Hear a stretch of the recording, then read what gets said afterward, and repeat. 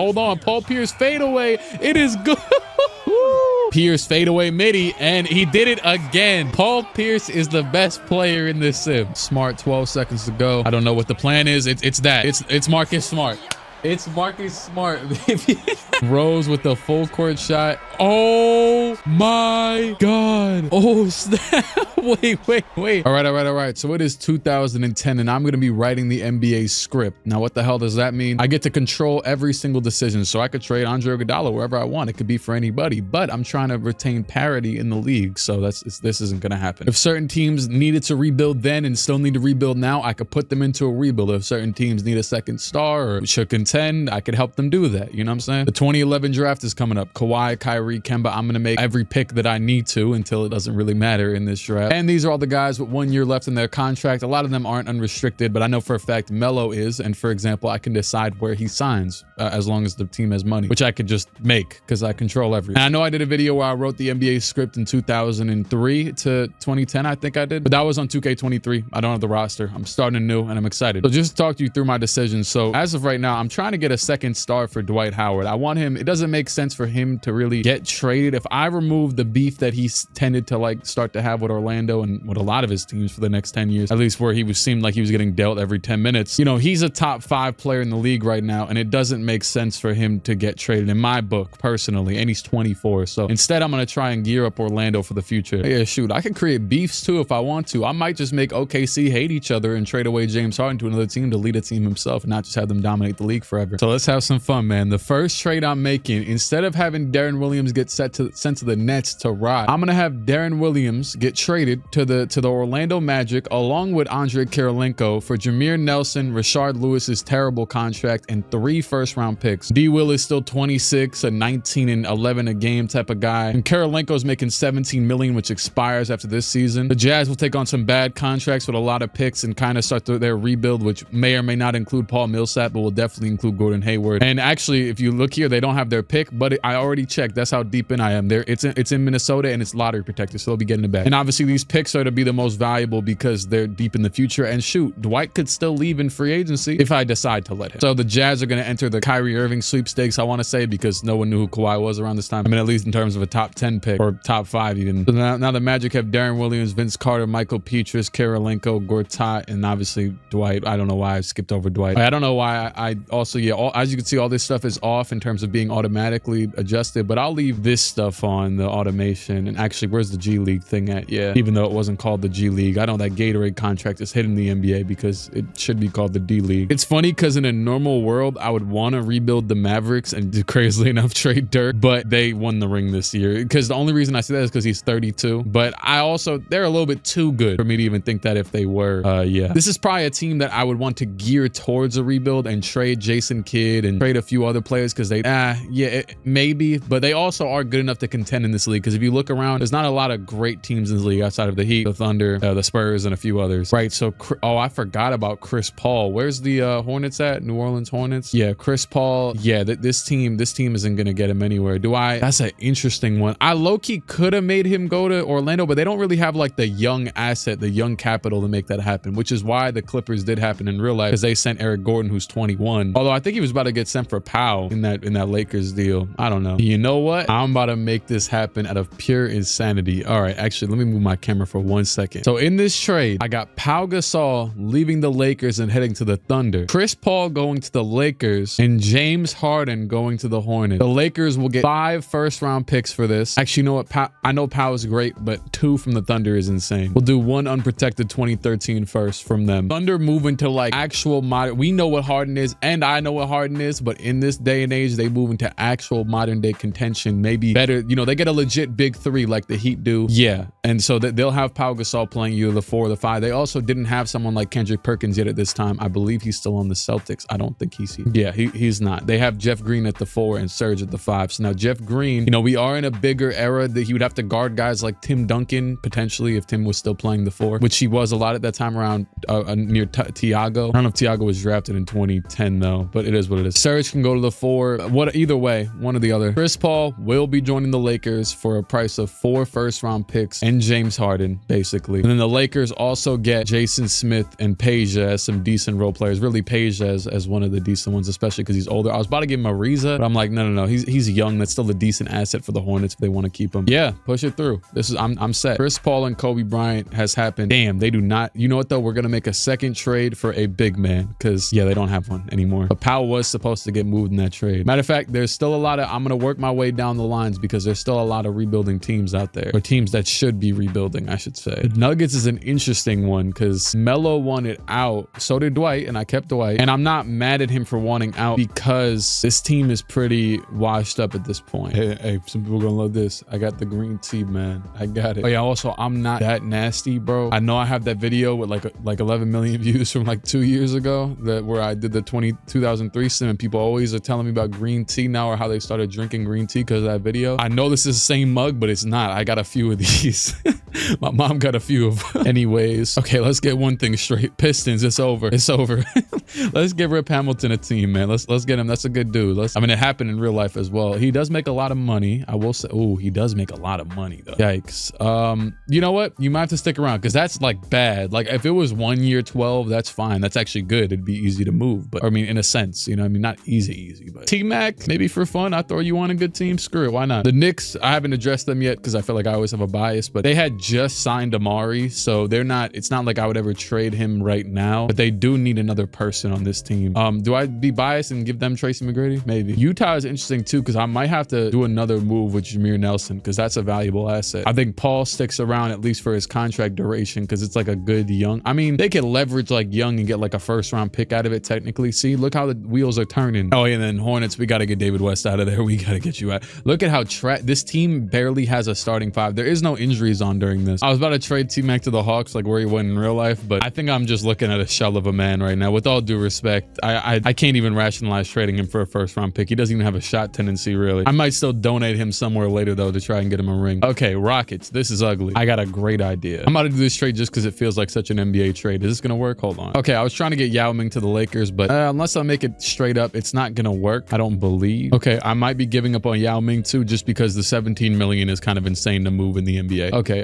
for now, I do rock. Kevin Martin's a great player for this era. I think Lowry deserves to stick around there for like another year, maybe two, but Kevin Martin's a great like player that's about to fall off soon, so I think he needs a home for sure. It could be somewhere like Chicago. Oh wait, could this work out? I don't think they have 12 million to give away aside from their best players, which is kind of, you know, and it's not as worth it for them. You know what though? Let me make a decision on some of the bigger name players first. I got a very interesting idea. Hold on. Okay, Denver, this is my universe, right? I'm gonna keep my bias intact. Carmelo Anthony, let's go to New York. Let's go. I'm gonna make this work for you. Now I'm not gonna make you win. Amari's healthy. The things aren't gonna go wrong. I'm gonna make the team good, and then you gotta perform, okay? Or better yet, forget the trade and forget this season. Amari, thug it out. You're gonna actually do the right thing that the Knicks should have done in real life and pull the stalemate and just make him sign in free agency. These idiots wanted to rush it. No, just wait. We're just gonna wait until the free agency. Now I was gonna pull off something really funny and send Steve Nash to New York to join Melo and Amari, so him and Amari are reunited for like the last few years of his career. But instead, I'm not going to because he's making too much money and I don't want that to get in the way of the Melo sign. I feel like, especially with healthy Brandon Roy and I guess even Greg Oden, the Blazers are like one piece away, like from being at the top of the top in terms of, you know what I'm saying? Now it might come at a cost of, good. Andre Miller, 34-year-old, his contract, he can go. They need somebody. It could be Iguodala. Shout out to Andre. He recently retired. You know what I'm saying? A goat of the, not a goat, but you know what I mean? Unforgettable player of the last X amount of years. And the Grizzlies are another team in that type of scenario that I need to discuss. Maybe them getting another player. And the Hawks, there's a lot of teams in this same boat. But I like the Blazers though.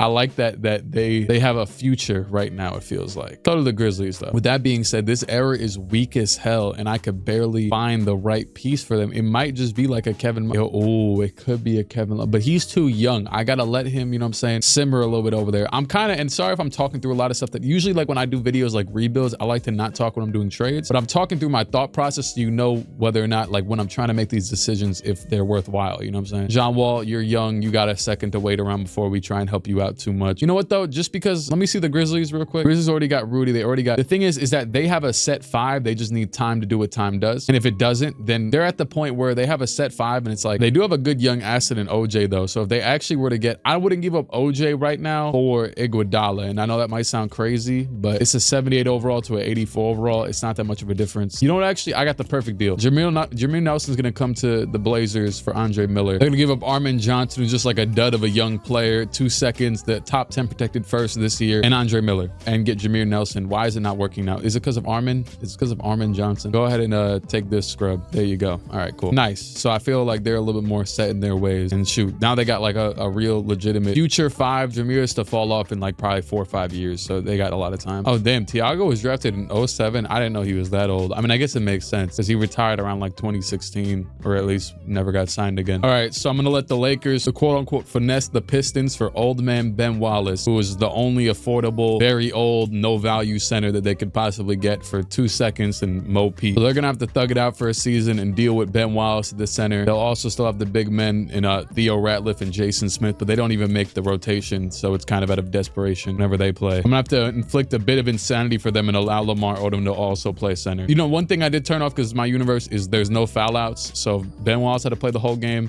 Yeah, he could technically. I think that was the last thing I wanted to do definitively. I think I might I'm gonna let the rest of this rock until the trade deadline at the very least, because there's a few of those teams like the Grizzlies that I want to see if they do swell before I make a huge move for them, if that's even in the cards. I have to do this for every team. My God, just auto scout. I don't care. I do not care. Hey, Blazers looks like their stuff is paying off. They are 15-5 right now, and today I have a huge shout out to make, and man, it's to the audience, man. What a shout out. What a shout out. I appreciate everybody, and you know, appreciate your surroundings right now. All right, so this is what I want you to do, right? Look around you. Wow. Whether you in a bathroom, you in a school, work. So there's been this dude that's been DMing me that he's in the middle of that war going on, and he's a huge fan of the channel, and like it's like trying to salvage Wi-Fi to watch the videos, like that type of shit. So I'm, you know what I'm saying, appreciate your environment, your situation right now, and shout out to him. You know what I'm saying? I know you might be watching this, and yeah, damn, Marcus Camby will retire. Couldn't even get you 1 season in with the Knicks. Is there anybody I want to re-sign that makes sense? Oh, I forgot about the Bobcats. I literally just rebuilt this team because they look kind of decent, low key. I gotta see how they're doing. Let's just check out the standings. All-Star game is about to hit as well in a second, although there's no, actually the voting would have hit already, but oh, okay. So the Bucks are terrible. The Bucks are very terrible. So Brandon Jennings should be, okay, he's young though. He's very young, and so is Bogut. Bogut could be a coveted asset because the thing is, he got drafted in 05. Yeah, 05 with the first overall pick. So we know he's peaked. If the team is this bad, a trade like the one that the Warriors could happen for another team. The Raptors, I've thought the same exact thing for Bargnani, the next year's #1 pick. So I was already looking at them. So those couple of teams, now obviously it's probably, it could be the Warriors if they wanted to, but I don't personally see a reason to rush to break up Monte and Steph right now. Although I could see a reason to trade Monte. I could see a reason to trade Monte, but not for Bogut. Maybe. I don't know. It depends. Also, why is Jeremy Lin actually getting 6-man minutes? I respect it though. The Kings, yeah, they're still mid rebuild though. It'd be good if I could finesse them to, no, there's nothing to do. They don't have talent, dog. They don't have talent because there's nothing to trade. Also, oh, go to the Kings right now, dog. Can we get this dude Dante Green out of here? They always have this guy with this 99 potential, bro. Matter of fact, make sure I cover all bases. Go to his player card and edit his everything. I do not need this man with a 99 potential. Give him the lowest you could possibly give, man. That is terrible. I do not, oh my God, I just messed it up. No, not getting away with no peak, no nothing. Who are you? Max potential 58, regress. Okay, so Chicago's at the top of the top. Thunder is cooking after that trade. Yeah, so they are overpowered, but they don't have James Harden. And then you got the Lakers still cooking now. The thing I really don't like about Ben Wallace there, obviously he's old and washed as is, but even with still good defense, he's not a threat going around the rim. He's one of the worst around the rim finishers probably ever, because he's just not really good at offense.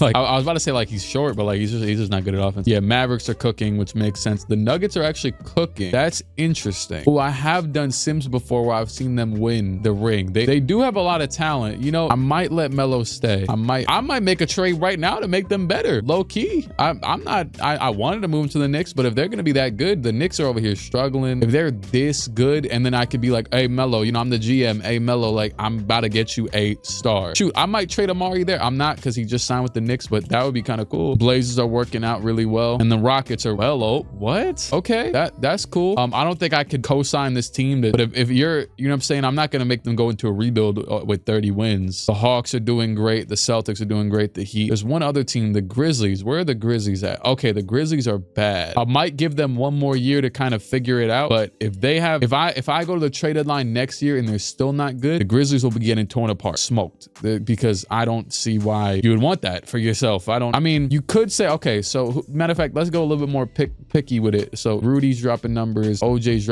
they're all dropping numbers. Is it the bench? Is it, you know what? I could work on the bench for them. Where are they? The 12th seed. They're not gonna make the playoffs this year, but yeah, so it might just be a free agent. Now, this is one thing. So free agency, I think I mentioned this, but free agency, a lot of stuff is gonna be automated, like role players, not the top of the top players, you know? With that being said, all right, let's work on these. So so what's Bogut's contract looking like? Okay, 4 years, 50. That's pretty tough to move. How's Bargnani while we're at it? Because he's the other player that I'm definitely going to try and get off this team. 5 years, 50. Almost the same. Not really. Bogut's a little bit easier to move though. So let's see if there's any. Okay, would this be a good thing to do? Maybe. I could see. How is Greg Oden playing? Okay, he's playing very well. This could be a great team for him. They have, it looks like, enough money to make it work for a Bogut. Because Kevin Love, that, you know what I'm saying, getting a nice big man. He's not a center by no means. He's a rebounder, but he's not a center. I don't plan on trading him, although he's just too young. So I got to build a team around. I got to try and get them to build a team around him rather than trading him right now. He's too young and too prolific for them to move. You know what I'm saying? It's 2011 now, and they moved him in 2015. So it's like, or 2014. So I got to at least try before I give up on him. Damn, how are the Suns doing? Because Steve Nash is here, and I didn't even notice his teams anywhere. Pacers are in just such a weird spot, but it's gonna work itself out in like 2 years, maybe, as Paul George gets good. I'm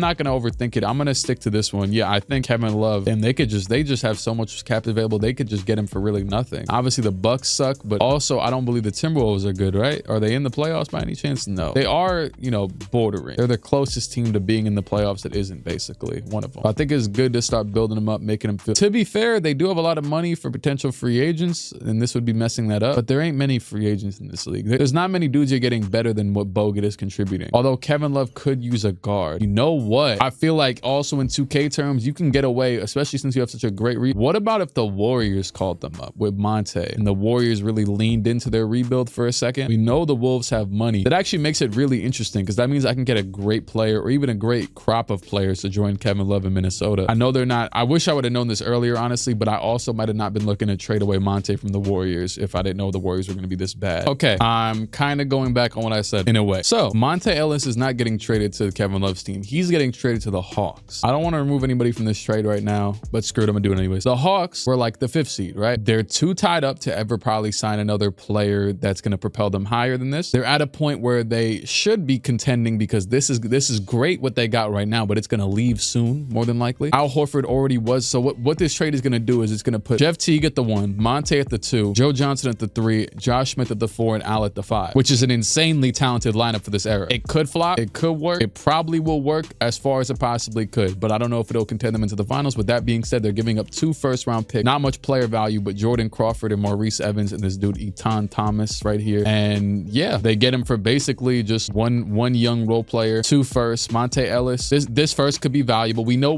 back in the day they didn't also trade first as much, nor did they know the value of first. So that's why teams were now. I don't know. It's just like, it's weird. Some teams traded them like idiots, like the Knicks, and then some teams just didn't really trade him as much. I don't know. I feel like trades also happen way more nowadays. It feels like. So yeah, it's gonna happen. Atlanta, I felt like they you know, are the ones that actually are in contention. They're the ones that, you know what I'm saying, it makes a little bit more sense to actually be making a move like this. Josh Smith to the 4, Joe Johnson to the 3, Al Horford to the 5. He goes up to a 90, and only 5 or so games out of the 1st seed in the East, they become one of the better teams out here. Also, the Orlando experiment is going well. They're playing great with that Darren Williams addition, which you'd expect. Oh, and I was talking trash about the Pacers, but they're doing great as well. And you know what's crazy is Paul George is starting over Granger at the 2, but he used to just be at the 3, but he used to just be a 2. I'm not sure why that isn't the case. Maybe Granger just, since Paul's already thriving there, I don't really want to move. You know, we'll just leave it as is. Screw it. It's working for them anyways. Granger's probably playing 35 minutes off the bench. They're another interesting team if they're actually playing that well, especially because we know, like, unlike the Rockets, who this might just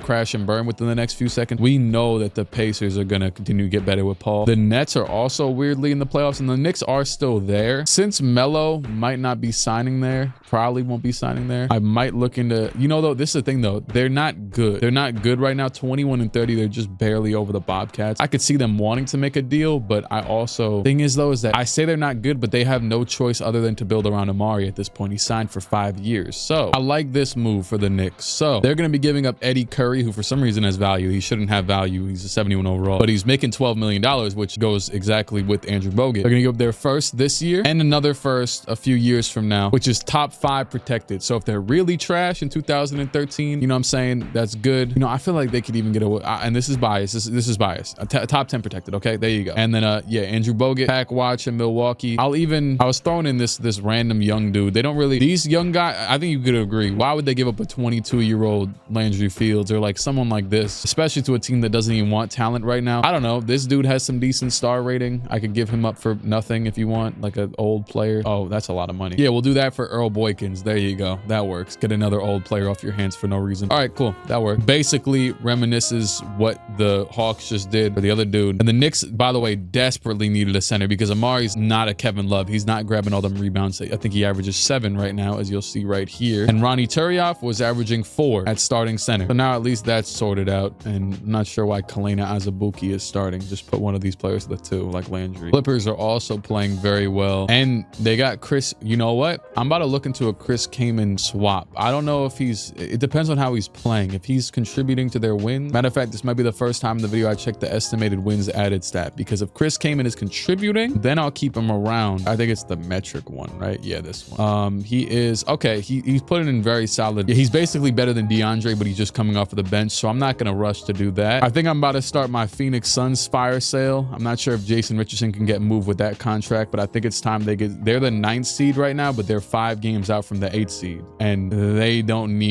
have no business continuing down this path. This would be such a fun trade deadline in real life. My God, I gotta see how the Sixers are doing too, because I'm gonna have to move Iguodala. Okay, so I want to make this clear. Now I was trying to look for a 3rd team to add into this deal to try and save it, but I was about to let Miami get in on the fire sale, and I was about to send them Steve Nash or whatever they had, right? But they don't have any players of value, nor do they have picks. They have 1 pick. They have no other first-round picks. I could show you right here that I can't trade this one, and they have nothing else. I can't trade Steve Nash for 1 swap worst first-round pick. He's more of a 2 firsts, even if he's old, and one of them's top lottery protected. Screw it. But Miami has nothing for this. I think they're the type of team that when they get also their access to their next pick next year, I could see them jumping in and maybe even trying to become really overpowered, maybe get like a Mike Conley or I don't know, just a player of that caliber next year. And the Rondo sweepstakes in a few years is going to be interesting because I already know I'm not really touching the Celtics team until whatever. I'm definitely going to make some moves depending on the playoffs as well. I want to see what teams fold and I'm saying who needs more players. I think I'm getting to a place where, damn, is Trevor Ariza starting at the 1? He has point guard? He could play point guard? What the hell? He's starting at the 1 and Harden's at the 2. That is very odd. Damn, the Grizzlies though. Yeah, they're ugly. It's not working over there. I just got a deal in my mind that really interests me. So the Sixers suck, right? They are very bad. Iguodala, it is time to go. 12 million, right? The Clippers are going to trade 3 first-round picks and really nobody for Andre Iguodala. It ain't about the players. It's about entering the process. It's gonna happen again. It's inevitable. They're bad. They're very, very bad. Drew, you got your young. Drew will start to get good as the team continues to tank. I don't plan on trading him in this one. It doesn't make sense, really. That was a bit too meta of tanking. They got a good crop of young players. They still got Evan Turner, Ed Young, you know what I'm saying? They just need to really tank for that star. And these Clippers picks probably won't be insane, but they're valuable. They're, you know what I'm saying? They're probably going to be mid-round 15 to 25-ish range, you know what I mean, for the next couple of years. So Iguodala, though, propels them to a point where they weren't going to get without him. So yeah, you could actually argue that they'd want to give up Chris Kaman, but yeah, no DeAndre Jordan. That's a little bit too much for me. Yep, let's do it. Clippers, I'm excited to get them in the mix as well.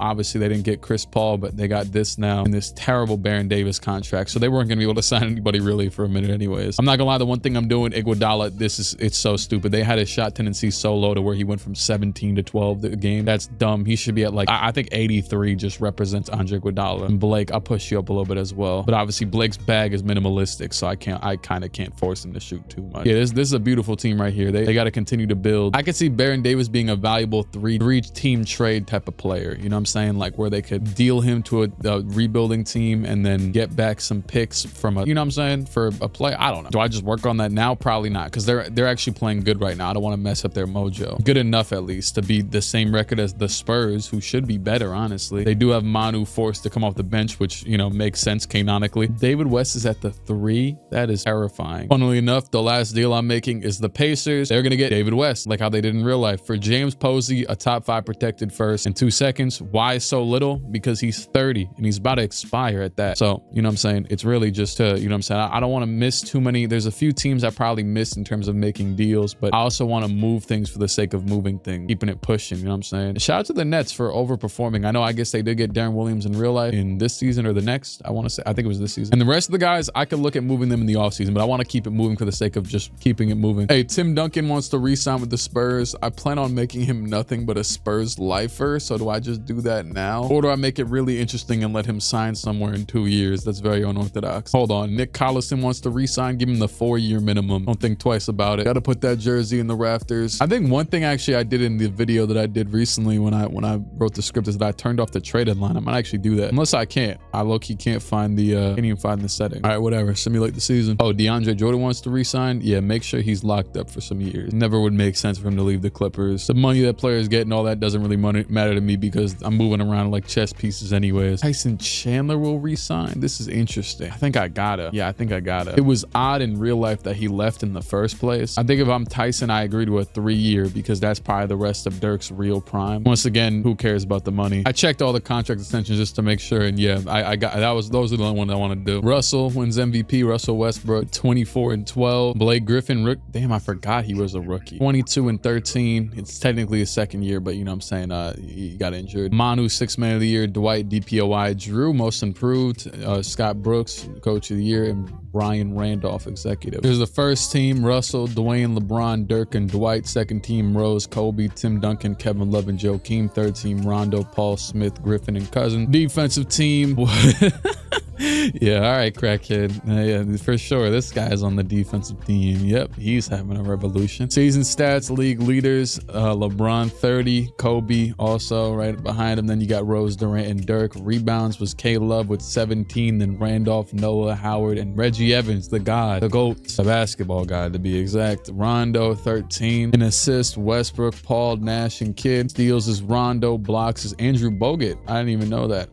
Dwight Howard, 64% from the field, 49% from 3 from Mike Dunleavy. All right, how did things end up going? So the Knicks and the Nets. So Knicks ended up having actually a great finish. So nearly finished at 500 after being 21-30 after getting Bogut on the team. Magic end up #1 in the East. Thunder #1 in the league. Clippers almost lost their spot even after the Iggy trade, weirdly enough. They didn't give anybody up to get him. So I don't know how they got worse, but the Rockets and this, oh, well, to be fair, the Spurs just kind of jumped over them, which makes sense. That the Spurs finally caught their win. The Trailblazers with Jameer Nelson were great. Any teams fail that okay, so I definitely need to get the Wolves some this offseason because they've proven that they're trying to make the playoff. They're right there. They just have such a disadvantage in general. Their team isn't good really. And it could be something like a Steve Nash type of player. I don't know if it will be him. It probably won't be. The Warriors got better after they traded Monte. They were the 2nd worst. I don't know why they got better. I guess Steph just got more shots. Jordan Crawford a dog, kinda. The Hornets also, I gotta go to the Hornets right now and change James Harden to be able to play point guard because that just looks stupid. And the Grizzlies, yeah, under 30 wins is bad. I might look at rebuilding them this offseason, I'll be honest, because that losing with this team is like, just give up. Don't try. And the Kings are the worst team in the league with 16 wins. I don't know if they have, I don't know what teams of these have picks or whatever. I know if I made a trade with them, but if they're bad, like I didn't make a trade with the Kings and I know they don't got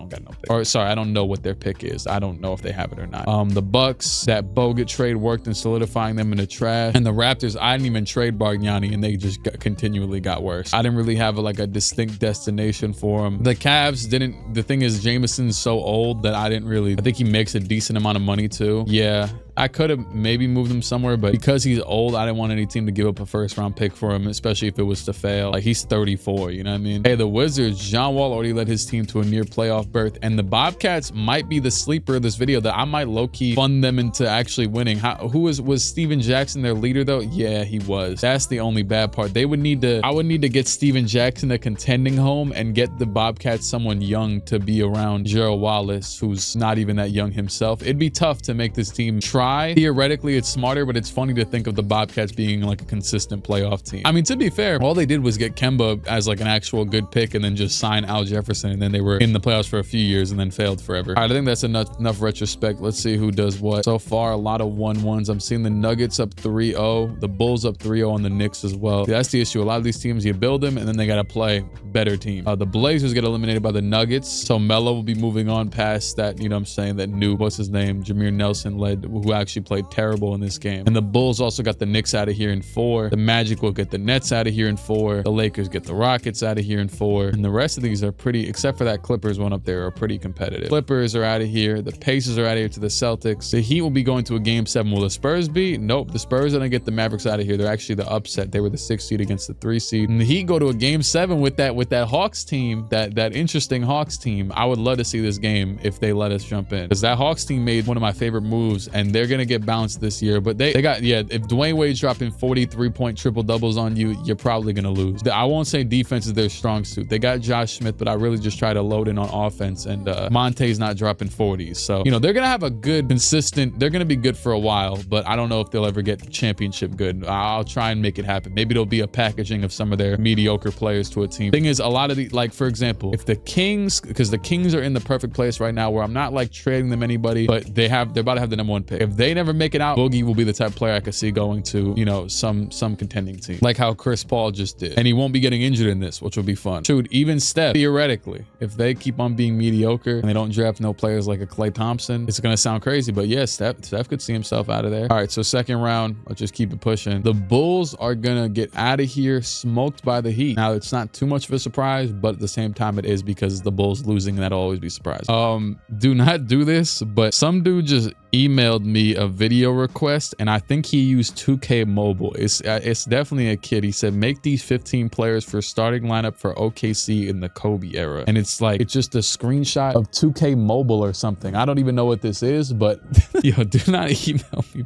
Hey, and I appreciate it though. I appreciate you. I'm not gonna say your government name. Denver gets smoked by OKC. That shouldn't be a surprise, but hey, Melo's gonna need a reason to want to stay in Denver though, then, because to be fair, in a technical sense, it still could be his best bet to go to New York, because I mean, the reason why his team is so good because of him as well, you know what I'm saying? So because what I'm saying is, like, if you go to a team, I mean, obviously I think it's pretty self-explanatory, signing with a team like New York would be a better deal than staying with old Chauncey Billups. JR averaged 15. I would assume Ty Lawson was good off the bench. They do have a solid core and everything, but yeah, no, I like their team. They just gotta get better. Lakers gonna get the Spurs out of here in 6, and the Magic and Celtics are gonna fight back and force a game 7. They were actually down 3-2 as the 1 seed, and the Celtics are gonna upset and just barely get the Magic out of here. That was very close actually near the end. Paul Pierce with 38, playoff performer Paul Pierce, and that's a lot of P's. And then Dwight Howard with 32 and 12. The Darren Williams move was great. It got them to the 1 seed, but they underperformed the playoffs. Miami Heat, you got LeBron and Chris Bosh with D Wade. Obviously, they're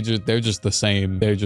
Actually, both of these, I made no moves for either one of these teams. And OKC and the Lakers, huge moves that actually involved both of them. Pau Gasol and Chris Paul, and obviously they both got players. Well, I mean, Pau was playing against the Lakers, Chris Paul from the Hornets, and then James Harden's over there, you know, thugging it out, which I know isn't like some sort of, I don't want the people in the comments mad at me. Oh, they wouldn't have known. Obviously, I know that I know what James Harden's going to be though. That's why I did the move. And the Thunder up 3-1 as the 1 seed, and they're going to get him out of here. The Lakers, it did not matter. They had Chris Paul. As a matter of fact, Shannon Brown led them. I mean, Chris Paul had 15 assists, to be fair. They played a good game, but it's just too much firepower. Maybe could I get Melo to LA Lakers? Would that be insane? Would there be a more feasible player to make that? Maybe Rudy or something like that? Because I don't think, even obviously, I literally made the Thunder better. So like, I don't know if anybody can beat them, nor do I know. Okay, but game 7, I got to get one of these other teams geared up to try and beat OKC, because yeah, they're insane. But Harden was the only young player that really fit the Chris Paul criteria for me, because I don't even think they would have got enough in that like Clippers deal. You know what I'm saying? With Eric Gordon, like, come on now, let's be for real. I know Eric Gordon had the dog back then, but I mean, you know what I'm saying? We know now. He's like a 18 points per game career scorer, but it's Eric Gordon. He's catch and shoot. He's, you know what I'm saying? It's not no James Harden. He literally was led by James Harden his whole life. No errors filter on this. My camera's up a little bit because I already know the scoreboard's up down there.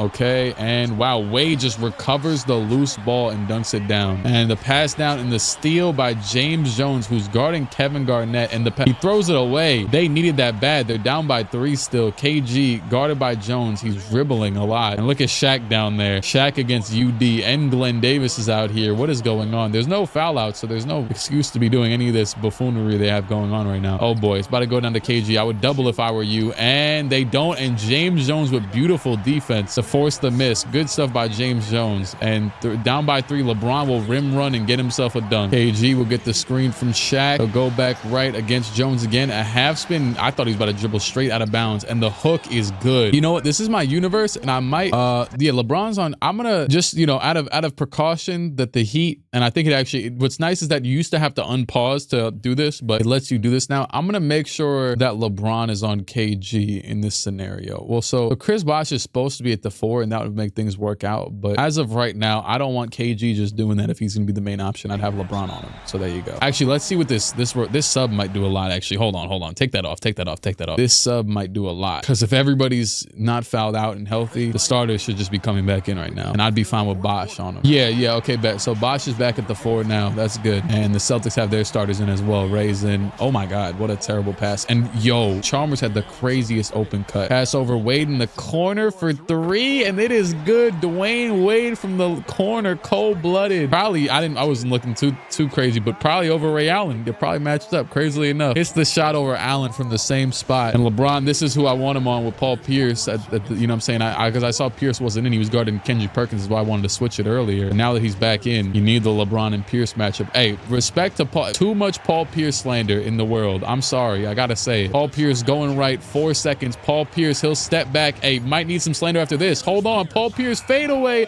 It is good.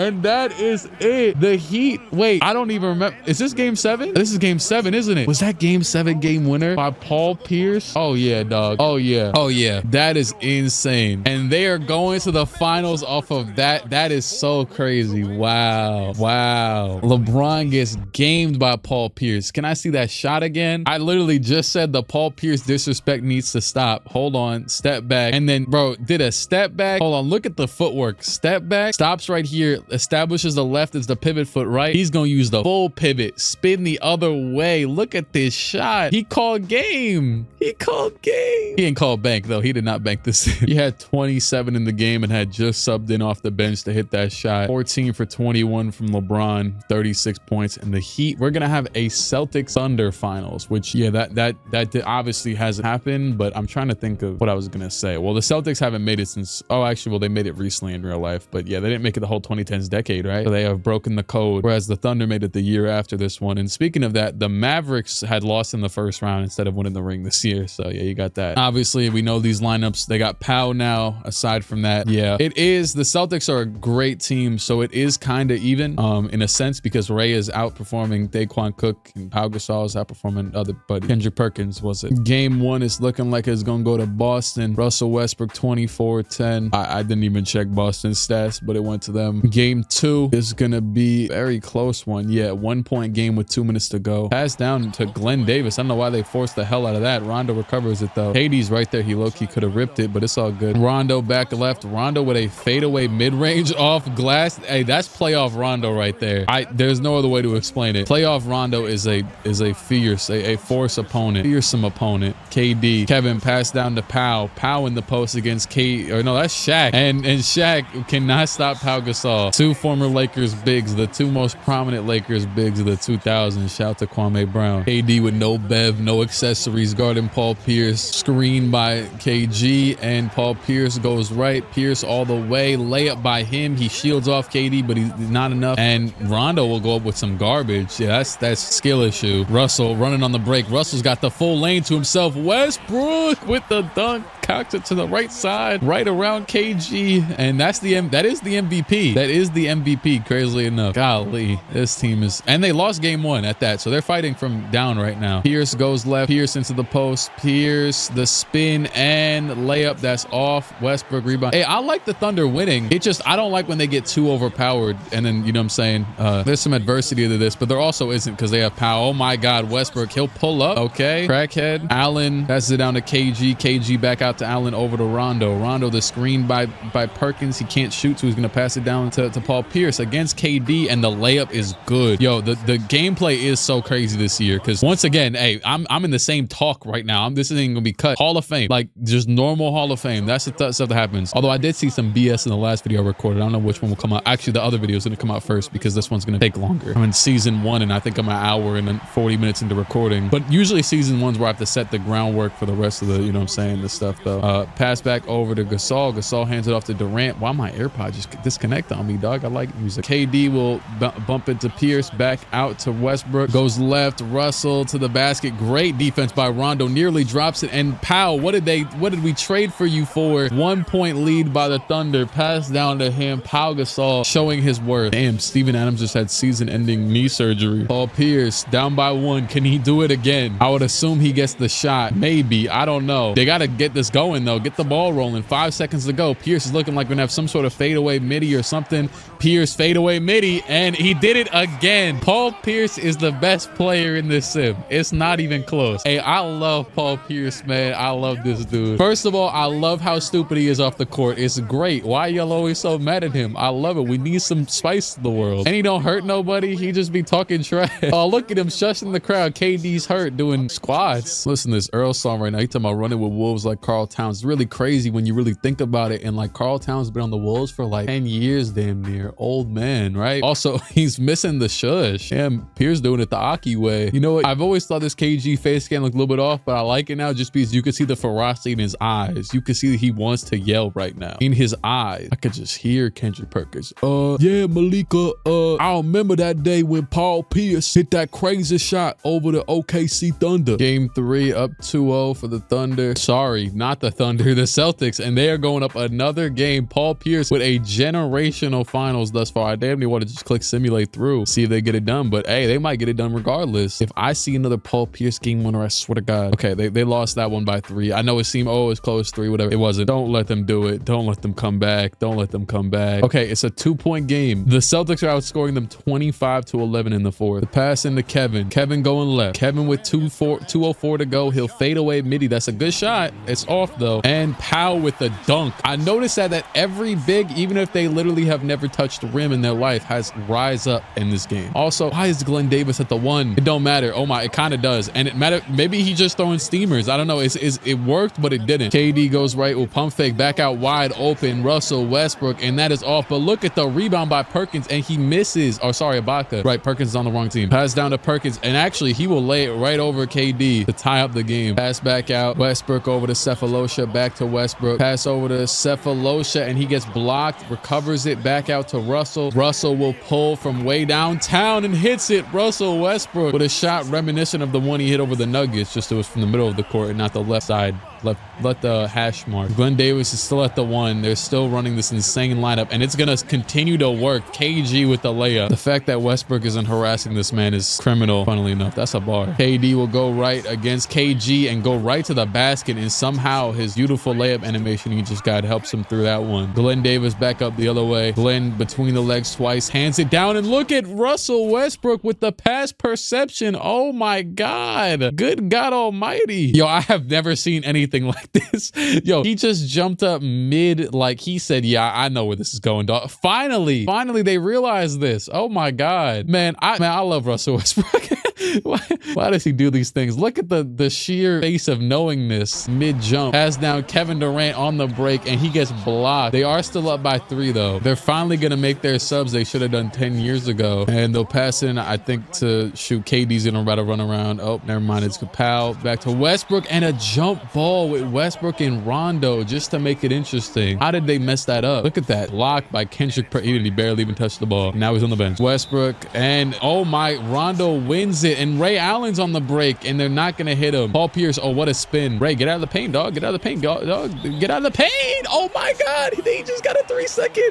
I'm saying that's how you know I'll be running point guard. Get out of the paint, dog. Are we being for? He just threw away the game. He just threw away the game. Wow. Westbrook will take the free throws, and it's over with. Man, we really got Celtics Shaq playing finals minutes. Let me out of here. 3-point win by the Thunder. Celtics still up 3-2. Shoot, maybe you want to close it out, and they are gonna do it. The Celtics Celtics are going to win the NBA championship. We've seen enough of them, of Paul Pierce's mug, and Rajon Rondo wins finals. And I love, this was one of my favorite seasons. Like, yo, Paul Pierce hitting 2 game winners is insane. You know, I love when I experience some in a video that I actually won't forget, because a lot of this stuff I do. Like, I remember there was one video I recorded where Rolando Blackman hit a game winner. I don't remember which one it is, but I remember it. Shout out to Afro Paul Pierce, and that kid always responds to me with that godforsaken image. Celtics Shaq has retired on, oh, that was his 5th ring. And so did Ben Wallace, actually, who didn't make the Hall of Fame, but Shaq, 5th ring. On that note, he gets, that's a great way to go out. Shoot, Ben Wallace retired with his jersey retirement or whatever. The Knicks uniform, luxury tax, whatever. Yo, I hate this, because establish an incremental luxury tax. Teams over the luxury tax cap will be required to pay into the league revenue sharing program on an incrementally increasing formula. Okay, that concerns the owners that don't exist. There's no, this is a video game.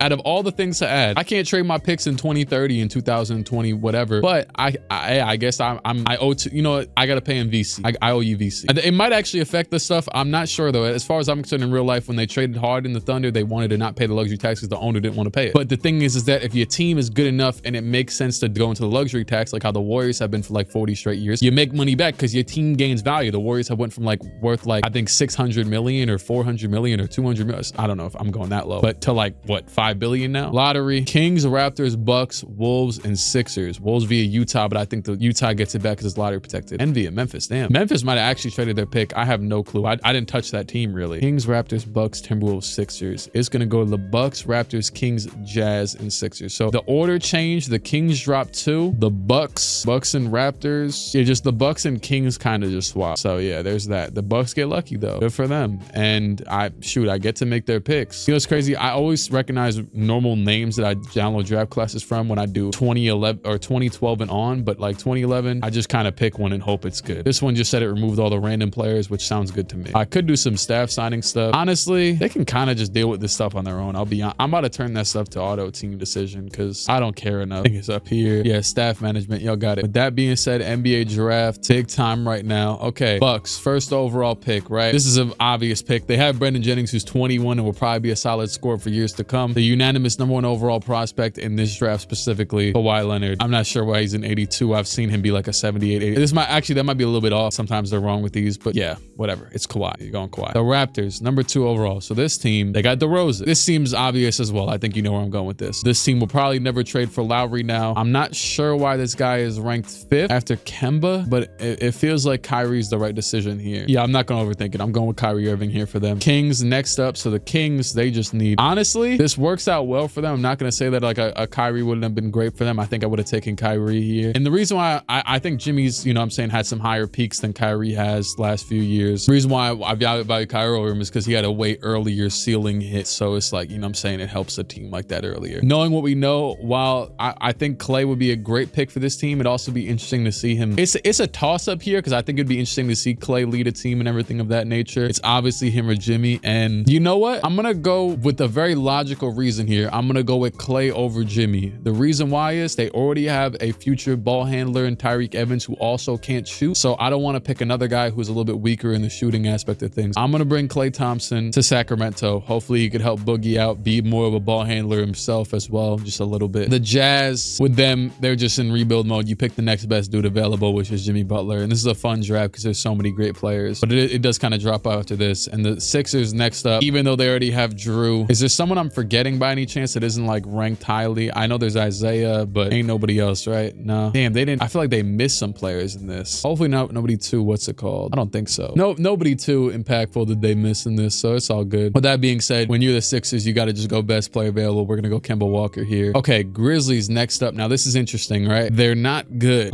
This pick, ooh, Zebo expires this year. Interesting. I might let him walk. Probably re-sign Conley regardless. I don't think you let him go. Same with Gasol. But Rudy, do we look at trading Rudy right now? Now I'm just doing this in terms of the, it doesn't have to be for more picks or anything like that, but I'm just talking in terms of the offseason in general. This is the thing, right? Now, if Melo's not getting moved and Amari's not getting moved, I could see the Knicks being a good destination for Rudy. That's one. It could be like a next year trade deadline type of move because I could see teams wanting to make sure they're good before trading for him, or me wanting to make sure teams are good. Shoot. There was also some teams that got bumped out in the playoffs rather easily. Oh, the Wolves. Okay, they don't have their pick, but they got future picks, and that could work. Rudy Gay to to the Timberwolves for Anthony Tolliver, 2 firsts and a lottery protected first. This Grizzlies team needs to cut it out because it obviously didn't work. Rudy, reason why one's lottery protected is because he's only a 17 point per game scorer right now. I don't know if his tendencies are messed up. Let me check. Yeah, no, he's way more of a scorer than that. I think he's worth this for them specifically. Kevin Love, hey, this team is not better than the Grizzlies. Guess what though? Kevin Love just has more dog, I guess. So that's gonna happen real quick. And technically that had no involvement with this pick. But with that being said, we can move forward. And I think you also just take the best available player once again, irregardless of what else happens. And you could argue it's Isaiah. Do I just go with Isaiah for him? They're about to have Conley back and he's 22. The bias is here as well. There was another thing I was thinking about doing with them, which was moving down. But honestly, the draft is so weak that I don't really think anybody would rationalize moving up. From this point on, it's weak. Just because I'm gonna pick Jonas to them, only because I feel like they still have a chance of, since Conley and Isaiah doesn't make sense. Next up is the Hornets. Now they also need a point guard, but they also don't, you know, it just doesn't matter. They're so bad that it really don't matter. They should have been worse, honestly, but I'm gonna pick Isaiah there. Cavs as well. It's just, at this point, I damn near feel like Simmons, because, oh, I did not even realize, wow, why was Vucevic not even there when I picked Jonas? Trash scouting from them. You know what? I'm stupid. I should have picked Tobias for them. That's what I should have done. I don't know why I didn't do that. Hey, screw it. The Pistons are on the clock and now they need Tobias, so I'm gonna give them Mr. Harris. Warriors, they really need anybody who could play basketball. For some reason, it says Tristan Thompson could be an all-star. I guess he's the best player available then. And you know what? After that, honestly, this draft is so bad. Y'all got it. All right, team player options. Jesus, why are they trying to get rid of Taj Gibson? Come on, now let's go. And they're trying to get rid of OJ. Dang, OJ's this old? Oh, he was drafted in 08, but he was that old coming out of the draft. Honestly, if that's what they feel, they want to move on, I don't think it makes sense, because I don't know what else you're getting much better. But damn, you know what though? He might just go for less money if you were to just let him go. They could make that decision, I guess. Melo declined his player option, definitely declined the Chauncey option. All right, free agency. So Melo's out here. Crazily enough, he has no offers. This stuff is all on auto, right? I swear it's on auto. Yeah, it is. I don't know why it's acting like it isn't. I kind of like when I'm able to do a little sim action and then I could, okay, no one signed. Okay, there we go. Okay, now they're signing a contract. Okay, good. So the Rockets for Melo? I'm trying to think of, this is the thing, right? So for every team I could look through and sign or accept or whatever. So I don't want him to go to the Rockets. That's a nasty team. I definitely got to trade Kevin Martin off of that team. Actually, they won last year a lot. Low key. They're interesting for destination in general, but not for him. I don't want, I mean, wow, the Kings would be interesting too. So the Kings suck, but they just drafted Clay. They have Boogie already. Boogie and Melo would be a fearsome duo for years to come. I might low-key want to force him to go there. The Grizzlies, hell though. You guys are losers, sadly. Ooh, Andre Miller to the Heat. That's a good deal if that happens. That's honestly, I gotta respect that. Either the Clippers too. Shoot, whichever one happens. J.R. Smith to the Heat. Let him go to the Knicks. Come on now. I mean, I can't even hate. Either one makes sense because the Nets and the Knicks are both in similar seating. So either one makes sense. I'm just confused on what to do with Melo, because the thing is, so this is the Nuggets roster right now, right? They have Ty, they have Nene, but they don't have much other, you know, hope. So my thing is, would Melo even want to go back there theoretically in normalcy, in any reason? I think I could feel a sign and trade brewing. Sadly, I'm gonna have to do something I didn't want to do. I'm trading Danilo Gallinari to the Nuggets from the Knicks, as well as Ronnie Turioff and this dude Andy Tucker, and that will give the Knicks enough money, which, you know what I'm saying, this is kind of similar to like when the Warriors signed and traded KD to the Nets, and then the Nets traded D'Angelo Russell back. It's just that's the most recent one I could think of personally, and that will happen. Denver Nuggets, it's over with, and Melo, you will be coming to New York. Just make sure he signs here. I don't really care about the terms of the contract. You can give him a no trade clause. It really doesn't matter. Yep, and he likes that deal more than Nuggets deal. There you go. So that shows his intention. My God. With that being said, I see the Hawks aren't trying to re-sign Al Horford. I don't agree with that. I don't know why you wouldn't do that. They don't have bird rights for him? He's restricted though, so they're gonna have to be able to re-sign him regardless. After that, Zach Randolph hasn't signed with any team yet, so I can kind of mold and decide where I'd want that to maybe happen. I think the Kings would be interesting because, you know, he's just another big next to Boogie. It'd be a lot of firepower down low. The deal I'm about to make, I love this so much. So forget the Grizzlies. They were failures, right? Underperformers. Who overperformed? Hey, Bobcats, don't you guys got some dollars? Do you not? Hey, I'll make some dollars for them. I don't care. Jesus, though. They don't got a lot of dollars, though. I won't lie. They got a lot of them tied up to random places. Now, you know what, though? I don't want to hurt them either. If they decide to lose this year, I want to allow them to do that. But I also don't want to trade their players after such a, you know, decently successful year. Maybe like trade deadline, they can get another player. That's when I'll decide for them. Look at this trash Grizzlies team. With all due respect, of course. You know what? The Kings did offer a good amount of money to Melo. I'm going to do what I said. I'm going to offer. They got Clay. If they have Zebo, they might actually be a decent team. I don't think they have anybody else they could really offer out here. David West too. I mean, yeah. Although I do want the Pacers to re-sign him. Look at how much money the Kings have. They have 19 mil. I'm going to give Zach Randolph a 3-year plus a team option on a flat deal. This will be interesting. I'll do 2 actually. Screw it. And give him a little more money. I just got 2 notifications. So from the Blazers, they were saying Greg Oden's about to get a deal if they wanted to match this. I'm wondering why they wouldn't. Pat Broom. Yeah, I'm wondering why they wouldn't, honestly. And then the Hawks, I've been said, yeah, match that one as well. Okay, cool. With that being said, it looks like Andre Miller's going to head to the Heat. Zach Randolph is going to go to the Kings now. Melo will go to the Knicks. I got to renounce a good amount of rights to get this done, though. Why the hell are the Lakers signing a 55 overall? I don't know. Do it, I guess. I dare you. The Magic will re-sign Karolinko. J.R. Smith to the Nets. He is from New Jersey, but they're about to move to Brooklyn soon. Nuggets will officially enter their rebuild and go to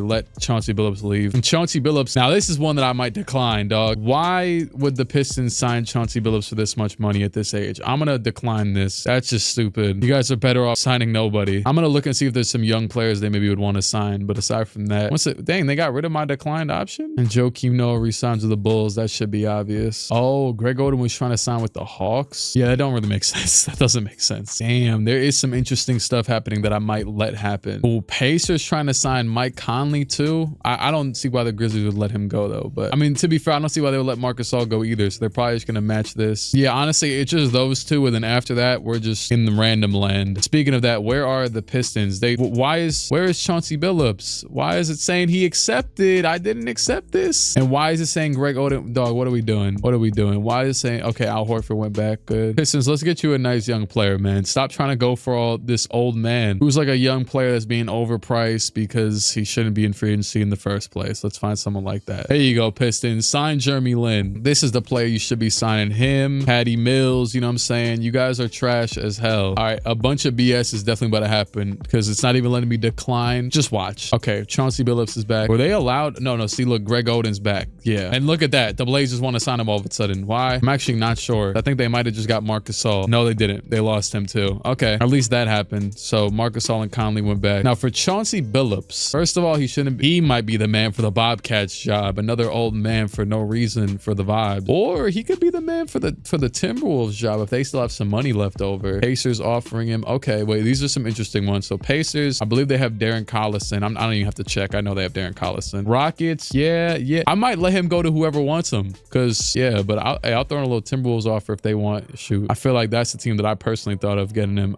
3 years is kind of crazy. This is what I'm gonna do as the GM of the Timberwolves that's backing you up right now, right? I would rock with this decision. I see the vision. 2 years with a team option for a little bit more money. And there you go. Just finesse them. I don't want no 37-year-old Chauncey Billups making that much money. The rest can be decided by fate. Yep, go ahead and sim. Nuggets sign anybody with the money they have? They got Vince Carter. Okay. Certain things, you're just stupid. Chauncey goes down, but now they actually have a competent team over here in Minnesota. Semi-competent around Kevin Love. Thunder, the same old. And I think the Heat got Andre Miller, who should have probably got worse about now anyways, but it is what it is. Spurs, they got George. They already had George Hill. They had him. They're supposed to get Kawhi this offseason, but they didn't. Kyrie is going to be great over here in Toronto. Pistons, good. Stay trash. I think did they give Ben Gordon no, Ben Gordon was over here. They got Tobias, Jeremy Lin, and Patty Mills now. Hey, there you go. Oh, okay. The Pacers signed Rodney Stuckey. What's crazy, I was about to say they could just go sign Rodney Stuckey because I saw him as the next person after Chauncey, and they did. And he actually ends up pretty decent in most of these sims, but I might try and cap him out around where he is because that's kind of insane if he goes to like an 87 again. It is what it is, whatever. Nets are going to be fun enough at least. They probably won't be great. Oh, I didn't sign the Lakers a center, but to be fair, you guys are just stupid. Oh my God, they really don't have one. Jesus, they don't have one. They even, I mean, yeah, because Ben Wallace retired. Can I see if there's anybody still left remaining? I can't be holding your hand like, dog, sign a 76 overall center or something. Golly. I'm not gonna lie, Lakers, skill issue. I'm sorry.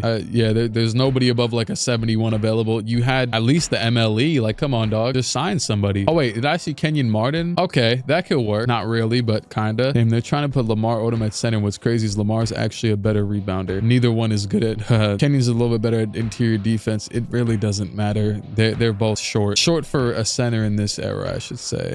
It's debatable. I think I've done so much work to, you know what I'm saying, keep things as things should be. Well, so Nene now can get out of the Nuggets if that's possible. John Wall got much better. Hey, I could send Nene there right now. Ooh, especially with the Gilbert contract, the Nuggets looking towards nothing in their future right now. now? Maybe. Oh, Michael Beasley signed in Houston again, actually. And so did Landry Fields. James Harden's already an 87. I just saw Harden's shot tendencies of 65. So what I'm going to do real quick is just look through a lot of these guys. Okay, like, yeah. Chris Paul, 65 should be like 77. He averaged 18 though, but you know, I'll say 72. Okay, Rondo, that actually makes sense. I'm not going to talk through all of them, but yeah, there's some crazy ones. Like, yeah, Harden's, that's insane. Maybe I over exaggerated it because there isn't that many that are as insane as that. But yeah, also shout out to Monta Ellis with the 99. There was one day recently where I was just watching Monta Ellis highlights. Okay, so it's a lot of the young players. So Paul George too. The Kings might start to get interesting. Boogie's up to 86 now. Paul Millsap has a very affordable contract, and Utah is going to take a lot longer than what his prime is. He's 26. I think he's also like, feels like a coveted asset the team should want. I could see him going to the Wizards. I could see him going a lot of places. This Clippers team needs to do something this year as well, dog. Iggy, that was a ugly first year. I mean, no, it wasn't.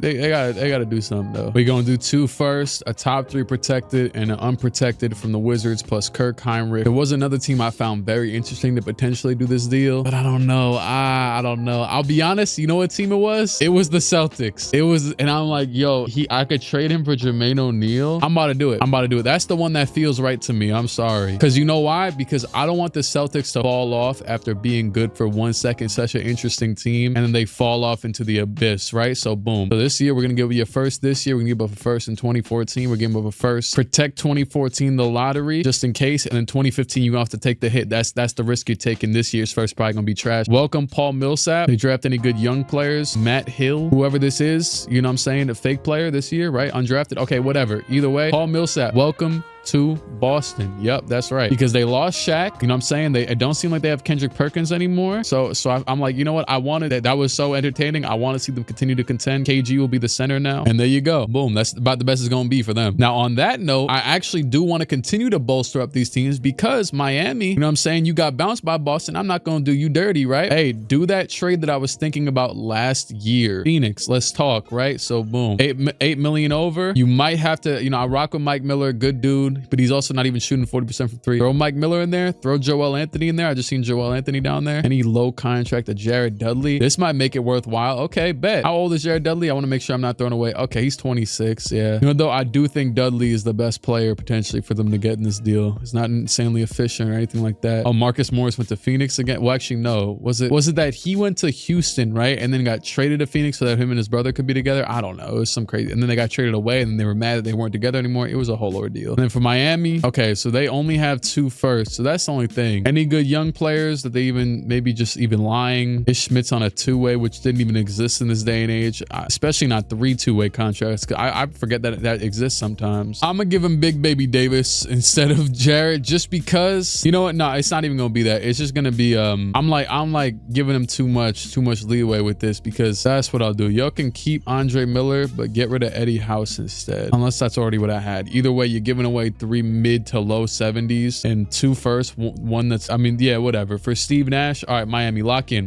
You got yourself a big 5 now, damn near. Big 4. Sorry, I'm dragging it. They do have Jeff Foster starting at center. So what I'm gonna do? Why are they benching Steve Nash? Spoelstra, you all right? You okay? It's up to him, man. He'll decide when to start Steve Nash, I guess. My God. But I was gonna say just put Chris Bosh at center. Yeah, put him at center. It ain't gonna work any other way. Orlando too. You know what? They were the 1 seed, but got bounced. Now, if I was them, I'd personally be looking to shout out to Michael Petras. Okay, he played really well last year though, so I don't think I'd give him up. A lot of these rotation dudes played very, very well. So if I'm Orlando, now you already gave away a good couple of your picks. They still got 2 left. Interesting. And I'm buying fully into this team. Now I do think someone like Gerald Wallace could be very interesting for them. Let me see what their team's looking like, right? So it's Darren and JJ Redick and then Butler. They have everything. It's just they might need a 3rd star to really lock in. I'll be honest, I was low-key, you know, the bias and the want to put Melo on the Knicks kicked in, but I think Melo low-key could have worked here as well. That's crazy. The Hawks signed Yao Ming to be the backup to Al Horford. Okay, I actually might change things so that he starts, honestly. I'll make a bit of a smaller term move for the Magic. Basically just a 1st round pick for Jason Richardson. I'll even throw in 2 seconds to make it look pretty. Jason Richardson's on a 3-year deal worth literally $3 million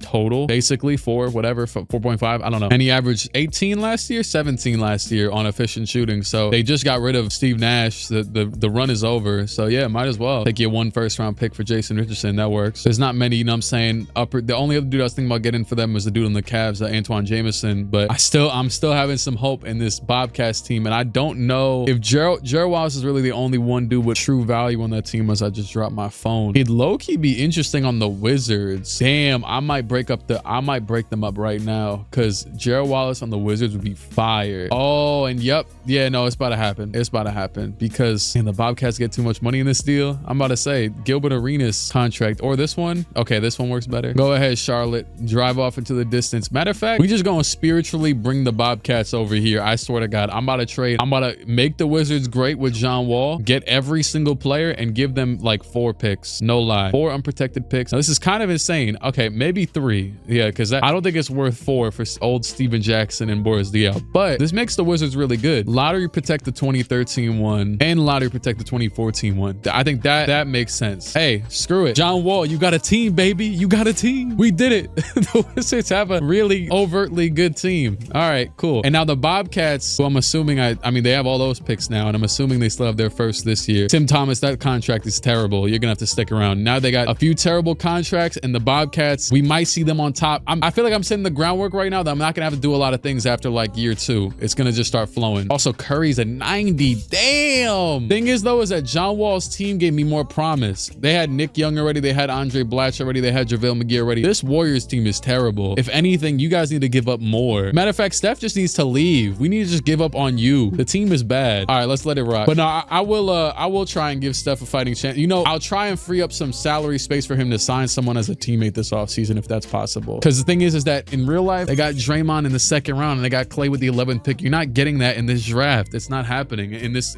league. Did I go past the trade deadline like an idiot? I think I did. I could still force some trades to happen. And honestly though, I think I was cool with everything right now. Okay, playoff picture. Magic, cooking. I don't really like the look of this one. I like the stats and standings one better. I like this one. Okay, the Knicks are the 7th seed, Nets are the 8th seed, Hawks, Wizards up to the 4th seed. Oh no, have I given them too much power? Were they undeserving of this power? Probably, but that's the world we live in. Pacers are barely gonna probably miss it or just be around there. I don't know. Cavs for some reason are winning still. And then you got your really trash teams. The Bobcats. Oh, this dude Mike Bridges is gonna start getting really good for no reason, and I'm probably gonna nerf him. I might let him become like a 78, you know. Pistons, good. You guys listen to me and you're trash. You're trash. You're all trash. But some of these teams will get good because they have good draftees, you know what I'm saying? The Minnesota. What happened? What did you? Okay, yeah, sure, your bench is trash, but that's your fault. You're supposed to sign people. Jesus Christ, they have all the same dudes 17 times over. The whole screen is just a bald man. The Jazz have this guy at point guard. You shouldn't expect them to be good. The Nuggets are also trash. Yeah. The Grizzlies, you guys are a disappointment, but I also did kind of give up on you on purpose. So you're doing but you were worse last year with Randolph. The Kings are just barely out of the playoffs, which is pretty sad. And then the West, the Thunder are the best, of course. The Magic are the best in the league this year, which I didn't even really do too much to them. And the Heat are for some reason still starting. Okay. All right, Spoelstra, you win. I'm about to fire you damn near. But what I'm really going to do is just make it so that Andre Miller comes off the bench, because that is insane.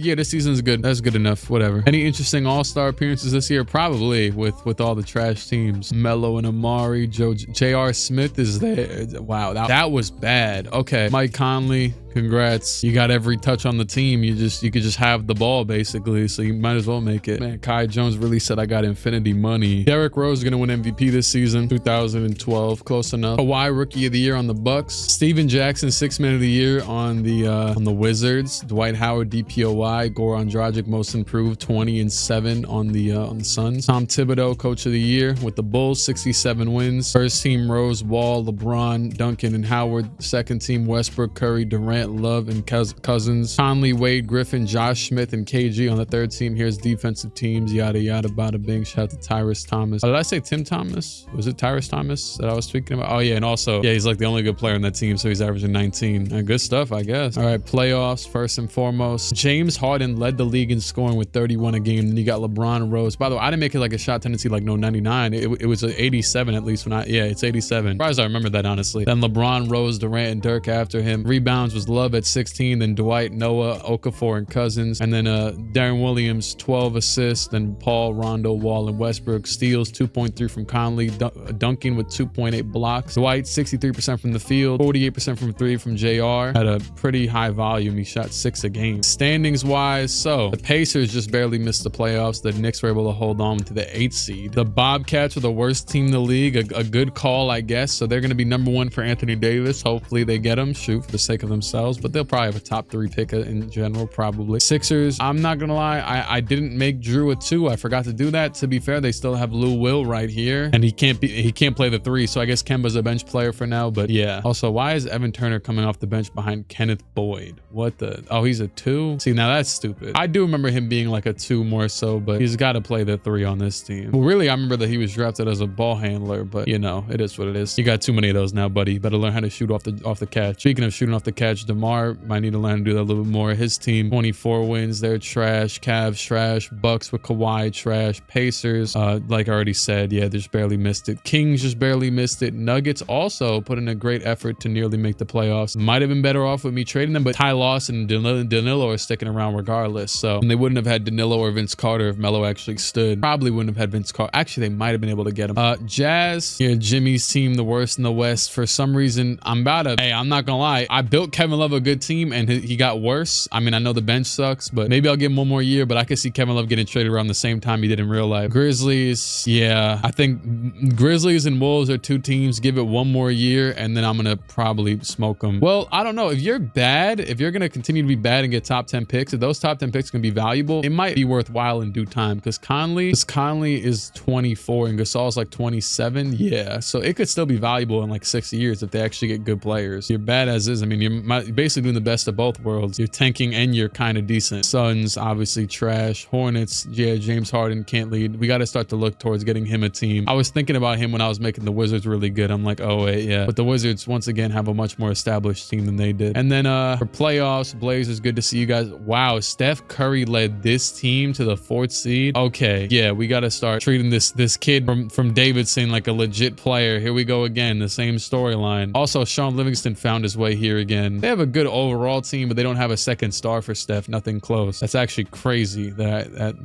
they did that. Wow. And the Clippers kind of disappoint me again. I mean, nah, you had 47 wins. They can't be disappointed. Rockets back again in the playoffs. They were better than that Kings team that I kind of molded to be good. And then the East ones all make sense for what I would expect. First round, the Rockets are up 2-0 on the Thunder. That is terrifying. Also, the Celtics are the 6th seed against the Wizards, but they're up 3-1. And there's been a win in from every single team so far. Okay, Celtics gonna get the Wizards out of here. Heat will get the Hawks out of here. The Warriors have been eliminated to the Blazers. Okay, so Steph couldn't do it no longer. Nets out of here to the Magic. The Knicks sadly out of here. Sadly, because I'm biased. To the Bulls. And all these series could go to 7. This Lakers one definitely is. It's in 7 against the Spurs. And yeah, Chris Paul might not be enough in a league like this. Damn. They're another team that I forgot to cover that base of getting them more players. Damn.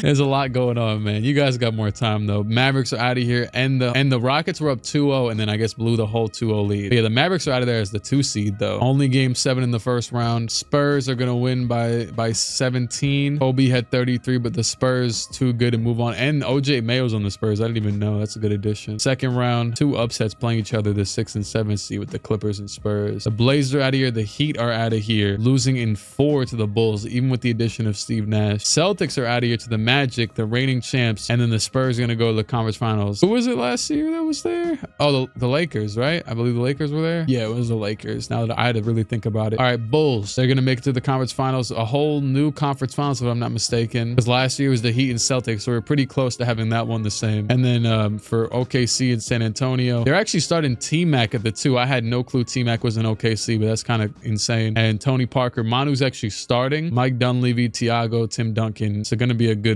matchup regardless. I mean, maybe not. Okay, yeah, they won a game. There you go. Bulls are up 3-0. And I haven't even done anything to the Bulls. Spurs are gonna get bounced in 5, and the Magic have tied it back up, taking a 3-1 lead. Or I think it was 3. Wait, was it 3-0 or 3-1? I think I just said it 3 seconds ago. And the Bulls are gonna run away with it, and Derrick Rose and company is heading to the finals. Derrick Rose, Luol Deng, Carlos, and Joakim. They actually are perfectly matched in terms of just their strong positions exactly matched. Obviously, the big difference is KD against Luol, but Luol's Luau's an elite defender, so come on now. But yeah, there's about to be a series. Shoot, a series that ends in 4 games is looking like Thunder up by 20 and they win by 11. Corey Brewer led the Bulls in scoring. That's alarming. Yeah, very alarming. Okay, here you go. Bulls fighting and they're about to lose anyways, I think. Wait, 3-point game. Bulls have the ball. Is that CJ Watson at like the 2 or the 4? Shoot, I have no clue. I love this 2K low camera angle. It really, like, I know I'm saying it again, but it's my favorite camera angle in this game. I might play some play now games after this for my second channel, to be honest. Rose is gonna duck his way to the basket and layup. That is good, and one by Derek to potentially tie up the game. D Rose will hit the free throw. Russell Westbrook, tied game. Screen set by Pau Gasol. Westbrook goes right. Westbrook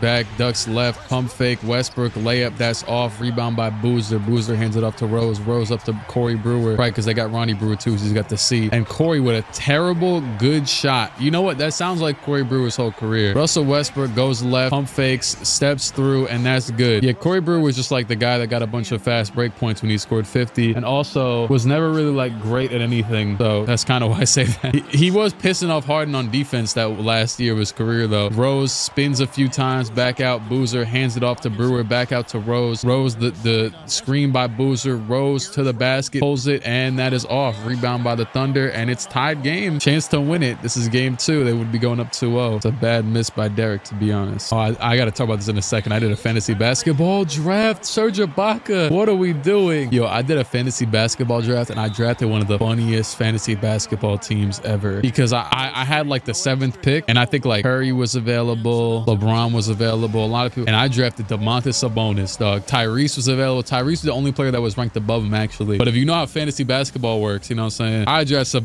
Domantas Sabonis number 1, and then my second round I got Trey, and then my third round I got oh, this was a funnier pick too. My third round of the draft I got Vucevic, and then I got Scotty. Like, I have the funniest trash team. What's crazy is in my leagues I've won almost. I lost last year, but I've won almost every single year, and we'd be running with like a very similar group every time. But we get some new people, right? I ended up stealing Jamal Murray a little bit later into the draft. I got Tyler Hero, Devin Vassell, Clint Capella, Terry Rozier, Draymond, Markelle Fultz, Kyle Anderson, and D'Anthony Melton. That's my whole team. I just told you the whole team. All right, here you go. Game 1 opportunity. I just felt like rambling. Yapping, as some would call it. Pass in, Derrick Rose. 7 seconds to go. Derrick Rose, back left. Derrick Rose, 4 seconds. He's isoing. He's got 3 seconds. Derrick will pull the 3, and that is off. I low-key, what's crazy is he hit this little move right here, right? This is something I would do when I'm playing now or anything, right? He faked like he was gonna go right, and Westbrook just backs up just enough to remove some of the coverage off of it, and then he just pulled mid-like movement, you know what I mean? If there's one pick I regret from my fantasy draft, I drafted Vassell over Wiggins. That one I regretted immediately because I was at like 5 seconds left and I was trying to, you know what I'm saying? Vassell's, you know what I'm saying, a very much more impact. I mean, I don't know, they're both pretty high impact on their teams. It's pretty similar, honestly. I mean, they were both available, so what do you expect? The Thunder are cooking them in OT. It is over. Thunder are gonna win by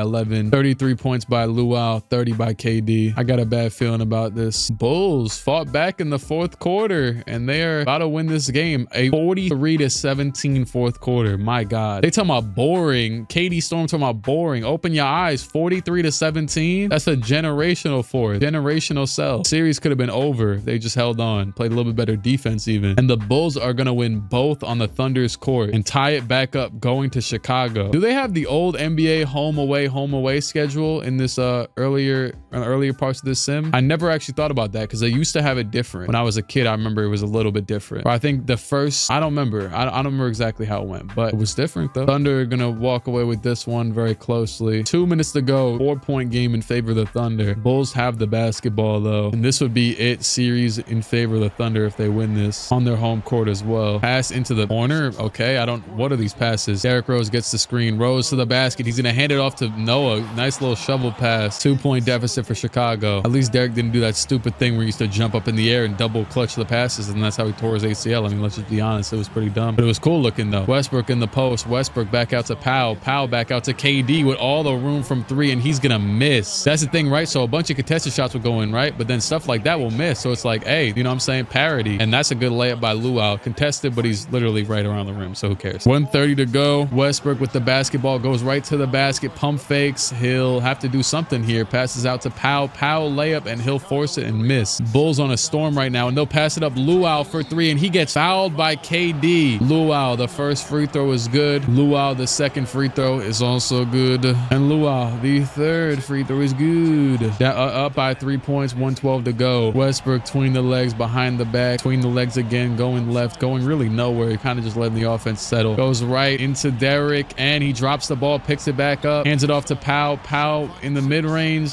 back to Westbrook. Westbrook doing a size up with 2 seconds to go. He'll pull a tough midi, and that is good. I respect the bucket. That's a bucket. Derek back up the other way. Rose the screen. Rose down to Noah, and Noah the dunk to bring it back up to 3. Westbrook spin, half spin, back right, stops, back left, back out to McGrady. McGrady down to Ibaka. Ibaka back out to Westbrook. Westbrook goes left, stops. He's going to pass it back out to Gasol. Gasol with the floater from the mid-range area, and that is good. 85% contested. Not an ideal shot down by 3, but it worked enough to give him another chance. Rose to the line. Rose hits Bo into Westbrook. Westbrook with room from the corner, and he gets fouled from 3. Another 3-point foul, and this one's from Derrick Rose. Westbrook just has to hit 3 free throws. The first one is good. The second one is good. And the third one is off by Westbrook. They're going to send him back to the line. Russell chokes on the third attempt. Boozer at the line. The first one is good. And they're going to have to run it back again.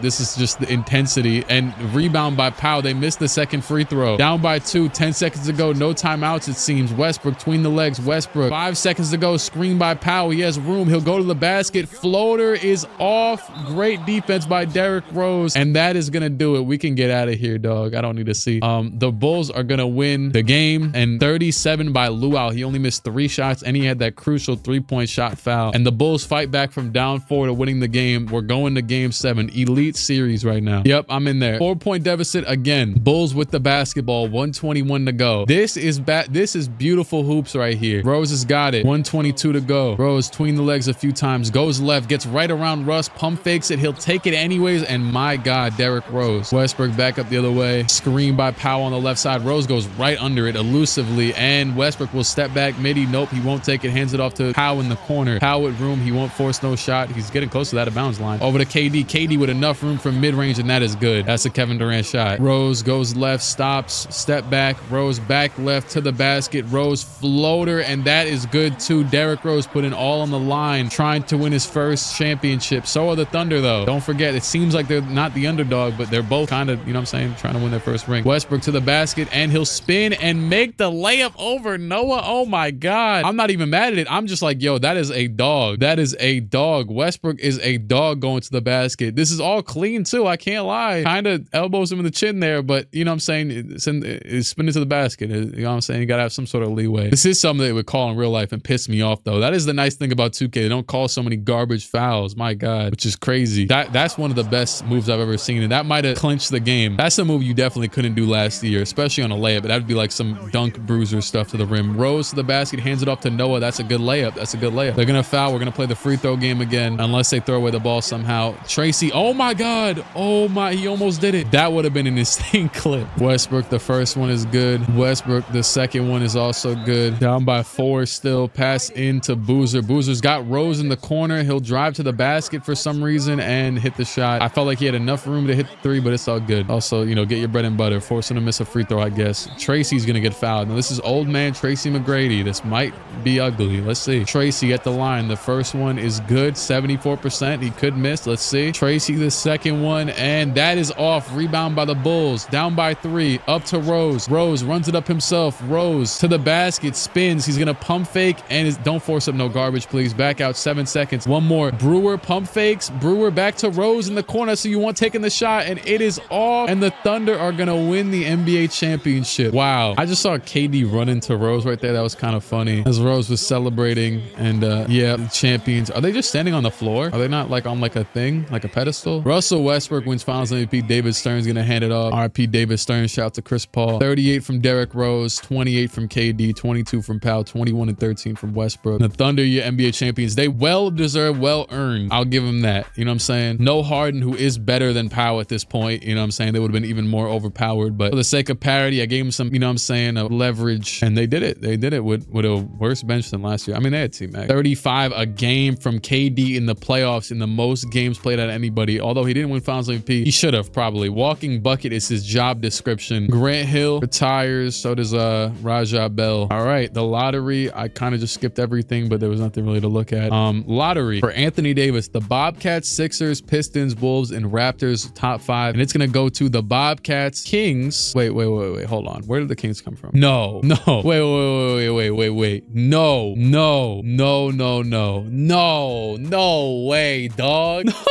I don't think I've ever seen that. Have I ever seen that? Let me know if I've ever seen that, because I don't know if I've ever seen that. That is insane. That is insane, dog. Wow, I've just been sitting here in awe. Kings, Timberwolves via Utah. I don't think I did that, right? Oh, is that damn, I can't even look up prehistoric picks. I don't think they should have those though. So the Wolves and Grizzlies swap picks, right? I'm just gonna assume that was supposed to happen, but Wolves from Utah. I did some research on the 2012 draft and I'm pretty sure it shouldn't have happened. Now, I believe it should have been lottery protected, but I don't think I could look up the history of that right now. So what happened was their pick in real life landed outside of the lottery, and I don't know if it was lottery protected because they weren't in the lottery. You know what I'm saying? With that being said, I'm just going to take it for granted and trade this pick back to Utah. That works. I'll give the, you know what, just as what's crazy is it was actually the 18th pick in real life. So I'm going to give the Wolves the 18th pick. Screw it. All right. I think that keeps the draft sorted out. For the draft, everything should be good. It's all Anthony Davis and everything. Oh, I forgot about Dame. I don't know how I forgot about Dame. Anyways, though, the Bobcats are #1 overall, and I don't think anyone's debating this. They got Drummond over in one of the rankings. Yeah, AD is going #1 to the Bobcats. They'll have their franchise centerpiece, and they'll actually be becoming the Hornets soon. All right, Kings 2nd overall. Now I think we know who the pick is going to be, and matter of fact, it works perfectly. You know what I'm saying? I had to cope for them not being able to get Kyrie last year, and they got Clay instead, which is not much of it. You know, that's a great pick. But this year, you get Damian Lillard. You don't get Kyrie, you get Dame this year. That's beautiful. Good for you guys. I don't know how the hell they finessed from 14 to 2 though. That's insane. Hey, the basketball gods wanted to see them win. Amen, dog. Jazz. Okay, so the Jazz are working with nothing except for Jimmy Butler and Gordon Hayward. So you pick whoever is best, which is probably not Andre Drummond. You might think it's Andre Drummond. Is it Andre Drummond? Damn. Check what Bradley Beal really is ranked as. Manu, All-NBA, All-NBA. Okay, so it's really just pick your poison. But like, why is Andre Drummond getting ranks? Okay, let's be honest. It's Bradley Beal. It's Bradley Beal. Now, I'm not gonna lie, Andre might go soon though, because yeah, and it might be here. They need a center. If Andre is ranked that highly, not gonna be Michael Kidd-Gilchrist, aka Theo Pinson. Okay, Draymond is here. Damn. Because Drummond is a good player, like especially in 2K. So like, I don't want to undervalue him nor overvalue him. I think when it comes to a 2K sense, hear me out. When it comes to 2K sense, I think genuinely speaking, Andre Drummond is probably on average better than Draymond. If you put them at the same overall, Drummond's probably giving you more, which seems like they're both gonna be like the 86 overall-ish range, maybe 88. I'm gonna pick Andre here. And the next pick, the Pistons, they also just need anything, and I'm gonna just go best available, which I think should be Draymond now. I mean, you got Chris Middleton too. I could fill that prophecy, put him. I might do it just because Draymond's the better player. I'll give you Mr. Green. Raptors next up, Bargnani, DeRozan. We need to get Bargnani out of here, dog. I'm actually gonna do that. You know what? I'm not gonna do that because Kyrie's gonna get better. DeRozan's gonna get a little bit better. They're about to have another pick, and I actually have to pick them someone who molds their team, right? So Draymond would have worked perfectly here, like literally perfectly. So that's kind of sad. But why is Dion Waiters ranked? Yeah, okay. So he's a starter.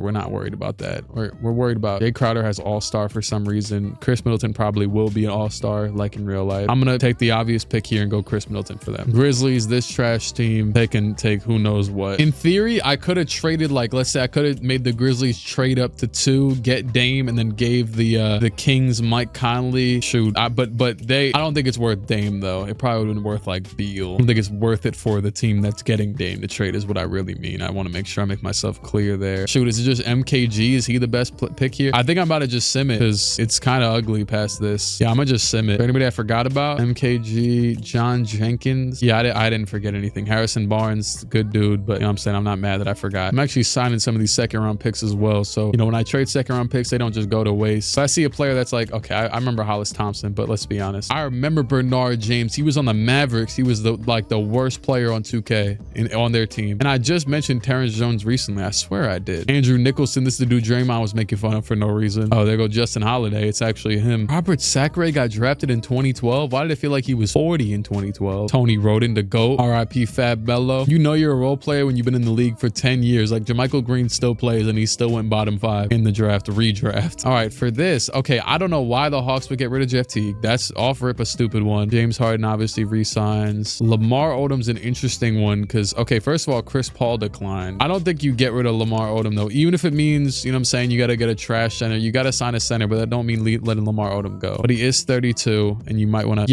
Yeah, I understand.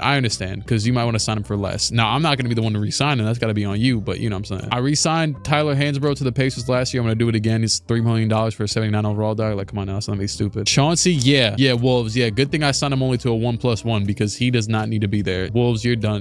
That might be the team. I might trade Kevin Love to the Warriors because he tried to get traded there in real life, or he almost did, and he almost got traded for Clay in like right before the Dynasty started. Also, I rock with Jordan Crawford. Why are we getting rid of him? He averaged 14. Y'all went to the playoffs. We getting rid of Larry Sanders. We've stooped this low. Come on now. Okay, yeah, Bulls, you can get rid of these guys just because, not Taj Gibson though, but the other two, just because the money's stacking up and you might want to sign someone else. But Taj, $2 million. Come on now, let's not be stupid. But on one note though, I kind of want to say just keep everybody because you guys just made the finals. Okay, Ronnie Brew. Okay, you know what though? These two were genuinely kind of trash. So yeah, whatever. All right, yeah, that's it. Oh, Dwight's a free agent. Okay. There's a lot going on this year. There's already offers going. Derrick Rose is restricted, so he's gonna go back. I forgot to look at re-signings this year. Okay, Dwight. Now Dwight's Magic. We made that trade for. No, I said I made that trade for Darren Williams. I don't think the Nuggets is a team from the Wizards. They have that much money. He can go be with John Wall. Yeah, that might be it. That might be it. But I do rock with the Magic though. How good were the Magic? Because I feel like it might be a little bit more on them. They made it to the conference finals, right? 66 wins. Yeah, Dwight, you got to go back. I'm sorry. You got to go back. There's no rationalization in my mind for you leaving. Chris Paul, yeah, got to just be the Lakers. Russell's obviously going to go back. KG's an interesting one. So the Celtics got bounced in, I believe, the second this year. Or was it the first? I think it was the second. Yeah, it was the second. And they're saying Pacers. I don't know if I can co-sign that. I respect it, but after what I've seen, your capabilities, damn, this team is ravaged. Holy, there's nobody on the team at all. I understand it though. I'm going to offer him a contract as if I was the Celtics, just the default, just to see what he would think. I kind of want them to re-sign him and just keep it pushing. At least, you know what I'm saying? Obviously, the Celtics have to rebuild very soon though. But like, they still got, you know what I'm saying? We could still give him a little. Have the Celtics offered anybody else? Okay, Spurs gonna bring back Timmy. Timmy's only on a 3-year. That makes sense. Why are the Wolves not offering Kevin Love? Damn, Ray Allen too. And the Mavericks. Oh, these would be interesting signings though, because KG to go join Paul George and Ray Allen to join Dirk with that team already being great. I get it. I get the thought. Steve Nash, nobody wants him. And I'm not really mad at it. Y'all could figure that out yourselves. There's a lot of guys out here, and there's gonna be a lot of moving pieces. There's gonna be a lot of moving pieces and a lot that I can't control. So where would Roy Hibbert be going? They haven't offered him yet. Okay, because that's the Pacers, obviously, you know, their guy. If the Celtics are trying to move on, I'm okay with this. And the thing is though, is that we can low-key pull off a few very nice trades for the Celtics. I think it'd be very interesting to see them move on more than maybe I might be grasping onto like false hope, you know what I'm saying, trying to make them still be a contender with how good some of these teams are. Yeah, with that being said though, Dwight, I know you're unrestricted, but can I go back? I know it's gonna say the Magic already offered him, right? I won't care regardless. Okay, no, I could still offer him. Yeah, give him all the money in the world, give him a no trade clause, because I could always just force a trade anyways. It don't matter. Dwight, you got to stay in Orlando, dog. It don't make sense to leave with what they got going on over there. With that being said, how much money? I think they were over the cap, right? Yeah, so they can't sign anybody else of much interest. They can sign Steve. Well, no, it's because they're saying that they have that money, which they don't. You know, and I rock with the Pacers trying to make that move because they did miss the playoffs last year. So, you know what I'm saying? They're trying to really get a decent team around Paul George, and I got to respect it. So yeah, if that's what's happening, that's what's happening. Now, the Heat seem to hate Steve Nash anyways for some reason, so I'm not even mad if they want to let him go. I'm sorry. I just went for a walk, got back. I already had everything set anyways, but I'm just getting these offers through. And why is buddy named Albert Iverson? And also, there's so many teams that sign players and they're not signing the players, if that makes it. They're declining all the deals after they negotiated deals. Wait. First of all, so the big development right now is that yeah, Kevin Love, let's just say he went into practice. Don't know who the coach was around this time. Was it Flip Saunders? Rest in peace, Flip. I was gonna say he punched the coach. He punched the assistant coach. Okay.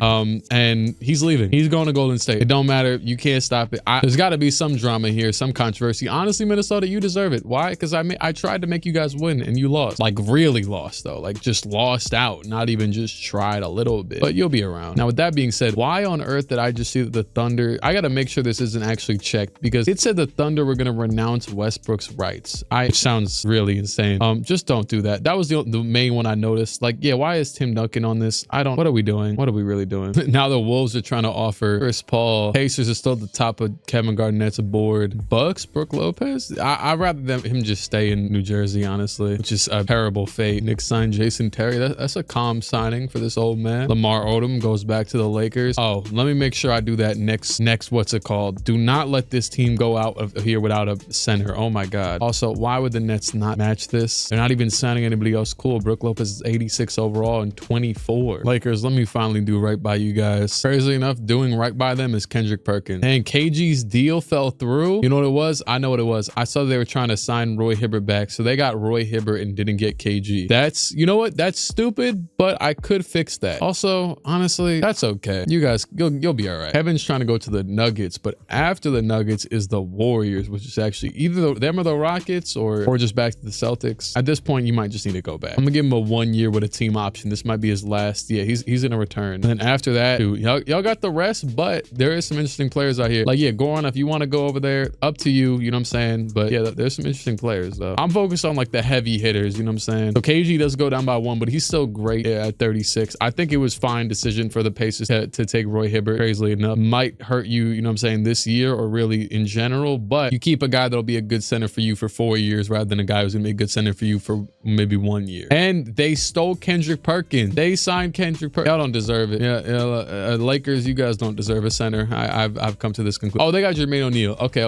He was actually a dude I was looking at for maybe them. He could play center. There you go. Old bastard. Anyways, a little recap. Best players in the league. LeBron went down by 1. KD went up to a 97. Dirk down. Dwayne Wade down. Boogie's up to a 90. Okay, interesting. Matter of fact, let me just look at the Kings in general. Yeah, 90. I don't know why I'm looking on this screen instead of this one. Yeah, Omri Caspi. Oh, he always ends up way too good. I'm not gonna lie, Omri. I rock with you. I remember you from back in that day.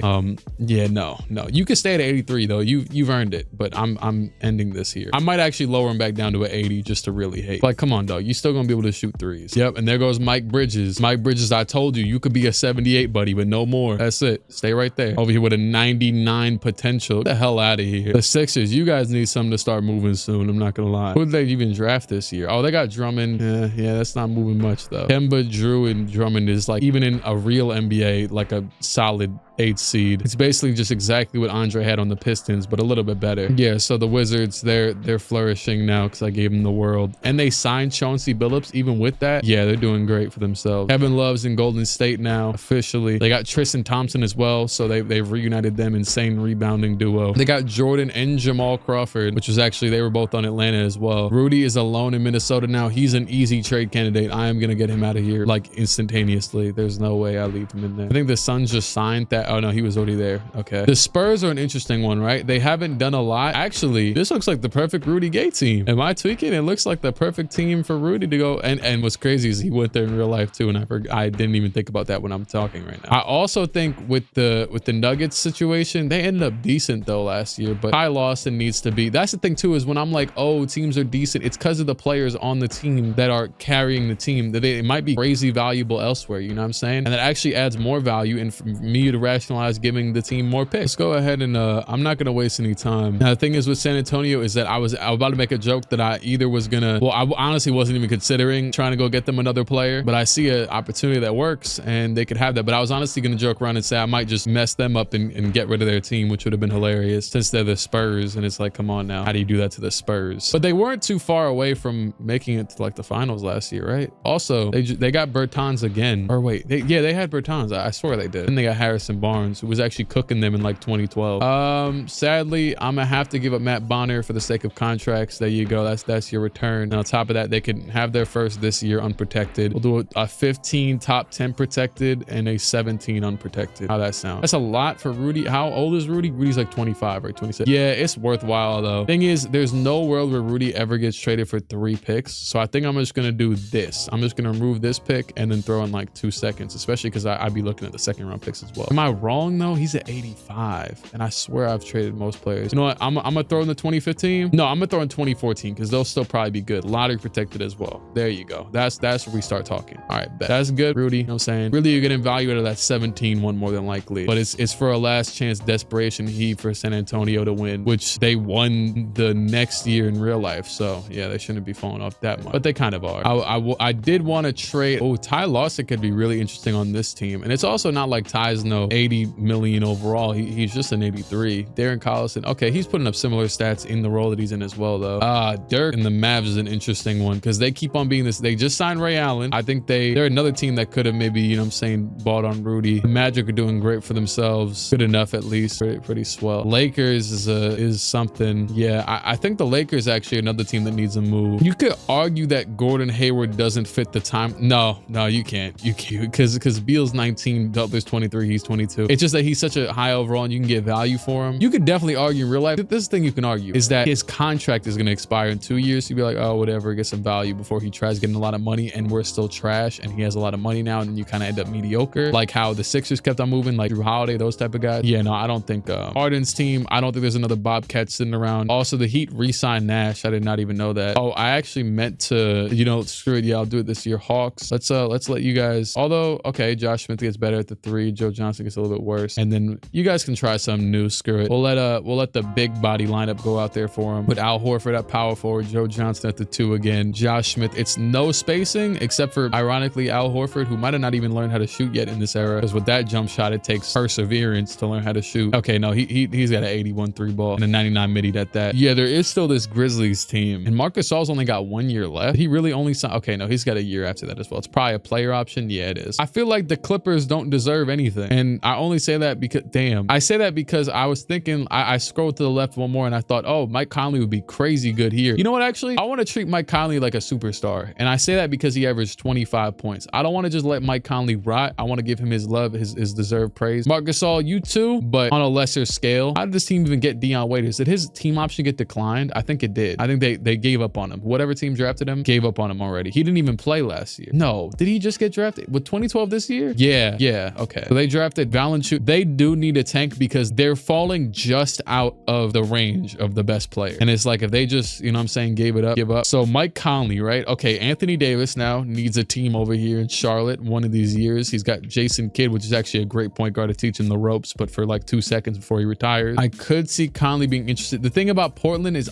you know what? Honestly, I'm about to do a bias move. LaMarcus Aldridge got better than this. I'm sorry. He got way better than this. He was up to like an 88 by this point. He should not be, no, you know what I'm saying? He should have a 90 something mid-range. He was a prime star like around this time, you know what I'm saying? So that I'm all for if a bust in a draft becomes better, fine, whatever. But for a player that actually was good to not become as good as he was is so stupid. Especially a player that was this pivotal to the decade. If you go look at like all those videos that are like, oh, top scorers from each zone for the decade, half of the mid-range is probably LaMarcus Aldridge. At least one of the zones, shoot. He has his little, you know what I'm saying? He has his go-to. You know, the Grizzlies is the team that needs to be, and I guess you could say the Rockets, but they keep on being good. So I can't really even, if anything, the Rockets could be a Marc Gasol destination because they just keep on proving me wrong. And I see the last year's standings. Hold on. Last year's standings. Yeah, they made the playoffs last year. It's like, I can't hate if they're piecing it together, they should be honestly a team that's going. I think Marc Gasol would be a good fit there. But you could also say the Lakers because they have needed a center for 25,000 years. Do they have picks again? Because they would be a very interesting team for him. Let me see who else before I just pin him down in LA. Yeah, no, I think it might just be LA. They're the most center deprived team I've ever seen. At least one of them. Obviously, the Heat got Bosh at the 5 now. You know what? Yeah, we're gonna make that deal happen first. I'm gonna get Marc Gasol over in LA. I'm not sure if it's easy. Okay, yeah, no, it's gonna be easy. And the other thing is too is that Ron Artest, 74 overall, perfect. About to probably expire after this year. Yep, perfect. Okay. And they got 2 firsts to give away. Nice. Just unprotected. Can't even, you know, rationalize doing anything else than that. We got a decent young player in Tyler Zeller. Not really, but shoot, you guys are tanking, aren't you? And I don't think Marc Gasol currently warrants much more than this. He maybe warrant one more pick, but I can give you 2 seconds. It's like the same situation as Rudy was, honestly. And I will definitely, by the way, like as I was doing this, I was like, this is a little bit not enough. And I was like, are they rivals? Not really. Maybe in real life now after they just played in the first round with the whole Dylan Brooks thing, but he left. You know, the Grizzlies aren't rivals to the Lakers because earlier I was about to make a trade, or I wasn't going to, but I was like, oh, should I make a trade with the Celtics and Lakers? I was like, oh wait, no, it's not happening. So yeah, Marc Gasol to LA. There you go. Put yourself back in contention. I mean, I gave the Celtics a great gimme with what's his name? I think like because Millsap was like an 84 and Gasol's like an 85. It shouldn't be much of a different scenario. And then so with Conley, my thing was if he goes to the Clippers, he does propel that team, right? But what have they done to earn? Now, is there any other team that deserves a point guard like that? Oh, well, I was saying the Blazers. Jameer already averages 16 and he's showing no signs of regression. Just you keep rolling on, dog. Timberwolves, great rebuild. You got Darko Milicic leading the way. You guys are doing your job correct. Jesus, the Suns drafted MKG with the 10th pick. How'd you even manage to get the 10th pick? Who did they have? That's a Kyrie. He's getting better. What pick did the Raptors have this year in 2012? Did they trade their pick? Oh, they got Chris Middleton with 6. He's trash though. It's gonna take a second. That kind of sucks. If they're gonna have to be waiting around for Chris Middleton, I wonder what's honestly, it might not be a Kyrie DeRozan pairing. Oh no, DeRozan's 23 yet. And really it's just Bargnani might have to go sooner than later because because this team as is isn't gonna. Yeah. But Bargnani though is pretty good in these sims, so I'm not gonna rush that. I'm gonna give it at least 2 years with them. You know what I'm saying? They gotta thug it out. There's always gonna be good players in the drafts. Just how long you gotta wait. Kyrie's gonna be good for another 15 years. So honestly, even though I said Collison was solid, Conley to the Pacers or the Clippers is my 2 best thoughts right now. I guess bias aside, you could say the Knicks as well. I feel like I've had a lot of focus on them because they're my dogs, they're my team. But dang, Jason Terry averaged 22 last season with the Mavs though, so he should fill a crazy role over there. But I'm not gonna say it's gonna be instant or anything.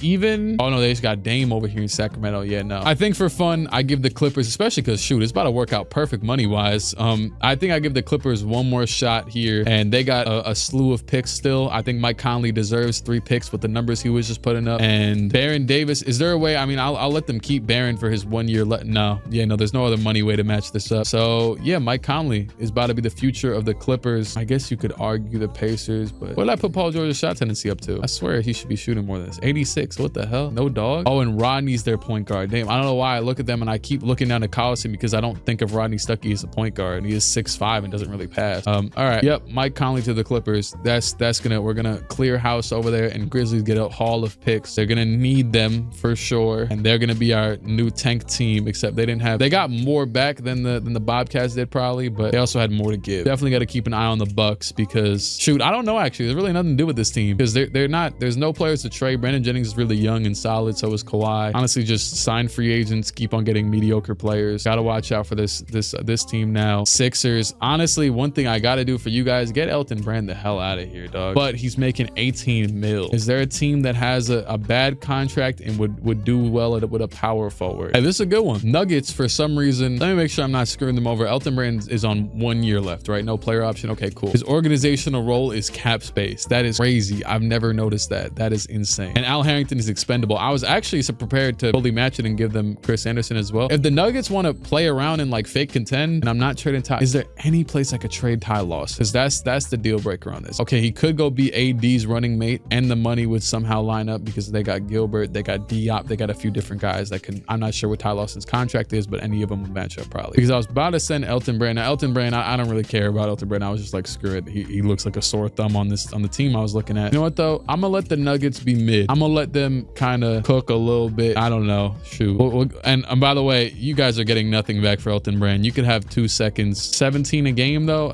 Screw it. I'll give you. But it's the Nuggets though. It's got to be lottery protected. Yeah, no, it's got to be a lottery protected pick. Man, who cares about Elton? Yeah, you could just have him. You could just have him, dog. You could just have him. There you go. Sixers don't want him. They love your 2nd round picks. It'll make them worse somehow. Also, someone just knows with the Sixers, they don't have young players. They have Drummond now, but all their young players are even getting like mid-20s. They're still gonna have a lot of years to go, and I'm taking this very slowly. So the Nuggets are locked in now to, I don't know, something this year. This is the only place I could really see Ty Lawson right now is Charlotte. I could just reroute a few players from the Nuggets to Charlotte for the vibes. You know what though? No, I'm not gonna, because AD is an intimidating, you know what I'm saying, name right there. I'm not gonna do that for him because I think it'd be better off if AD's team actually just traded Tyrese Thomas. Is there a way I can get him to the Warriors? I feel like he'd be a good Warriors player. They have Delon, this is Darrell Wright, right? His older brother, I remember him. Yeah, the Warriors can just take him for no reason. He's 26 and averaged 19 and 12 last year. He can go and be for the Warriors like a good little backup, you know, big. Is there another team that would deserve him more though? Maybe the Bucks. But you know what though, Steph, this is what you've earned. You've earned my respect from that type of thing, what you did last season. This is a cool little player. I know his stats are bolstered a little bit because he was, you know what I'm saying, but you guys got cap space, and we'll do a lottery protected first from you guys as well. That's really it. And AD, lean into tanking. Warriors, good luck. And yeah, I'm gonna simulate right there. Also, I just wanted to check because earlier I had checked trade deadline. Yeah, no, I can't turn it off. There is a lot of really in-depth stuff. Draft pick, trade value, pick what? Pick depreciation. I've never looked at this stuff, me personally. And then there's player type discounts. Teams just value all of these players. I mean, I guess that makes sense. What's the point of the thing then? No, I mean, I'm not too mad at letting go of Tyrese Thomas, but AD don't want to tank. It's looking like 20 wins is pretty good for how trash his team is.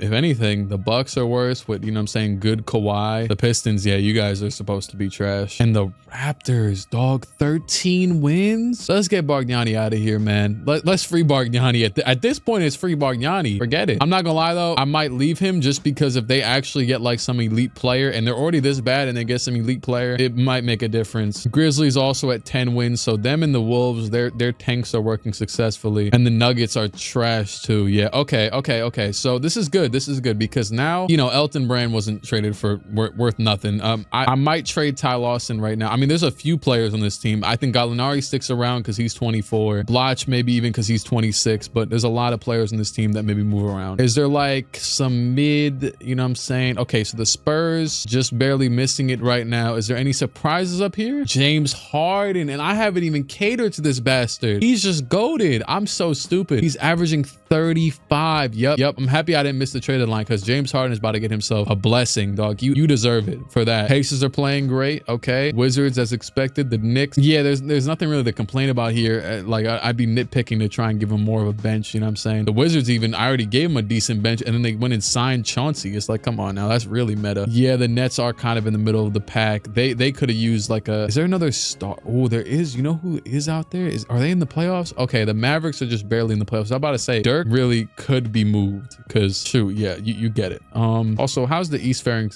like toward the Celtics? The Celtics are looking overweight. They are under 500. Hey, maybe you guys lucked out by keeping Kate and Rondo is about to be a hot commodity. Rondo, I might go send Rondo to go smack around Harden. And yeah, AD and them, they're playing great. They could even like technically make a playoff push this season. Let's go ahead. So the Celtics, it was Boston, and then really just Harden. Just I gotta cater. I have done nothing for James Harden. I just sent him there and made them tank, and now they're good. I wouldn't be surprised if this team was terrible right now. I think actually that's why I wasn't catering to him. It's because I was like, oh well, the team sucks. I mean, there's no way for me to save this, but I gotta do to him what I did to John Wall. I gotta get the team right. That could be getting some of those Celtics. Oh, that once again, that could be Rondo. Oh, and how are the Clippers doing with Mike Conley? Hold on. I missed them. Oh, they're number one. Oh, good for you. Okay, Clippers are number one in the league. I mean, they have less losses. They've just played less games, but yeah, the Magic are still holding on well. The Magic also technically could use some more help. Yeah, so actually the Clippers, you guys should be good for a while, but the Magic, I could see them being a Paul Pierce destination. That could work in a technical sense, even Dirk, but I'm once again, I'm picking for straws because that team's in the playoffs right now. They're actually playing really well, like to be playing close enough to the Lakers with Marc Gasol and everything with Powell's, you know, brother over there, and they're right under actually the Thunder with Powell. The Warriors seem to be doing great. They technically could still use some more love, but you have Kevin. Wow, that was a bar, and I didn't even. Oh, also the Blazers. Oh my God. Yeah, the LaMarcus boost. I mean, he's playing the same, but they're just figuring it out more year by year. They got JJ Hickson just like in real life. They had him around this time. I remember that very fondly. I just remember the Knicks playing young Damian Lillard and LaMarcus with JJ Hickson at center. We played on New Year's Day in like 2013 or 14. I remember my family was over and then they had left, and then the next day, it was either New Year's Day. It was probably New Year's Day, not Eve. Yeah. Let me see if I'm right on that. Dame was cooking us. Yep. We played on January 1st, 2013. Dame had 21 points, but Batum had 26. Why was he in? Melo had 45? How do I not remember this? And that just made me want to cape for the Knicks and get them some more players right off of that. I don't know.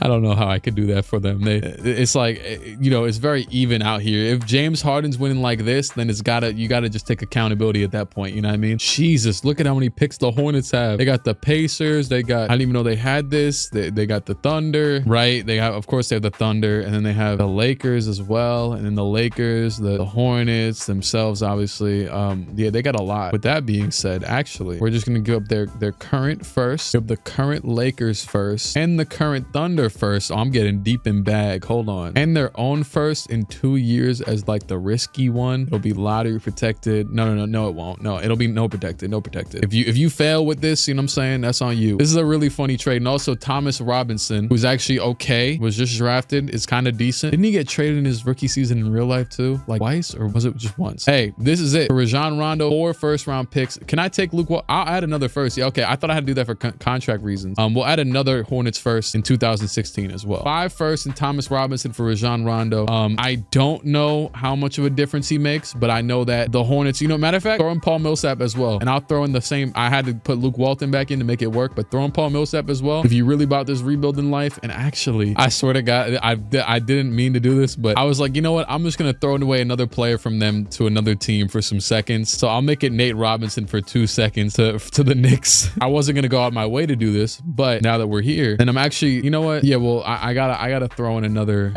first. I'm going to trade with them again right after this and give them another first. Give them, you know what? I'm going to give them 2 firsts. Okay, I'm kind of tweaking. Give them the pick that I originally intended, a 2016 pick straight to him. And now the Hornets got James Harden, Rajon Rondo, Emeka Okafor, Paul Millsap. This is a 5. That's a 5 right there. There you go, James. Now you can actually play with basketball players. And on top of that, I don't want to, you know what I'm saying? I didn't want to throw him in the deal because he's playing so well. Isaiah Thomas, 16 points per game this season. Not efficient, but you know what I'm saying? That helps. Shoot, it's a player that can put ball in hoops sometime. Now off of that, Boston, you know what I'm saying? You're 5 games under 500, dog. It's over with. You know, you had to give up. Also, the Hawks are playing great this year. I don't think there's really anything to do to them because they just have a lot of firepower, like as much as they can get within their own bounds. Okay, ideally, I actually thought it'd be cool if Paul Pierce went to Orlando, but they got too much money tied up and I don't want to mess up anything they got over there if they won 40 games already. What I've learned from trying to trade Paul Pierce is that it's really hard to move $17 million. Shout out to Franklin Saint. But I've found a way to do that, and for the love of God, it's the Warriors again. They're just able to just take his contract. They're going to give him 2 first-round picks to Boston. The reason why 2 and not 17, even though he's at 87, is because he's 35 years old. He's about to hit a crazy regression. Regardless of what team I was giving him to, I wasn't going to take many first-round picks. And they just so happen to be able to take him for nothing. So, Paul Pierce, welcome to the Warriors. And that leaves just KG. He's making $15 million. I don't know where the hell he could go at this point. I got a few ideas. Actually, now I got a few ideas. I think it's officially time for me to break up the Rockets. Now, Kyle Lowry is a very, very coveted, decent asset, right? I'm about to send him. Damn, but the thing is that I don't want this team to give up first. You know what? This is something I'm gonna have to revisit at a later date. But the Rockets are in a weird spot right now because a lot of teams have a point guard that's similar, if not around the same productivity, better maybe, of Kyle Lowry. And so I want to trade him somewhere where he could be more of an asset. It might be the Bobcats, but I also don't want them to give anything up. So it's like, you know, I want the Rockets to get back their fair due, they're at least a pick or 2 for Kyle Lowry, or they might just suffer. And that's what it's looking like for him. Let me look at extensions. I never look at these. Oh, snap. Now they both want to re-sign. I might just re-sign him. Brandon Roy, definitely keep him around. Blazers, they're doing something right over there. It's not fully working, but something's working. So for a lot of these teams, when I'm going through, I'm thinking with this, like for example, with right here with Gortat, I'm like, I'm not gonna let him re-sign because he'd probably want to test free agency if he's behind Dwight Howard all these years, just see the value of him as like a starting center, you know what I'm saying, somewhere else. But I'm also not going to trade him because they're winning so much. But then I'm like re-signing the obvious guys like a JJ Redick because it's like, okay, you're shooting off of Dwight Howard and Darren Williams plays. Like, come on now. Like, you're pretty happy about that. But for a team like the Nets that's kind of on the brink, might just need to let a lot of these guys walk away because they also are just not convincing. Devin Harris also about to be 30, or he is 30, sorry. Turning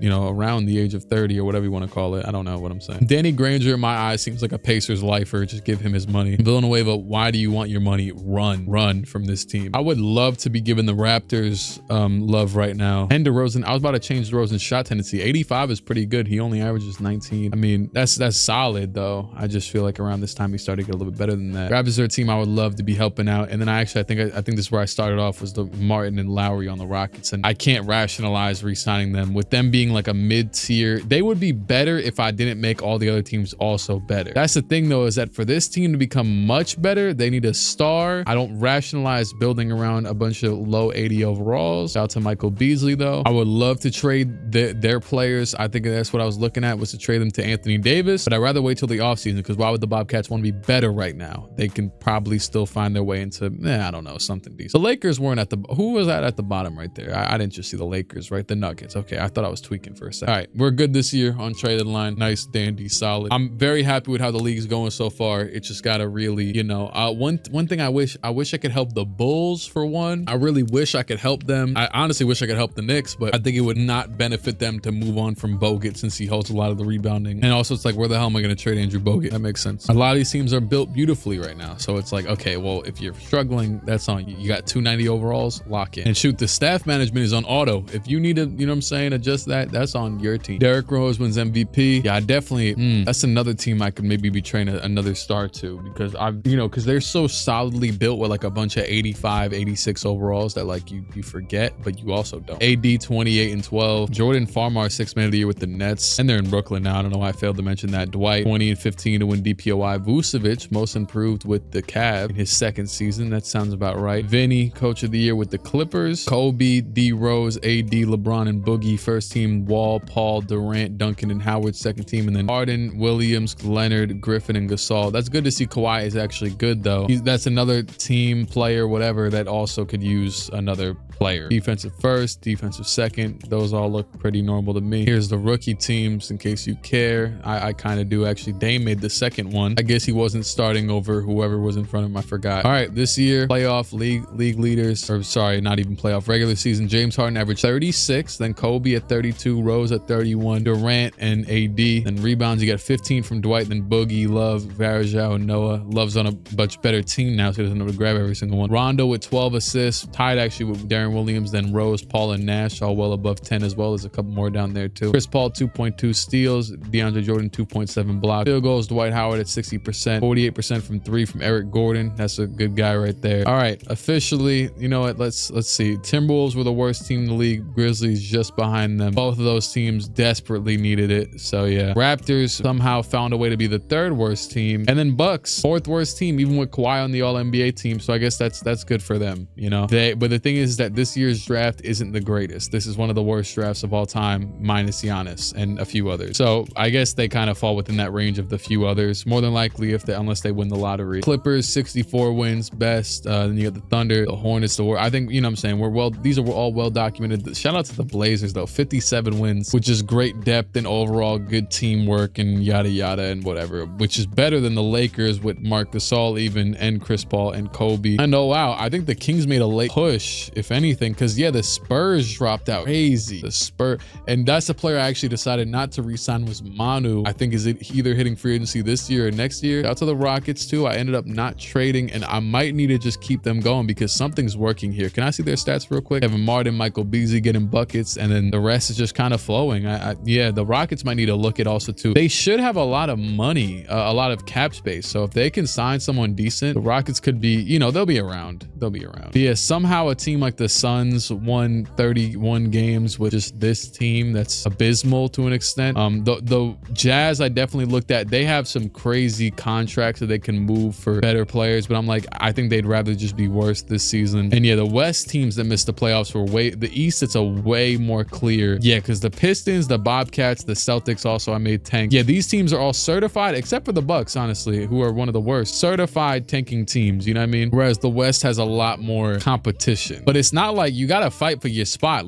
But I won't lie though, the Spurs, it might be time to give it up though. It's probably over. It's probably over. I literally, is this Rudy's first year here? Yeah, it is. I got Rudy here for 1 year for them to miss the playoff. All right, first round, Kings are out of here. They get swept by the Thunder. The Pacers are out of here. They get upset by the Wizards, but also the Wizards are great. It's a 4 versus 5. They used to play the Pacers and the Raptors and the Wizards and the Bucks used to play all the time around this time. I think I might be forgetting 1 or 2 more. The Heat also post LeBron were always in those type of matchups. And I want to say the Hornets. Lakers. I just realized my camera blocks a few of these matchups down here, but it's, dog, I hate when people complain about stuff like it's okay, dog. We'll be all right. I'm telling you who wins the series, and you're gonna see him in the second round. Speaking of that, the Nets are out of there. The Mavericks lose in the first round. The Clippers, they're 4-1. Actually, we have our first game 7 right here, which ironically, the one I'm blocking. The Blazers lose to the Warriors. Both of the games that I just made fun of are both in game 7, by the way. The Heat and the Hawks, and the Knicks and the Bulls. Shout out to my Knicks persevering against the Derrick Rose MVP team. We used to have classic matchups, and oh my God, an obliteration in game 7 by the Hawks over the Heat, which is funny because LeBron used to smoke the Hawks back in these days. But in this one, 5 blocks, 3 turnovers, 6 for 17 shooting to lose. I definitely thought about a few times about giving the Heat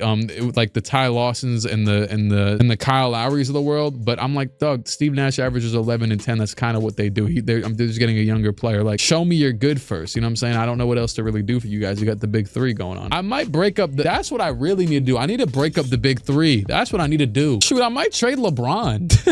Like, if I might trade Wade, like I might really trade one of these guys. LeBron, is he technically a free agent next year? I think I might trade him, dog. I'm being so serious. And the Bulls versus the Knicks, game 7. But if like the Heat aren't actually going to be for real, then you might as well, you're better served elsewhere. Because I think it's because their team having that much money really hurts you from getting a good, and this is another display of that, the Bulls smoking the Knicks in game 7 because they also have a mediocre bench. And my God, the stars, Melo 5 for 13, Amari trash. I mean, mediocre at best. And these guys all trash. This dude's trash. Sorry, Matt Barnes. Rose had 42 and 15 on Raymond Felton. And what's crazy is I did just re-sign Raymond Felton. All right, round 2. The Hornets get swept. James Harden swept by his former team. That's tough. And the Clippers are actually down 3-2 to the Warriors. All these series are pretty good right now. The Wizards will get eliminated by the Magic. That's just rite of passage. We kind of expect that at this point. And both of the other 2 games are game 7. Bulls versus Hawks. They both got their teams out of there in convincing game 7. So is this going to be a close one, or one of them going to show who's the alpha dog? Yeah, it's the Bulls. It's the Bulls. The Bulls showed exactly that. They win by nearly 20 points. Rose 44. And that's kind of just how it's going to go for the Hawks. I really like team, but if you don't have a star like that, shoot, I might trade LeBron there. That's kind of nasty, isn't it? And the Clippers versus Warriors game 7. Warriors get the Clippers out of here. The number 1 seeded, crazily enough, but Steph Curry and Kevin Love step up. It's just a matter of who played better in this game. And Blake shot 11 for 25. Iggy shot 5. I dead forget Iggy's there, and it's crazy because he's playing against the Warriors. All right, we have the 1 versus 2 seed, Chicago versus the Magic. I have done really not much for the Magic since I got them Darren Williams, and I've literally never traded with Chicago. I've never done anything. Which, shoot, I might trade. I'm being so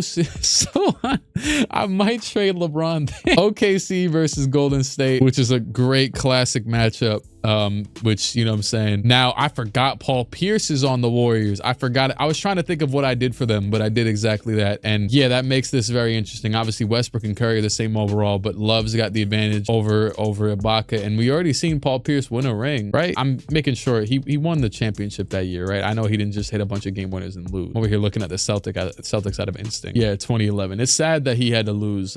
Wait, we're in 2013, right? So it's only been 2 years. Jesus, I need to get this thing moving. And I really do enjoy doing videos like this because it's, oh my God, do not simulate the round. I didn't want to simulate the round. Okay, cool. The Bulls are going to quote unquote upset the Magic and make their way back to the finals. Just another, Derrick Rose is insane. Maybe he doesn't need anything, and he really might not. And it's gonna be a game 7 between the Thunder and the Warriors. We've seen this story before. This is what movies are made of. Out to Cat.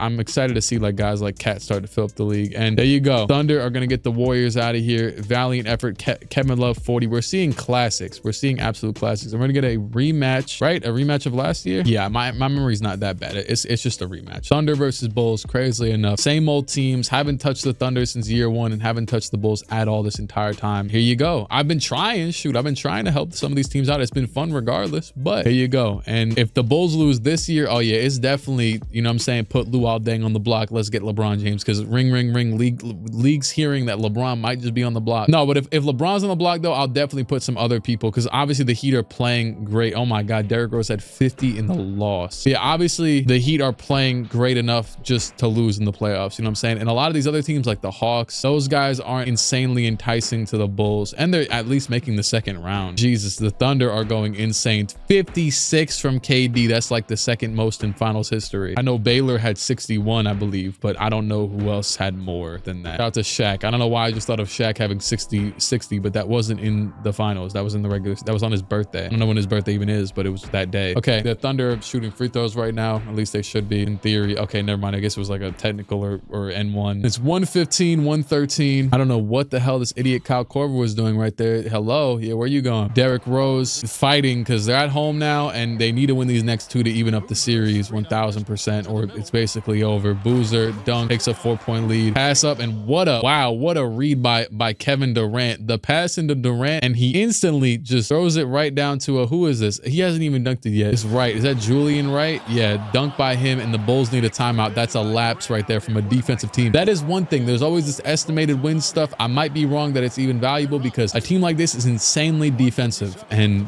they keep winning. But it's also Derrick dropping 40. I should honestly though, forget LeBron. I probably should just try and get them some more assets within bounds. But the thing is, a lot of those guys like the Boozers make a lot of of money, and I don't want to like just decide that Boozer is the guy that isn't impactful. Also, Noah dribbling the ball a lot right now, but he is a ball handler to an extent. Why is Corey Brewer going to do this again? Oh my, Boozer for 3. Okay, all right, sure. Carlos Boozer 3-point heave. What is his 3-point? His rating's probably a 40, 31. But sometimes the dog is just instilled, I guess. I don't know. I've seen Kevin Durant miss wide opens. I mentioned it earlier. So if he can miss wide opens, then Boozer's just got to be a dog, I guess. Forward back to Durant. Durant contested. There you go. He heard me. 3-point deficit. KD cuts it back down. Is there like a boost to end of shot clock shots? I don't know. Screen by Boozer. Rose goes right. Rose all the way. Got the lane. He'll take the layup. You know what I'm saying? Easy. Moving like how he does currently. It's crazy how much of a different person he feels like. Like, I wonder if he has like midlife crises. He probably already did. You know what? He seems like he's living a great life. Pass down Gasol. Pump fake. And he's going to get it anyways over Joakim to cut it to 3 again. Derrick Rose bodying up Westbrook. Got to waste as much time as possible or pass it to Corey Brewer right now. Okay, no. Screen by Joakim. Now he passed it to Corey Brewer for some reason. Okay, back out to Luau. Luau back over to Rose. You just wasted a lot of time with that. But you know, and then he shovels it off to Noah again for no reason. He could have dunked it, but you know what? Rose just makes very like meta decisions. Like he just makes the best decision at almost every time, it feels like. His IQ's got to be off the charts in 2K. I remember JaVale McGee's IQ in 2K used to be insanely low.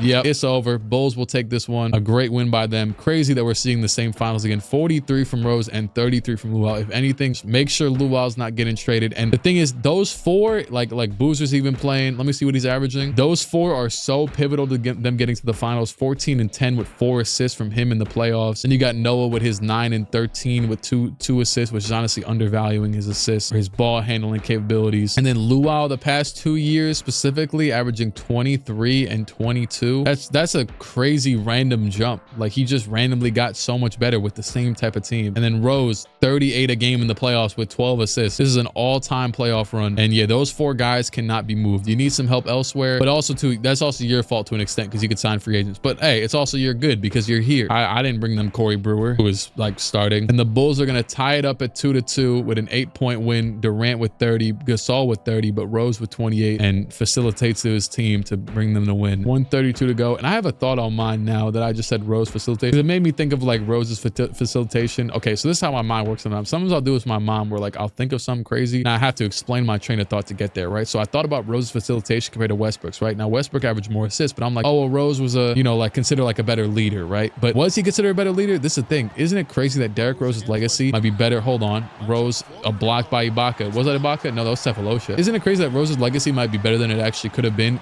because he got injured? Isn't that weird to think about? That like we romanticize like his injury so much that in a technical sense, it's not on some disrespectful stuff. I love Derrick Rose, but with that being said, genuinely speaking, he could have failed as Westbrook gets his fadeaway, and then it would have been like, oh, the guy wasted his prime and he sucks and instead of, you know what I'm saying? But I mean, we know what he did though. I'm just chatting, you know what I'm saying? But he could have failed for like the next 5 years and then randomly, oh snap, but we'll never know. Why? Because he got injured. Interesting. And what I'm talking about doesn't really need to be talked about. I just thought about it because I was thinking. And Rose, what a shot. Fadeaway, mid-range, and they're up by 3. The pass into Westbrook. Westbrook goes right by Derrick, down by 3, and another, I think that's on the defense. And actually, it's going to send Pau to the line. Pau Gasol, the first one is good. So I know how they have this thing where like it doesn't show the fouls, right? The scoreboard and everything. But was it like that in 2K10? I'm trying to think. No, I didn't play. I mean, honestly, I played even the 2Ks that I played. It had to have showed it. So I think they just missed a step. Rose trying to weave his way to the basket, and he passes down to Noah, who had Westbrook on him, an easy shot. And the Thunder still down by 3. Westbrook will take another timeout. I think it's going to be their last one. I'm pretty sure. Yep, it is their last timeout. Westbrook to the basket, back out. Cephalosha open for 3, and he hits it. Thabo Cephalosha will tie it up exactly just about 24 seconds to go, 24.1. And the Bulls will have a chance to shoot. Are they in OKC? They're in OKC. So this would be taking a 3-2 lead after being down 2-0. Just pure classic series from these teams. Passing to Rose. Rose, 22 seconds. Derrick taking his good time. He'll cut it down to 8 before, or 6, 5, 4. Derrick, 3, 2. Derrick goes right. He'll have to pull the mid-range, and that is good by Derrick Rose. 50% contested, dog. And that is going to send them to a 3-2 lead. Not obviously, they're already in the finals. Nowhere to be sent except for home. 37 points and 16 assists from Derrick Rose, the game winner. Westbrook 35, 8 and 11, a classic matchup. I love to think about if these matchups actually happen in real life. 3-2 lead for Chicago. Can they actually do it? Pull it out? I wanted to make a trade for them, really, if they actually do it. And they're winning, dog. Derrick Rose is a different level of dog, because this is insane. They had to have put crack in his cereal, because I don't know how you possibly. It's a great team, but 50 53 and 12 on 38 and 12 a game. And Derrick Rose, an NBA champion, 41, 4 and 11 in the finals, a 6-game series, averaged 41. He literally is doing what LeBron is supposed to be doing right now. Let's just be honest. And I'll take it. I needed to see someone cook. Shoot. Generational. By the way, 2 game 7s to even get out of the first 2 rounds. And then you get it. That's insane. I would assume this is the highest playoff average of all time. Like, he just about averaged 40. Probably only Michael Jordan and I guess like Wilts of the world. But like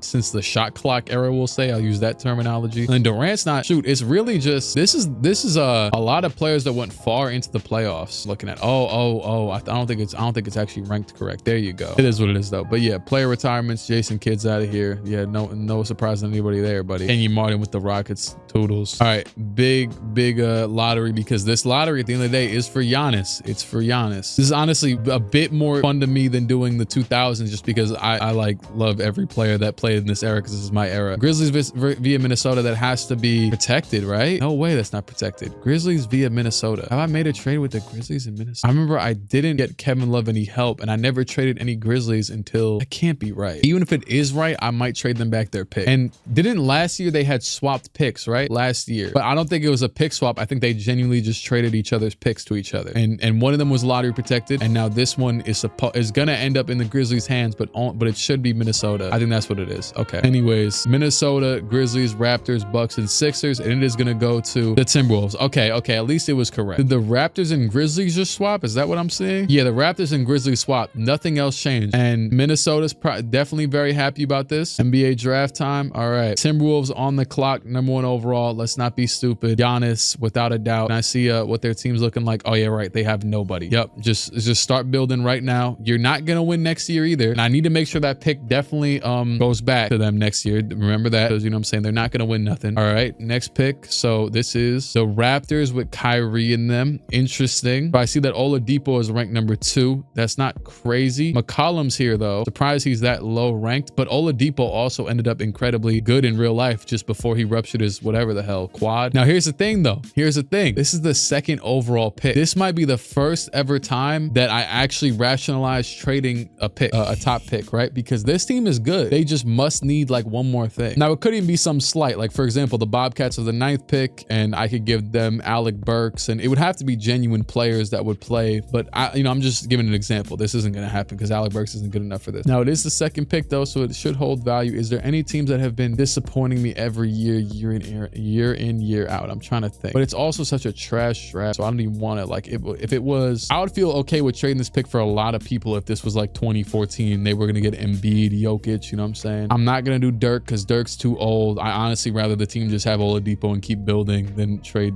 the pick for Dirk, the 2nd overall pick at that. Keep an eye out for that though, because I might actually go back to him and trade another team's slew of picks for him. But he's also about to expire, so I don't know. I don't want to think too much about this though, and it doesn't really feel right. I could break up the big 3 right now and go ahead and get Chris Bosh for it, but it, like, yeah, bring Chris Bosh back or something like that, but it doesn't feel right. Why would Miami need the #2? It would be Miami rebuild, like right now. I forgot I ended up not even trading KG. I was actually going to do for fun. I was going to trade KG to the Bobcats just to mentor AD theoretically, but I couldn't find anywhere for him to actually, for that to work. I'm going to go ahead and just draft Victor Oladipo to the Raptors. It is another wing player. I think that's valuable because I just seen that they've been struggling in terms of wings for some years now. Hopefully that's good for them. All right, Grizzlies, you guys are terrible, like very terrible. I might go with McCollum out of my own better judgment. I know Porter's here. Let me check their okay, all-star, that's interesting. All-NBA for Trey Burke. Yeah, but they're gonna make like his bench or his whatever thing just very close to now. I already know McCollum's a great player. It's a trash draft, I'm sorry, but it's not my fault. CJ McCollum, I mean, he's gonna be great. Just give him like 8 years, sorry, like 3. All right, Bucks. Now this is actually a team who should trade this pick because Kawhi was an all-NBA player. The Raptors scare me because they're like a little bit more fraudulent, and this pick isn't good. It's not going to be a good player. But you know what though? It is going to be a good player. If I take someone like an Otto Porter, a KCP, they're going to be good. It's just they're not going to be great. It might be better off than just trading this for some whatever. Is there a team though that's out there that like there's those Ty Lawsons and the Kyle Lowrys, right? But this team doesn't need a point guard. They have Brandon Jennings, so it's like that's the tough part about that. And Ty Lawson expired. Shoot, did Lowry expire too? What I could do is facilitate a move between these two teams and go ahead and give the Raptors the pick for Bargnani, but I don't know. I'm gonna draft for them, and it's for one very logical reason. They have a lot of cap space. They do have to re-sign Brandon Jennings, but I don't think he'll,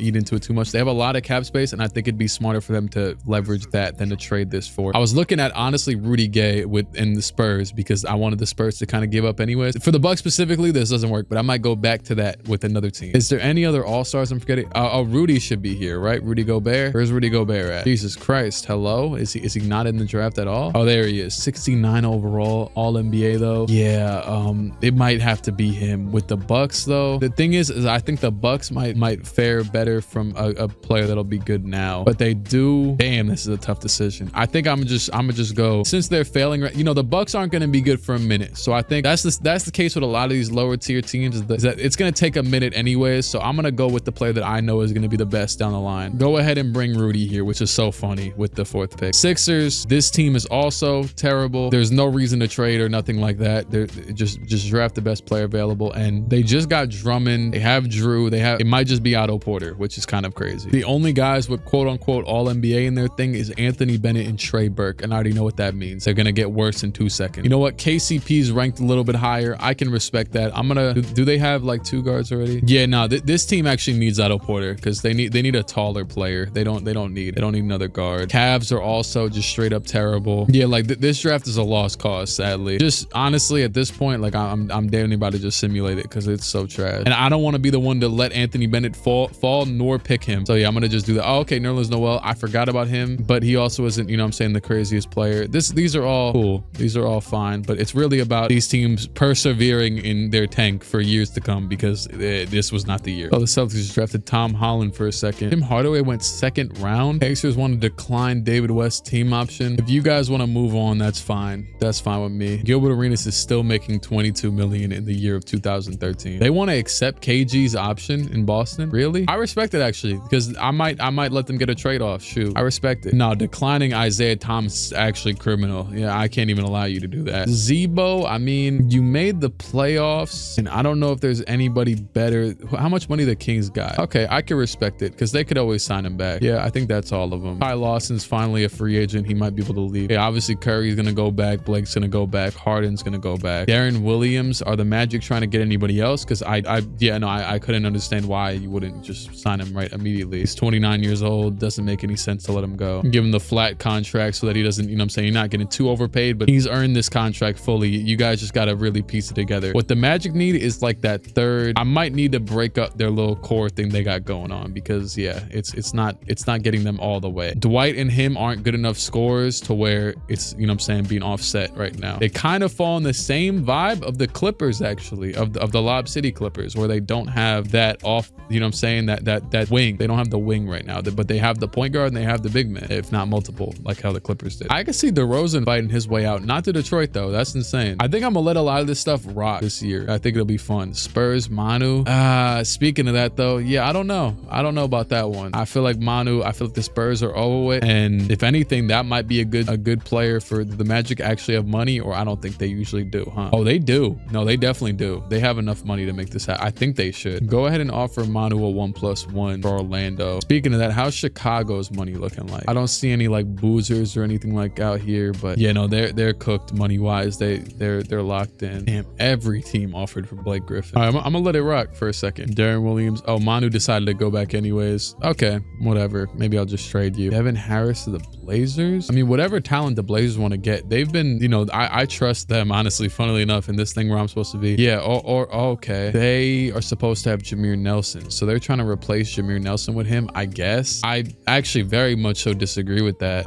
It depends. What do you do? You're pretty good. Okay, you know what? Maybe. Yeah, they're just about to do the same thing, so I mean, whatever. If that's what you want to put your money, screw it. Brandon Jennings prepared to accept an offer from the Warriors. That's kind of insane. The Bucks are obviously going to match it, but the Blazers ended up keeping Jameer anyways. I guess they offered both of them. Looks like a lot of players about to go off the market on this day. I have been wanting Kevin Martin's a very interesting one. Rock with you, Rockets, but I don't know. I don't know what the hell to do with this team. You know what I mean? I'm gonna just let him decide where he wants to go, because Allison, DeMar, Tyreek. Why would the Raptors not accept this? That just confuses me. Okay, now we're officially in free agency. Okay, Zebo to the Pacers would make sense. David David West to the Kings. That also, would they not just be swapping players in that instance? Yeah, they literally would. I mean, if that's what floats you guys' boat, sure, whatever. Yeah, you guys are all mediocre to me. I've done my due diligence. You can sign wherever you want. So yeah, West and Zebo swap teams. Kevin Martin signed with the Bobcats, so he's gonna join AD over there. And Ty Lawson, they did let him go. The Nuggets let him go, crazily enough, and signed nobody in replacement. Maybe DJ Augustine or something. But you know what? That I respect it, because that means they're trying to give up. I don't know why the Timberwolves aren't trying to give up, but they are though. But they aren't. Shoot, I don't know. They got Giannis. We're good. We can let free agency rock. Kawhi's up to a 90, AD's up to an 86. That's pretty cool. Good little team over there. Who the hell is this? Who the hell is Otto Field? Whatever. The Sixers need what they can get. But let me make sure he's not no 99. Okay, he's a 99. Yeah, no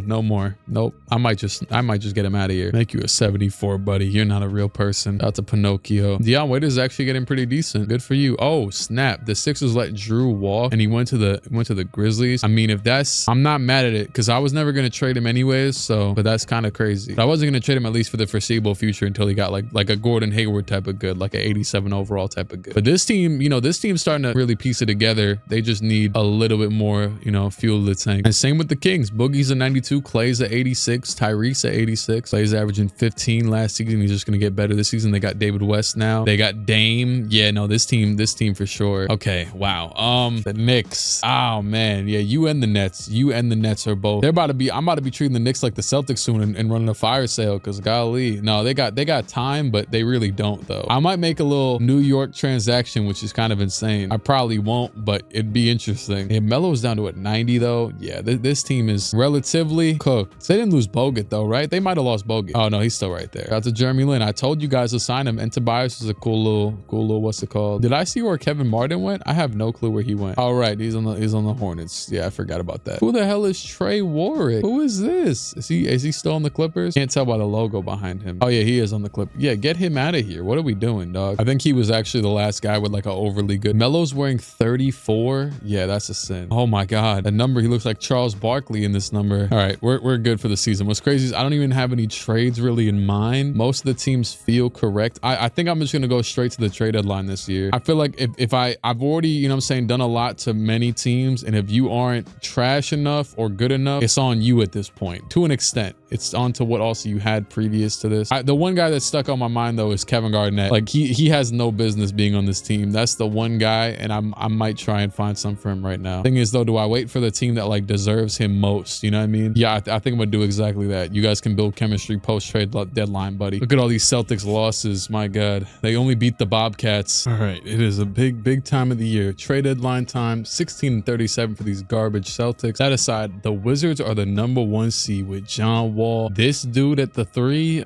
They don't have Steven Jackson anymore. He might have retired for all I know. Oh snap, they actually got Antoine James. When did they? I didn't trade him here, right? I swear I didn't trade him here. I don't know what's going on in the East, because the Hawks are 22-29 in the playoffs. They were great last year. Shoot, oh my, the Cavs are in the playoffs. Mo Williams, Casey. I know. Oh, wait, when did Paul Millsap get here? Oh, you know what? I didn't do a deep enough dive into what was going on. Okay, you know, it's an okay team. It's cool. Still not a playoff team. Even with Paul, it still doesn't seem like a playoff team.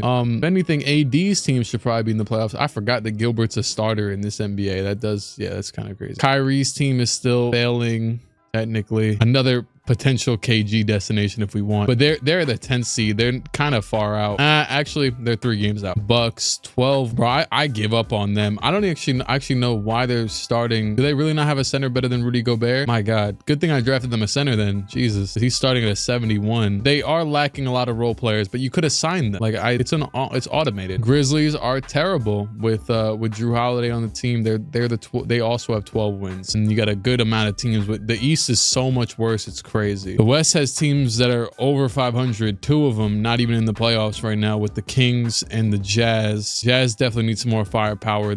Beal should be a point guard. I don't know why he's not a point guard. I thought he at least would have point guard as like a secondary thing, because why is Raul Neto starting at a 69 overall? They could definitely still make the playoffs. And you got the Kings with this pretty insanely stacked team, for being honest. Spurs are back, I guess. Any surprises? No, not really. Although, yeah, so the Pelicans, shoot, I might just go trade KG there, because, you know, they've earned it. And I didn't realize that they lost. What's his name? I didn't want them to lose him. Oh, never mind. They pay Harden too much now, so they actually can't even do this anymore. Okay, well, you guys can deal with it. There'll be more deals along the way. But honestly, I kind of like this right now because I feel like I've done the groundwork and the culmination of everything is kind of coming together. How are the Rockets? How is Lowry in them? I know they lost Kevin Martin. Somehow still 25 wins. Like, that's pretty decent. It pisses me off. Why you guys? They have good role players. This is gonna sound insane, but there is only one team out of like actual good teams that can afford Kevin Garnett. You want to know who it is? The Wizards. It's the Wizards. Why? Because I throw in literally, I could trade him for a Garnett. Now that's meta. Hey, this is what I'm gonna do, right? KG is 37 now. Yeah. Once again, Wizards seem to be well on their way. You know what I'm saying? The great things. We'll give him 2 first-round picks. Any like good young player we can, yeah, screw it. This dude. I don't know. Is this guy young too? Whatever. It doesn't matter. Screw it. Kevin Garnett, welcome to the Wizards. That's a little send-off from the Celtics. With how trash this conference is, we need another team to lock in. So, AD, it's your time, buddy. You've shown me that you're ready. You know what I'm saying? Raptors,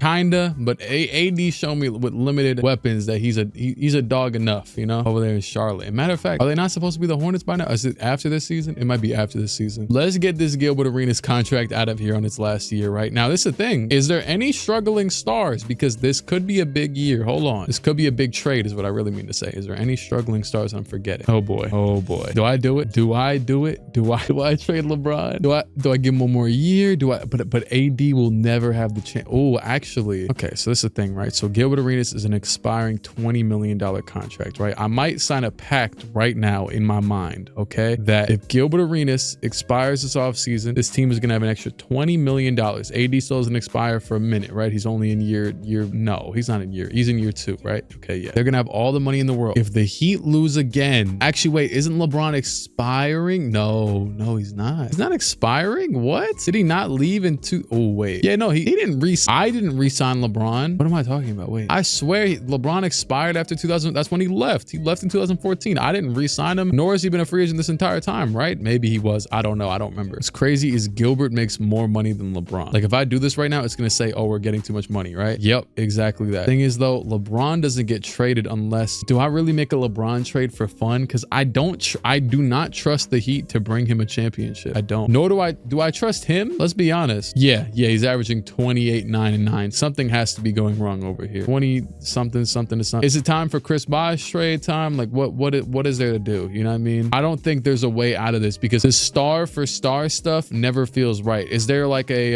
the thing is they need bigs? Okay, bet. So does a team have a great center and no power forward? You know what I'm saying? Because then Bosh should go back to the 4, like something like that. Let's focus from bottom to top real quick. Okay, so one team that I see that has actually finally, in a sense, fallen off. You could say the Nuggets too, but with actual pretty great players is the Nets. They have Favors, who's young and solid. Brook Lopez, J.R. Smith. So what I'm gonna do is Brook Lopez $9 million, right? You know what? Yeah, no, LeBron's not going anywhere, but I did find the perfect move for this team. Do they have more picks? Yep, 2 first, maybe 3 first. This is literally retirement Steve Nash. So don't view this as any value for this trash Nets team. This is just for the sake of salary and everything. And I will say though, you know what I'm saying? Brook would probably be 3 first-round picks if it wasn't for an 83 overall getting traded from the Heat. You know what I'm saying? They're giving up decent value. Matter of fact, is there a team that would need Steve Nash? You know what I'm saying? Is there a team that would need an 83 overall? Shoot, maybe the Knicks, maybe my dogs. I don't know. Is there a team that has $8 million to make this easy, right? Perfect. We're going to make this a 3-team trade. Nash is going to go to the Bobcats, that team that I was just trying to help out a little bit. He's going to go ahead and take Gilbert's starting spot for now. And with that being said, I know I am adding $8 million unadded dollars though. This is the thing, right? Trade's still the same. I just got to make sure, because forget LeBron for a second. Is there anybody else? Okay, I won't lie. He is about to expire. Paul George is going to be a very interesting one because I feel like the Pacers, I think they're doing okay right now, but you know what though? They have too much hope. There's too much time for them to build around him right now. So that I don't think that'll happen. Dirk, in a technical sense, could be a smart move. 35 years old. No. Kobe's also 35. Golly. Okay, yeah, I'm going to do that, especially because it doesn't hurt their cap for next season. Nash is about to retire. Go ahead, throw this old guy in right here. And good luck to the Bobcats. Maybe they'll make the what's it called? Brook Lopez to the Heat, Steve Nash there, 2 firsts. And I'll make it that the Nets get a few seconds out of this, really just a couple seconds just for the sake of whatever. There you go. Brook Lopez declines his no trade clause. Doug, I don't have trade override on. Okay, hold on real quick. That's annoying. That's really annoying. Turn on trade override. I don't have to have it on because I have control of every team on most occasions. I don't have to have it on. Okay, there Yes, third thing I gotta click. There you go. Miami. And by the way, Miami has, what's his name? JJ Barea right there off the bench. So he's gonna start now. You also got a Flalo. It's a solid team. Bosch gets to go back to the 4 the first time in 20 years. It's a great addition. Now it's about what you guys do with this. And the Bobcats got a little bit better. Hawks, I've put in a lot of due diligence with you guys. I'm not sure if I could do anything else there. Cavs, it's kind of insane that you're even this good. A lot of these teams, when it comes to their young, promising players, they're okay. I can get rid of JR. Probably just keep Derek Favors around since he's young, but I get rid of JR if I want to. But a lot of these teams either don't have young, or don't have promising, or just don't have good players, or they're too young and too promising to trade away. I still don't know why Ty Lawson went to the Timberwolves, but it is what it is because almost every playoff team has a good point guard. Don't mind them. Beal's about to be a point guard in 3 seconds. I thought this was Walter Whitman. Got Breaking Bad flashback. Okay, I found a way to get JR to a contender. J.R. Smith. He's going to go to, or not contender per se, but a playoff team. He's going to go to the Mavericks for a top 10 protected pick. He averages 18, but he's only an 82. Screw it. I'll send him 2 top 10 protected picks. Why not? Nah, because Dirk's about to expire. Yeah, he's about to expire. I was going to say retire, but I knew I was wrong. They have like a young player to sweeten this. Oh, they have Ben McLemore, who's basically just, if he becomes a good young J.R. Smith. I'll send Marcus Teague. Screw it. I don't see why I would send them more than this for JR, but it could help that because the Mavs aren't in a place where like, oh snap, it's do or die. They're okay, and they were the only team that had money to match up. So yeah, that's it. I'm good with the actually check contracts and all that stuff. Speaking of Dirk and all that, Villanueva, I told you run last year. Lowry re-signed? No, go spread your wings, dog. If anything, now I want to trade you more. Matter of fact, I might. Nope, I won't. I always look at that nice little supporting cast they have, and I'm like, you know what? At least make your own decisions. Tony Parker re-sign? I'm good on that. You once again, just like Manu, you got to decide what you want to do. Just because that team has nothing going for them right now. LaMarcus, his best season yet right now. Yeah, no, there should be nothing against signing him back. There you go. They're tied up with money. They could use, shoot, who knows what. Nick Young, for some reason, in 86, he's averaging 20 something. The Wizards are great. Matt, why is he also only asking for this much? I'm not sure. I'm going to give him less. But if you're averaging 20, your team's that good. I mean, come on now. Luau, yeah, no, you can't. I'll let Boozer hit free agency, but come on now. Luau averaging 22. You're not, damn, I don't even want to let any of this team hit free agency though. Yeah, I'm gonna bring Luau back for sure. Him and Boozer, yeah, he's not asking for much. You know what? Go ahead and give him that 1+1 deal whenever he's done with this contract. Both of them locked in for a minute. That type of money I just gave him shouldn't obscure anything else if they really were in the position to sign someone big. But it seems like most of these guys are ending up coming back to the team. Okay, LeBron re-signed. Now we're talking BS. And you still got years to go as well. Especially Bosch. I don't want to hear nothing from Bosch, dog. Mediocre right now. And I think he can't even shoot. Yeah, he can't even shoot in this. He doesn't learn how to in this. Threes, that is, of course. Melo test free agency in 2 years. That's not that surprising. Kobe will resign. I'd be down to let Kobe leave. If there was a team with money for Kobe, I'd be down to, I'm sorry. I know he's old, but I want him to actually, I want to see Kobe play. The team, the Chris Paul experiment, that's the next team that needs to go, if we're being honest. I've given them some help. They got good role players now. They got Marc Gasol, Chris Paul, Kobe Bryant, Chris Humphries, Lamar Odom's still there. If anything, I will say they don't have a great 3 right now. Lamar should be back at the 3. Out to Rhode Island. And yeah, I tried to trade JR to the Magic. I don't know if I said this already, but it didn't make sense to me for them to give up role players of a similar caliber, or even, yeah, it was role players of a similar caliber to get him, because they already have scores. They already have Jason Richardson, who's been averaging the same thing he has for some years now. But watch out for them Wizards though. Remember, they got KG now. And actually, that reminds me, I think he was a center still. I want to make him a power forward because they got JaVale over there. He gets a little bit worse. Anything, JaVale doesn't get worse, if we're being honest, but he is pretty old, so screw it. You can stay a center. How did I just spawn at executive of the year? John Wall wins MVP. Giannis, rookie of the year, averaging 22 in probably a lot of minutes on this team. Vucevic, and what is he, a 76? Hey, Vucevic, 6th man of the year in Cleveland. Dwight, DPOY, Dame, most improved. Scott Brooks, 68 wins for the Thunder. Yeah. All-NBA first, Wall, Rose, LeBron, Davis, and Cousins. Then Westbrook, Harden, Duncan, Nowitzki, and Dwight on the 2nd. And 3rd is Kobe, Curry, Durant, Aldridge, and Gasol. Sounds about right to me. Defensive 1st, defensive 2nd. And then rookie teams, you got Michael Carter-Williams, nearly got rookie of the year again. He tried it. Trey Burke as well. well. Oh yeah, because he's on the Celtics. Gobert was starting, so that says enough. Stats wise, Harden again, 35, 36 a game. He's at an insane. If I was to continue this, he would become the #1 scorer of all time without a doubt. Like if I was to go on forever. Kobe's #2 at 32. Yeah, he needs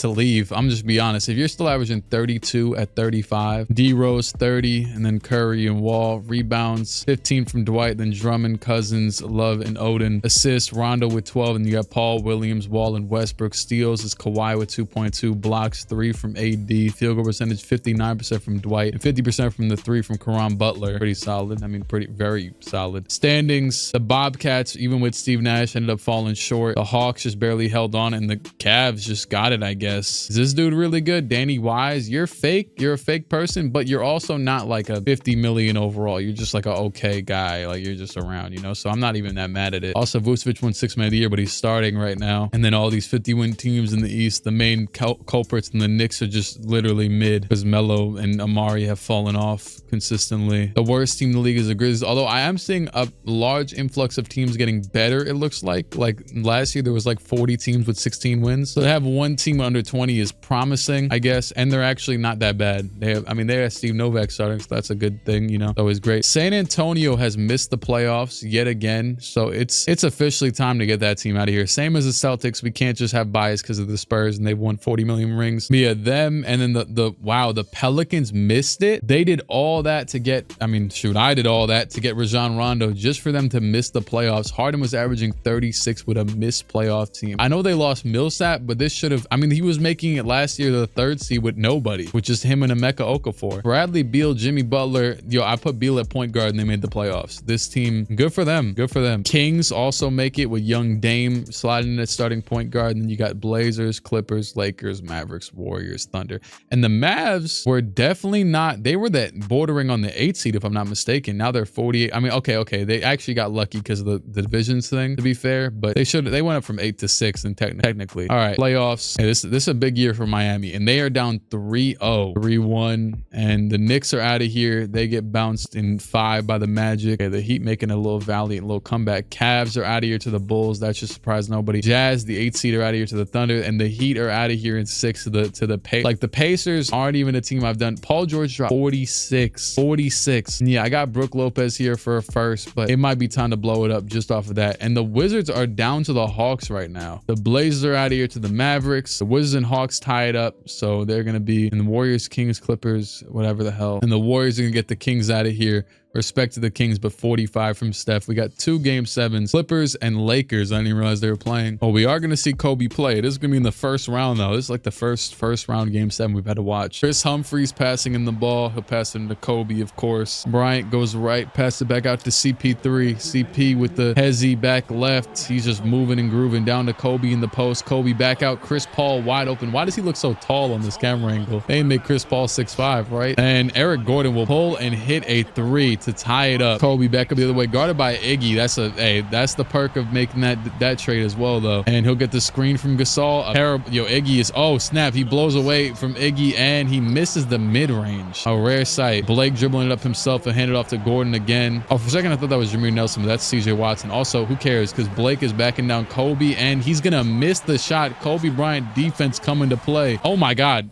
Whoa, that was insane. Yo, look at the move he just hit on who is that? Mario Chalmers? Look at this. Look at where Chalmers. Holy hell. Jesus. Chalmers was lost. Half court. You could see him doing stutter steps right off of this. Chris Paul back to Kobe. Kobe, a little fake pump fake, if that makes any sense. Kobe back out to Paul. Gasol is open, but they do not care. And Kobe will chuck a 3 and hit it. That works. Was the shot clock even winding down, or he just wanted that shot? It was only like 30% contested. And for him, that's like 0, maybe even negatives. Gordon bumping up on Watson. Gordon goes left. Gordon, the block by Gasol. Caspi, he'll get ripped. Watson back up the other way. He'll hand it off, and that is a layup by Chris Paul to take a 5-point lead. We're seeing a lot of contributions from a lot of different players in this. It's nice to see the, you know what I'm saying? Oh, he's doing a Curry slide. Gordon moving. Gordon to the basket. He drops the ball to Watson, and that is it. Lakers are moving on to the second round. Nice to see Kobe playing them. 37 from him, and the Clippers have been eliminated. Some people will say nice to see that as well, but you'd be hating. And dude, I don't know. It's your life. Wizards and Hawks. Wizards facing elimination as the first seed in the first first round, but it looks like they're going to face it well. I don't know. The Hawks giving up a decent fight. They are a great team, the Hawks. Anything I put them on like similar pedestals, except John Wall. That's a star right there. That's like a superstar. Yeah, he won MVP for the love of God. Second round, Pacers actually up 2-1, now 2-2. Every series is 3-1 except for, yep, there you go. And the Lakers are out of there. The Thunder, Wizards get them out of there. And we have the 1 versus 2 seed in both conferences. So John Wall, Nick Young, Elton Brand, and KG. That's crazy. They had KG and they still almost lost in round 1 against Carlos Boozer, Joakim, Luau, and D Rose. Yeah, it is crazy seeing this Bulls team on paper, just even without doing anything to them. I don't know who the hell their shooting guard is, that guy, but whatever, he's there. And then you got this team is also always crazy. Westbrook, Corey Maggette, KD, Ibaka, and Gasol against Kevin Love, Kendrick Perkins, Paul Pierce, Jarvis Giles, and Steph Curry. Paul Pierce still holding in very nicely, doing well for himself, it seems. And it's 2-1 Chicago, 2-2 on this. The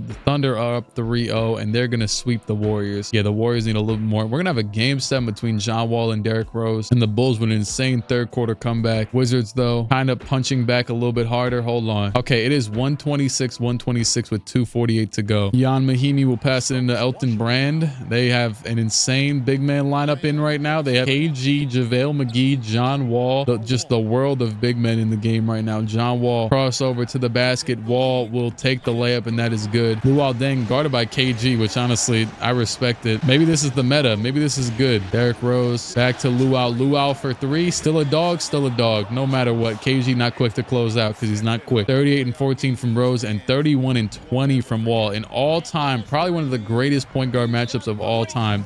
The last 2 MVPs. I think Derek had 2 straight, actually. All right, Strickland, the pass in the Wall. Wall spins, pass it over to Young. They got a normal lineup in now. And Nick Young, the spin, back left. Shout out to him. I saw he like went to go play somewhere crazy overseas. Maybe it wasn't that crazy. Maybe it was just like Taiwan. John Wall, floater, good. He's definitely the better defender than D Rose. So it's going to be interesting to see how this matchup goes. Rose steps back, goes right at Wall, right around him. It don't matter. Rose, floater. Yep, it's going to be back and forth. Screen by JaVale for John Wall. And actually, they subbed out KG for him. John Wall misses, but the rebound by JaVale. There you go. That's why they subbed him out. JaVale McGee quick enough to get to the rim on that. One of these teams will be making an NBA Finals berth. And Rose with the pass and the steal by Nick Young. Nick Young all the way, and that is good. The slowest slow break ever. Didn't even dunk the ball. 1 minute to go. Rose, I told you earlier he makes great decisions, and he just made a terrible one. Rose, the screen by Noah. Rose goes right, goes all the way to the basket. Derek will dunk it down. Thankfully, the Wizards didn't foul for their sake. They still got this dude Strickland at the 3 playing right now, who averages like 4 points and is like a 72. Screen by JaVale. 42 seconds to go. Wall with a lot of room from 3, and he'll pull it. John Wall for 3. That isn't even his bag, but I guess it is now. It's got 36 and 20. I bet his 3 is high though. Yeah, his 3 is even higher than his mid-range, which is very inaccurate. I don't know the exact stats for it, but I remember John Wall hitting a lot of those. Thing is, he would like lull you into like the mid-range free throwish area and then randomly pull a mid-range because you knew he could just blow right by you at any point. They're up by 4 now. Boozer's got it, hand off eventually to Rose, and they're gonna take another timeout. They're rattled, hooked, confused. Joakim Noah, he'll hand it to Rose. Rose in the corner for 3. Maybe the timeout was worth it. They cut it to 1. Passing the Wall, nearly threw it away actually. 27 seconds is gonna hit, so they're gonna foul 1,000%. Wall, the first free throw. Now he wasn't, okay, 85%. That sounds about right. He wasn't like an insane free throw shooter in his career because he wasn't really an insane shooter in his career, but he has both, so screw it. Who cares? Into Rose. Rose will go straight to the basket and get fouled and get the N1. They fouled Derrick Rose and allow him to go to the line to potentially tie the game. Derrick Rose at the line, and he'll hit the free throw. Wizards will take their timeout and send it up court. Their last timeout, it looks like it'll be once it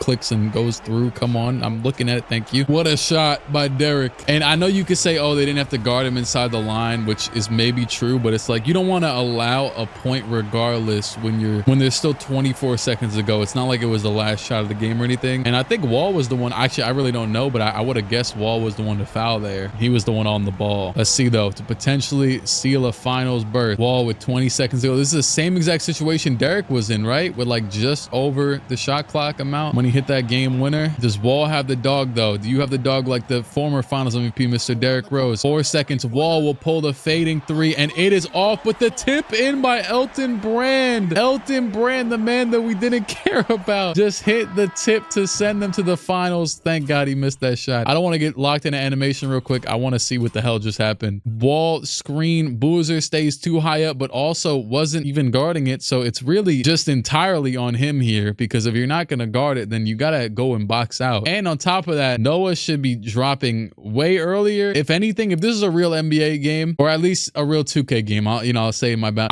If I'm Joakim Noah, I'm doubling here and I'm having Boozer drop down and guard the paint entirely. I don't care. You just have a body down there. So, you know what I'm saying? It should go swell. But that's in 2K though. With that being said, and on top of that, you want Noah on whoever the pick and roll, the P&R, the man is. I mean, if he's not going to help, but this is, yeah, that's a great man. And also, Luau, you can help a little bit too, buddy. Right here, when you got to crash a rebound to save the franchise's hopes. But hey, the Wizards are going to the NBA Finals. I did give them a lot of help some years ago, but I don't think they have any of it anymore. Except for, obviously, they have KG now, but they just so happen to be the only team with money left, I'll be honest. 38-20. We will not get a 3 straight year rematch. He had 38-20. Rose had 48-14. Just blessed basketball regardless. Rose already got his ring. Wall's going to have his chance of getting one now. And you can't say I ain't helped out. The other one that I'm thinking of is Curry. Obviously, Westbrook's got rings as well. They're about to play right now. Maybe they're two of the most athletic point guards of all time. John Wall and Westbrook matched up. And you got Nick Young against Corey. Strickland, 72 overall dude against KD. And then actually, JaVale is starting. That's why KG was, what's it called? Because JaVale is actually starting over him right now. Hey, whatever works for you guys. It's a 3-point game with 140 to go. Game 1 of the NBA Finals. Are the Wizards legit enough to beat the Thunder? One of the most dominant teams of all time. Jan Mahimi will pass in the ball to Wall, and they have the big man lineup in again. Yep, they do. And Wall will still go all the way and dunk on Westbrook and Pau Gasol. Just put them both in a poster. Why not? Basically just Westbrook though. Okay, yeah, Wall's trying to establish that he's playing another MVP point guard right now. I think it's literally just them three that have won MVPs, him, Westbrook, and D Rose. And Westbrook will go back and miss that. He tried to prove his dominance, but it didn't work. Wall going right past Westbrook, floater from him. Oh, he's just doing everything correct. He's just doing everything correct right now. 25-10 from Powell for some reason they're showing right now. 10-8 from JaVale. And the Wizards take the lead. This would be a huge game to win on the OKC floor. Westbrook goes left at Wall, and he's around the basket. Drop step, layup is good. Hey, that's open. Wall back up the other way. Hezzy step back to the right all the way. Dunk, that's good. 44-9 from Wall. 52 seconds to go. Thunder down by 1. It's been just very normally back and forth. Westbrook, 51 seconds to go. He goes left. He goes back between the legs. Screened by the big, by Powell. And Westbrook will pull a fadeaway 3. That's good. Here you go. Oh, Wall down to JaVale. Layup is off. Rebound by the Thunder. Pass up to Westbrook. Is Russell going to rush it? Yes, he is. Russell gets fouled, though. Either way, they get to the line, because they're definitely about to get fouled with 27 seconds. Like always, Westbrook, the first one is good. And he misses the second free throw, 86%. Wall back up the other way, guarded by a random dude. He'll go right to the basket. And is that a charge or a block? Is that a charge? That's a charge. Serge Ibaka with the defensive play of a lifetime. The charge. I'm gonna make sure Russell gets to the line and makes one. And after that, this game is over. He finally got him with the charge, because I seen him go for it earlier, and Wall went for the what's it called? Wall went for the floater and got it. But to be fair, he did kind of probably want to get fouled there, and that is it. The Thunder will win by 4. Wall with 44 in the loss.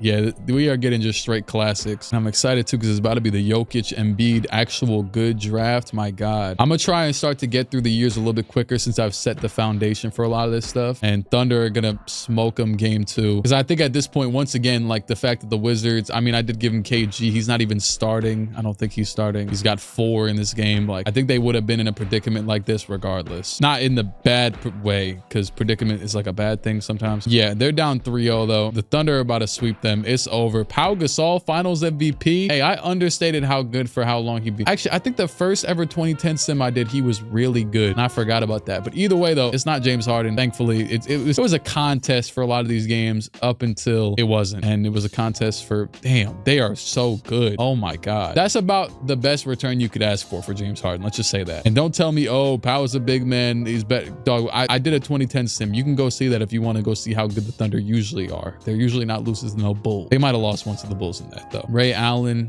retired. Chauncey Billups, Jermaine O'Neal. Ray Allen obviously to make the Hall of Fame. His 2 rings now. League meetings, Rising Stars game. We do not care. We do not care. All right, draft lottery. Remember I said something about a Timberwolves pick, right? I did. Yeah, that Grizzlies pick needs to go back, right? Jazz via Boston. Was that from the Paul Millsap trade? Oh snap. I mean, they were trash regardless. They had to rebuild regardless, but damn. Unless that's protected, it might be protected, but is that from the Paul Millsap trade? I think that's the first time that my pick has came back to bite me, dog, and smoked me. That Minnesota pick should be their own though, I'm pretty sure.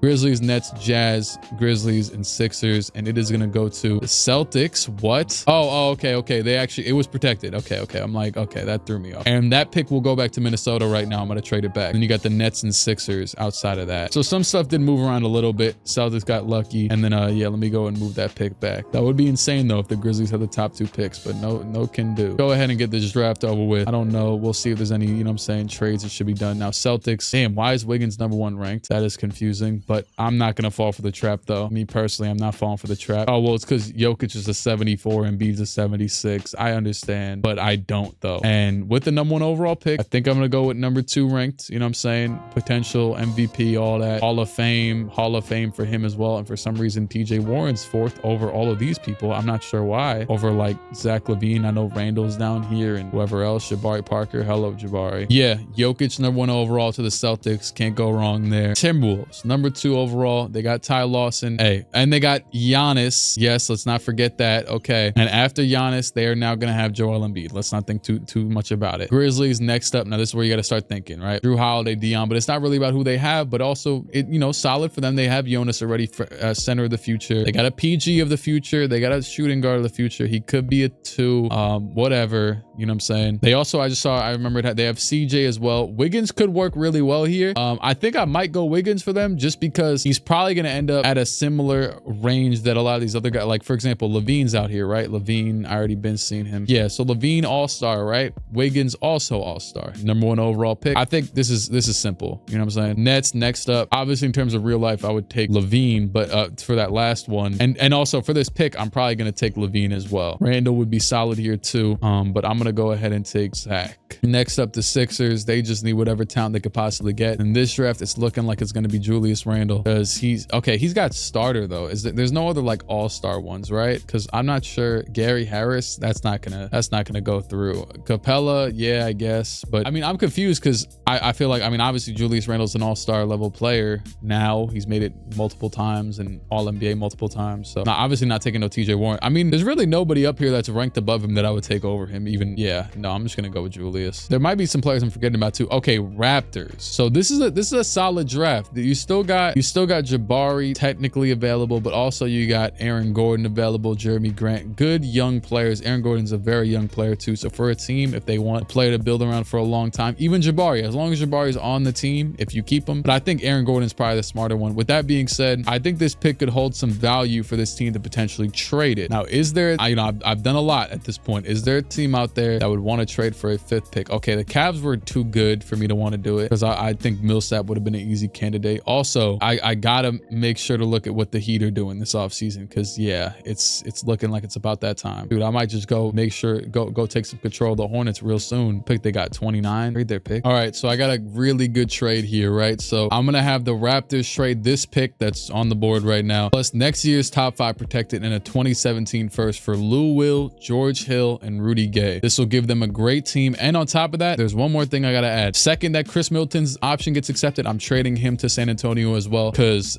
I think that's the value necessary here to get a good team. You know what I'm saying? And so, yeah, Chris Middleton, 22 years old. I'm going to send him over to San Antonio because I just think it makes sense for the deal. These aren't great picks. The hope here is that the Raptors can piece something together because they've been failures this entire time. I do think they, as you could tell by the amount of money they're about to take on, they could have signed someone solid this offseason, but I think this is more solid than what they could have signed because I don't think Kobe Bryant was coming to the Raptors. I don't think I would want him to come to the Raptors. So this is going to be my deal for them. You know what I'm saying? Kyrie Irving got to build around him for a long time. There you go. The Spurs are now on the clock. And with this pick, I'm not saying I'm picking nothing crazy for them, but it's also too that the Spurs, and you know, we could even start talking further immediately. You know what I'm saying? Tim Duncan's got a thing is Tim Duncan, we could wait until the season starts or whatever. I think that'd probably be best for everybody, all parties, because I want to see what overall he is at 39 years old. But him, Tony, and Manu got to start kicking rocks. Get whatever value you can from probably just a first from each for each one, kind of maybe 2 for Tim and then first for the other 2 because they're that old. Well, actually, Tony's not that old though. I don't feel like doing that right now, but yeah, Spurs on the clock. I'm not picking Jabari because you already know his demise is inevitable, sadly. Nurkic is honestly a solid player, but I think I'll go with, I'm probably going to go with, what's his name? It says Capella can make the all-star team. I understand that, but just go with Aaron Gordon. Keep it simple. 18 years old. Milwaukee, this is another team. Honestly, a lot of money, but such little bit of enticing, such a very little enticing team. How would I word that? Not very enticing. They're not enticing. With that being said, Spurs, you want to double down, dog? I mean, I don't know if there's any other teams that I really see. Because like, for example, the Knicks, I've looked at them and been like, okay, they should be giving up soon. You know what I'm saying? Amari's not getting no better. And the team, you know, whatever. But Spurs are never going to make the playoffs again. So it's like, you might as well stock up while you can. Now, what would this team need?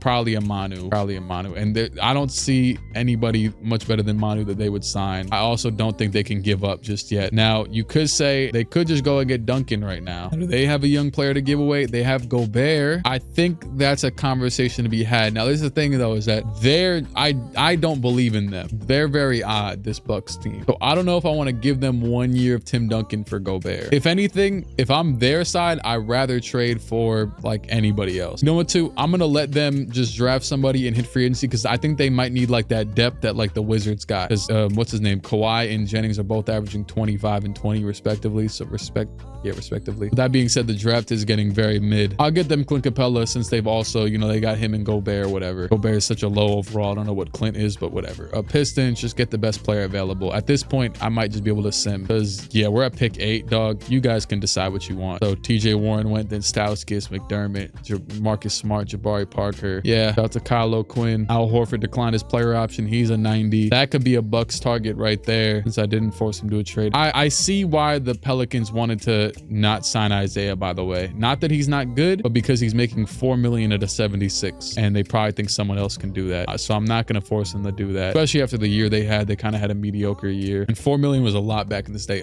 Don't get rid of Draymond, please. Thank you. I remember Tyshawn Taylor. I think he was on the Nets. Maybe I'm tripping, but I believe he was. Tim Hardaway, you could stick around, dog. Reggie Jackson, why would you? I guess he's 24 if that's what you want to decide. Yeah, because the Sixers also suck. So if you want to save some money, why not? All right, Kobe Bryant is a free agent. His top offer is with the Mavericks. I disagree. Okay, this is one of those 2K things. So there's a lot of free agents. Okay, the Magic is interesting for Dirk. That's actually where I wanted him to go for like 20 years. I've been wanting him to go to the Magic because I felt like that's a great fit for him. There's really any player on the outside of the inside of the basket or not Darren Williams that can score, like that just feels right for that team. So Dirk there, yeah, that sounds good to me. If anything, I'm gonna double down. I'm gonna let them have a little 1-year trial option with him and make sure he signs there. Okay, now Boogie's obviously gonna re-sign. We're gonna match that. Kobe's a big one. Now he's getting 3-year big time deals regardless of his age. 35 years old is gonna be his last big deal, right? Last time really being a very, very powerful basketball player. Oh, Paul Pierce is a free. Okay, that's good to know because I was looking around and yeah, Warriors are another interesting team. There's also going to be teams like the Wizards trying to offer when they don't realize they have to re-sign John Wall and they're about to lose all their money.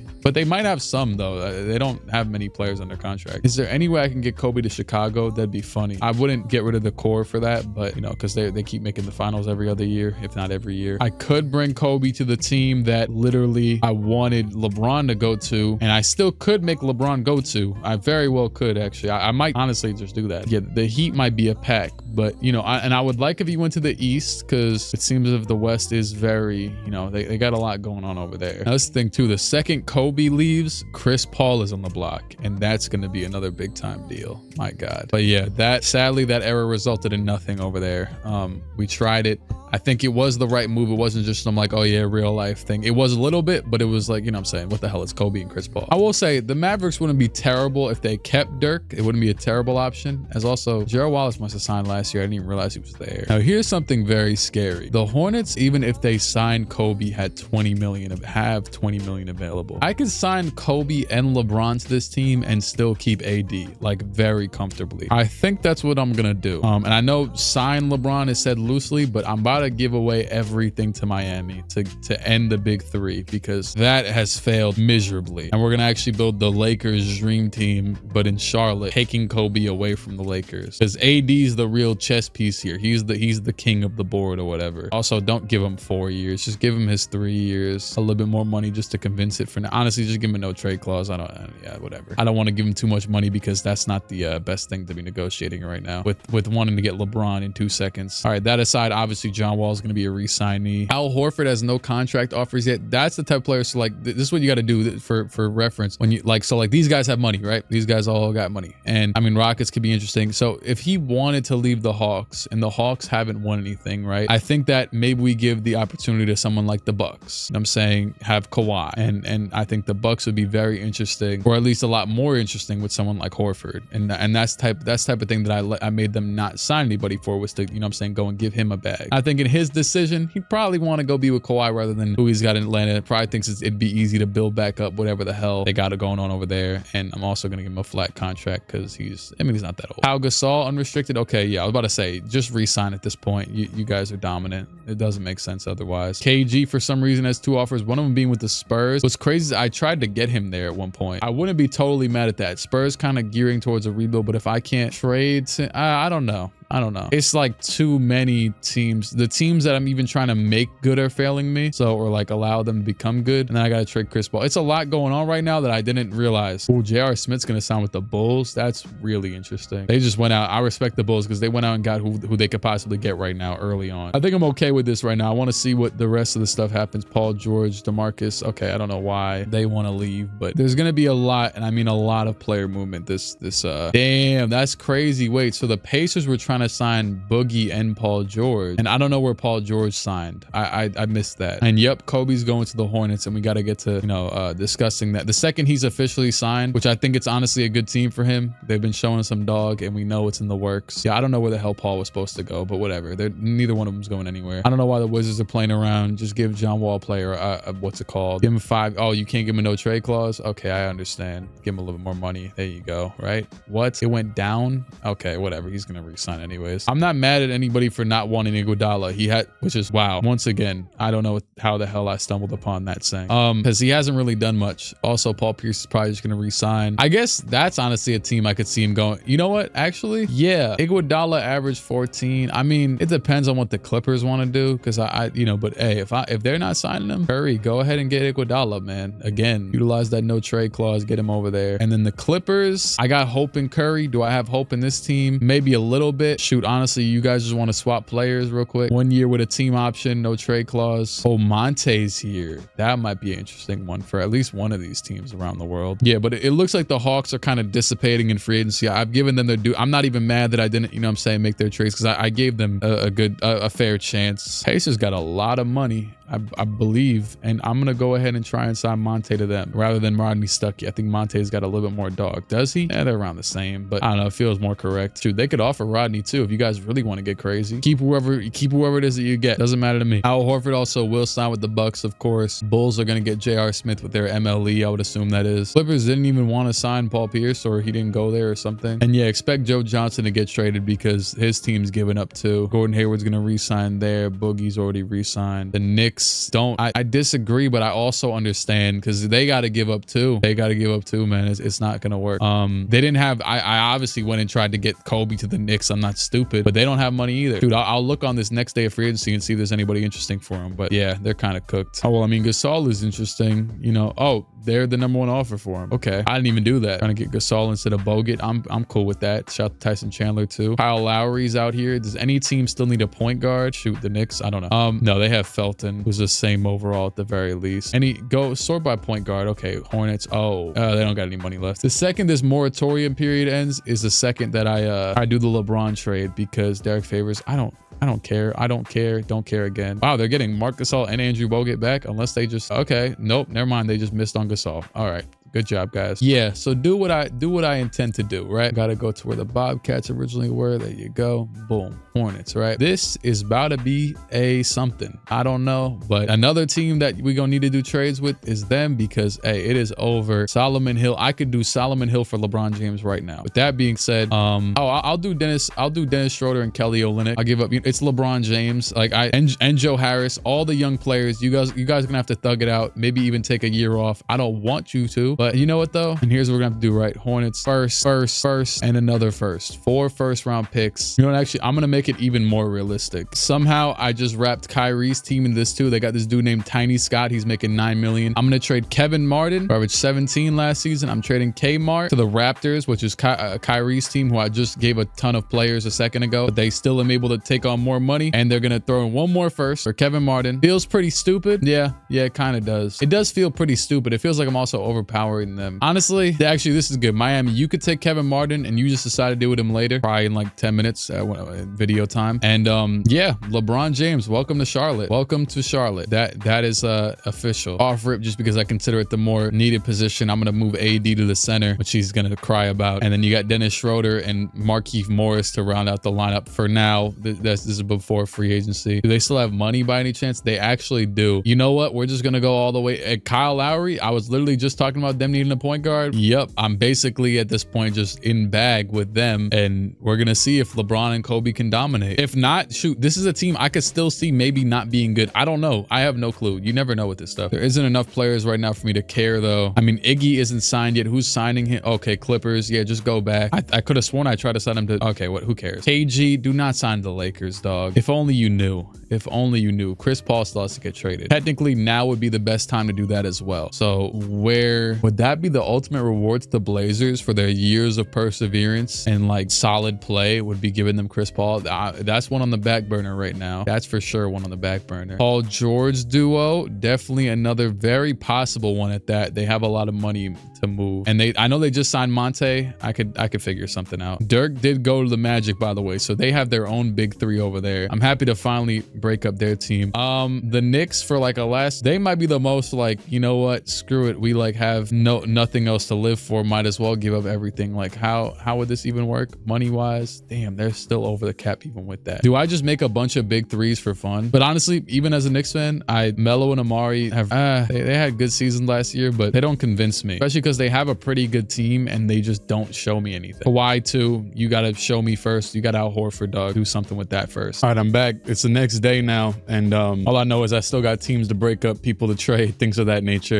You know, I'm gonna remove this sense of hesitance for this, and I say that because I want to start to make this move a little quicker, because I've really enjoyed setting up the groundwork of this. I know I've said this like 4 times now, but I want to make this start to move quicker. So Chris Paul, all right, let's talk. Where would be the I think I had a team in mind, right? So I had not the Raptors, it was the team that was the Blazers, I believe. They got this big three. Okay, I'm excited to see this team, I'm not gonna lie. Damn, I forgot I teamed these two. I forgot I did this. And AD's about to be like a 92 once play progression hits. Kobe might go down to like a 93 at worst, maybe 92. I don't know, but it's still Kobe. They are about to have a team over there, and they still got some more days to sign people if need be. All right, because I think I went to go sign them the point guard, right? Kyle Lowry. I don't know why I said the point guard. I forgot who it was. I could hypothetically send Chris Paul to the Clippers again. Maybe. Would it be smart though? 18-9 from Conley, right? On that already stacked Clippers team, which was honestly more stacked. Yeah, no, it's really not. I mean, you know what though? It would have to be, if I really want him to go there, it'd have to be a 3-team trade, because I'd be sending probably Conley to the Blazers, because I think they're a team that could use improvement. That's the Celtics. Let's talk to Portland, right? So boom. So they could give us, they have any good young players? Okay, they just drafted Dante Exum. That's a feasible enough target. Do they? Okay, they have to give up the money though. Yeah, that might not be possible though. Okay, Brandon Roy, good player, right? Great player at that. Could take him. So I could trade him for Dante. It would have to be Brandon Roy and Shannon Brown, 2 80s for Chris Paul. Brandon Roy averages 16. He is a 29-year-old. Chris Paul's also 29, but it's Chris Paul. This is a franchise-changing player. Now, this is the thing, though, is that the Lakers obviously don't want to rebuild, so I do think I could still loop in a team like, who was it again? Not them. Honestly, I could even loop in the Knicks, but I don't think they have the money required for this type of stuff, right? Knicks would require $7 million more. They only have 5 players. You know, I need to trade them. You know, that's what I need to do. This is the first scenario of a team that I need to actually trade the player just to make cap space, dog, because I mean, okay, you know what, though? though, he's about to expire in a year. He's gotta go. And Melo might have to go too. Damn. Matter of fact, no, do I look to trade Melo because they're about to both leave? Yeah, no, I might do that. It might be over, dog. It's about to be 2015. And we are in, this is Celtic Shaq era for them. I had a team in mind though that I wanted to give these assets to. That's really funny because now it's Gerald Wallace leading a team again in Dallas. Damn. Yeah, no, I got to get him off of this team too. I'm about to just rapid fire make the best stuff possible because I think that's what I want to do. Also, what was the team? Oh, it was the Bucks. It was the Bucks. Do they have money though? Yeah, okay, cool. Drew Gooden's making $7 million. Let's see if Brandon Roy can get, okay, perfect. That'd be a great, they need a, okay, Vince is there, but Vince is about to be like a 78 once the regression hits. So Brandon Roy would be a great another player to bolster this team up, put them into legitimate, and I'm saying whatever, because you guys don't deserve Chris Paul, what you've shown us, but you deserve something probably. They have any other, okay, Gobert. This would be maybe a worthwhile Gobert trade because we're not traded for no 38-year-olds, you know, or Capella. You have both of them. This is honestly a fantastic trade package. If anything, I think that LeBron should have got traded for, I forget because it was last night, but LeBron should have got traded for a little more, something like this, because it's a lot going on in this. So Brandon Roy and Shannon Brown are going to head straight to the Bucks. The Lakers are going to get Drew Gooden, Clint Capella, 2 firsts from the Bucks, 2 firsts from Portland, which I might go back and add a 3rd because you're getting Chris Paul for, I mean, it's a good amount though. They're giving up a good amount of role players, but I still might add 1 more. And then, yeah, so Chris Paul is going to bring back probably 5 firsts after I go back to this. And then Mason Plumlee's also there. Basically, the Lakers get all the young players. The Bucks get all the good ones. The Blazers get Chris Paul. And yeah, there you go. Blazers. I feel like we got to give some love to the small market team. You know what I'm saying? They have a great core now. I think Devin Harris could have, low-key, could I have tried to finesse Devin Harris in the deal? Or was it money though? It was money more so. Still got Jameer too. That's crazy. I'm going to make Devin Harris offer, make Devin Harris a 2. He's a passer too though, but it'll be interesting, the backcourt. I will say that. But yeah, I had to do Roy for the money. That was the only thing. I would have been fine doing anybody else, but it just had to be. They still got Greg Oden. They got JJ Hickson still. They got Wesley Matthews still. He could definitely play the 2 as well if need be. But I guess for now though, I'll put Devin at 2. Even Batum. Yeah, no, they're good. They're very good. I think Gerald Wallace and Nene and okay, Drogic's probably, he is a little bit older now, I guess. But Gerald Wallace's contract is very, very affordable. Is this finally time for the Bulls to get somebody? Okay, would Marcus Smart, shout out to Marcus Smart though. That's a great pick for them. He probably was already there for a year, right? Or no, wait, he just got drafted, huh? We're in 2014, yeah. I wanted to make sure I got a Chris Paul trade off before the ended free agency so that the teams had enough salary cap to get, you know, Chris Paul, but, or the other pieces that moved around. But I'm not going to move like Gerald Wallace right now because, like, for example, I almost just moved him to the Clippers, but I'm like, oh wait, they're about to re-sign Iguodala. You know what I mean? I don't want to mess anybody's plans up. With that being said though, I think I'm going to let just about everything go deal-wise. Like, I'm just going to let everything go through. There you go. Iguodala, the Clippers. Landry Fields is okay. Yeah. Greg Monroe's going to the Knicks. I mean, unless it gets matched to 82. That's okay. It probably get matched though. I don't really know. I'm gonna just breeze through free agency again. Okay. They did get Greg. Team is trash though. Trash as hell. Who did the Hornets sign? Is it the Hornets now? Yeah, the Hornets. They signed Lowry. They got Villanueva to play the 4. They still got Markieff Morris. They got Jeremy Lamb, Vujicic. Oh yeah, no, they're gonna be just fine. They are gonna be very, very just fine. All right. Yeah, Miami. Okay, let's talk now. Okay, so actually I got a few things in mind off rip. So Wade's got 1 year left. He's got a no trade clause, but I'm just gonna say screw that. And Bosch, Wade and Bosch. Okay, they do have Kevin. If they want, you know, we could just hypothetically say, oh, LeBron forced his way out, yada yada. You know what I'm saying? But I mean, they're in this kind of similar situation as the Knicks have been in for 20 years now. It feels like. So it's just Wade and Bosch, and then it's Melo and Amari. Like damn, and Melo got worse. Damn, and no headband, no. You know what? Let's talk between those 2 teams. Screw it. Get the old men together. Why not give it one last dance? And guess where they're going? The Knicks. Bias, my bad. No, but I actually don't think it'll be possible. 16 million, like how the hell am I to make that happen? Bogut. I'd have to literally trade everybody just to get Wade. But I mean, it's feasible. You know what I'm saying? It's possible. How much for Bosch? Another 20 million? Yeah, like I can't have 3 dudes make it 20 million. The thing is, they're also, none of them are worth $20 million at this point. Like, yeah, none of them. Yeah, really none of them. So is there another destination? I mean, that trade I did for Wade actually wouldn't be too terrible. Make a little big 3 over there. Their bench would be terrible though. But I don't think you pull off a trade like that on an expiring. You need a team that just has a lot of money. Okay, like the Rockets, but they're mid. Oh, okay. So like Rudy, I know they just traded for Rudy, but this would be interesting because they're both on 1 year deals. It's just an upgrade. You just have to remove DeRozan back to the 3, and then you'd have Dwayne Wade with Kyrie. Looks like the Pacers could get it done very easily. They might deserve it more, honestly. I have never done anything too crazy for the Pacers. AG really signed with the Lakers. Wow. Do what you want, man. Go live your life in LA. Oh yeah, and I gotta get rid of this Hawks team. They're really not ready for prime time. Let's work from top to bottom though. Dwayne Wade's got to be the highest asset right now. most coveted. You know what though? I can't even do the Pacers because I like the Pacers too much to do it. Maybe I can go get like Joe Johnson for him or something. I'm not sure. But because all of their players that make a lot of money are really good players. Like if you look, you know what I'm saying, around, like Monte Ellis was averaging what, 8-19, which is just about where D-Wade was at. Stuckey also 20, which is like, there's a reason why the team is good. So I don't want to break up their team. With that being said, yeah, this team over here, they need whatever they can get. Rudy is a first good enough for Dwayne Wade. Damn. I'll have them swing Rudy elsewhere though, if that's the case. You know, matter of fact, let's just work on that now. I was already looking at this Sixers team because they've been kind of just around for 20 years. Like if I was to do this, would this work? Yeah, it would. But how bad would wait, what pick did the Sixers have this year? Did they get, no, Otto was last year. Randall, 5th pick? They might just need more years of being trash, man. I don't know if Rudy's gonna be the one to say that. We might have a lot of teams at stalemate right now. I think that's what I'm starting to realize. And a lot of these contracts of these old players are too crazy for me to rationalize trading them to some of these other teams. Even Melo, Amari, like you guys might just need to go sign somewhere decent. And even if you re-sign, I could trade you with a better deal because some of these are bad. Like for D-Wade, matter of fact, now that I think about it, a lot of these situations, he might as well just stay on Miami. They already have a decent team. Yeah, so he's gonna stay there. Joe Johnson, let me look at